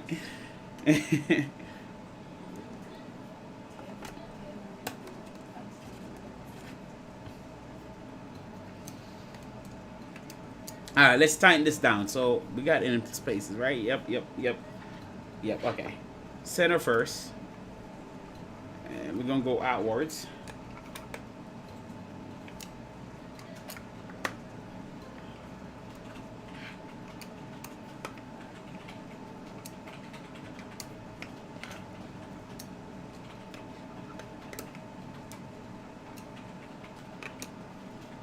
Alright. Cool beans. We are good. Alright. So we just got to put this piece on, and we're pretty much done with this.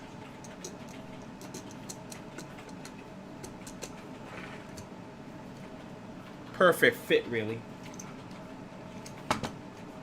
That fit nicely right there. Let me keep up here. I have an Ender 5 Plus that has independent Z's. If I just go to the Mercury 1 G0 kit, it would be pretty awesome. Of course, the Mercury 1.1 is nice. It's a nice build. It's a nice build. That's why I printed my own parts, converted a spare laptop to a Pi, and then going with the uncooked tab to save costs. You have to these days. It's a good, it's a good move. But I didn't realize how expensive 3D printing got. Like, I spent a lot, don't get me wrong, if I should add up the cost of my printer, but it's over time. It was way before things were pricey. But I really feel bad for you guys that if you spend that much on a kit, wow, man, that's insane. That is really insane. Night all first layer. Hey, Richard. Thanks for coming through, man. I know it's a long stream, but I appreciate you coming through. Have a good night, La Sync. I appreciate you, man. Yeah, I know it's getting late here. I'm almost done, though.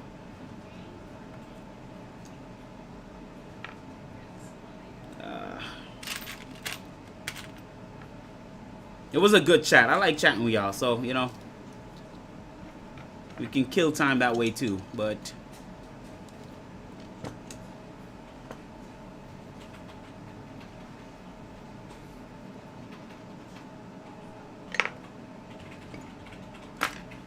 looking for something. What am I looking for? Looking for... There we go.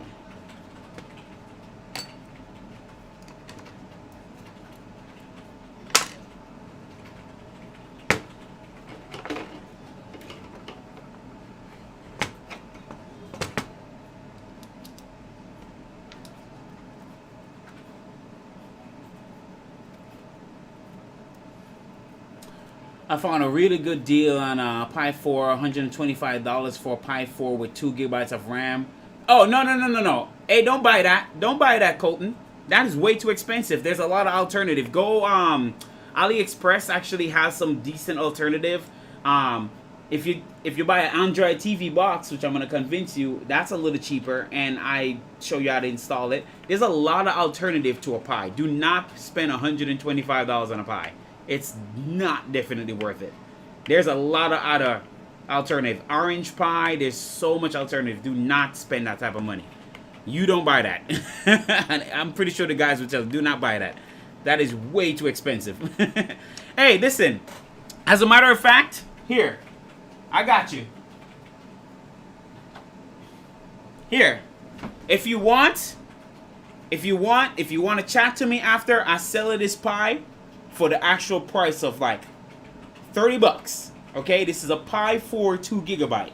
So if you want this, hit me up on Discord and I ship it to you. You do not need to pay $125 for Pi. This is just sitting there because I don't even use these things anymore. So if you want this, hit me up. I'll ship it to you. Okay, just pay for shipping. That's all you gotta do. 30 bucks plus shipping, whatever, and you save yourself some money.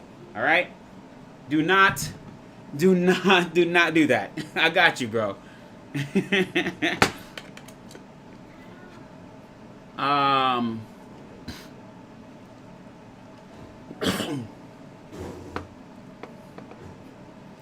Oh, thank you, Jack Black Man. Yeah, I'm trying to keep the stream interested, you know. It's going to run Clipper fine. Get it, all right, Will. There you go, Golden the Goat. Yeah, man, just hit me up, dude. I got you, man. I got you. You don't need to spend that much money on a Pi, bro. Like, that's crazy.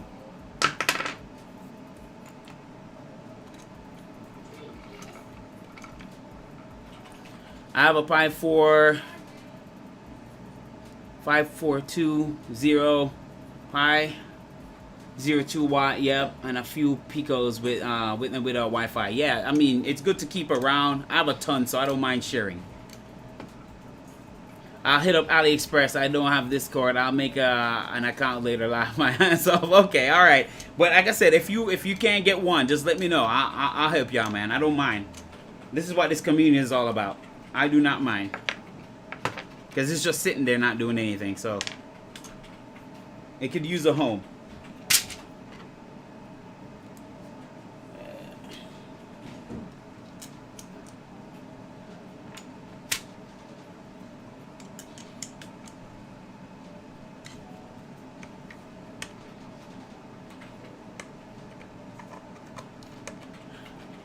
Showing what the community is all about, brother. Oh, I appreciate that, David. Oh, I appreciate that, man. I appreciate that.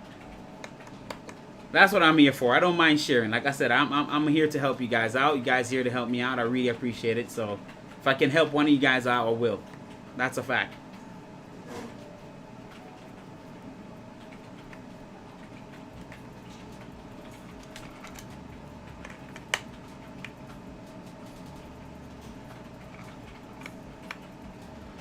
But I haven't been able to find Pi 3B or 4 at a regular price. No, you're not going to find that. Listen, forget about Pi's, guys.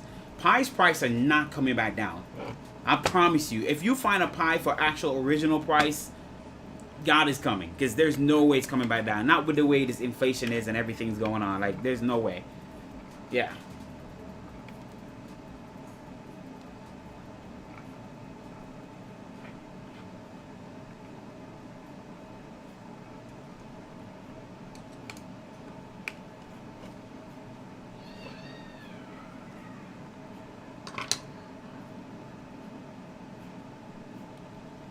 Might look at the BTT version of the Pi 4. Got no clue what it's called. Anyone got it here? Yeah, I think I know which version you're talking about.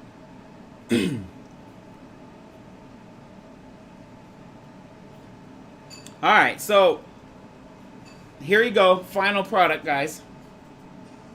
So it's done. So, you know, like next week, we just got, all we got to do is just throw this back on the machine. And we're pretty much good to go.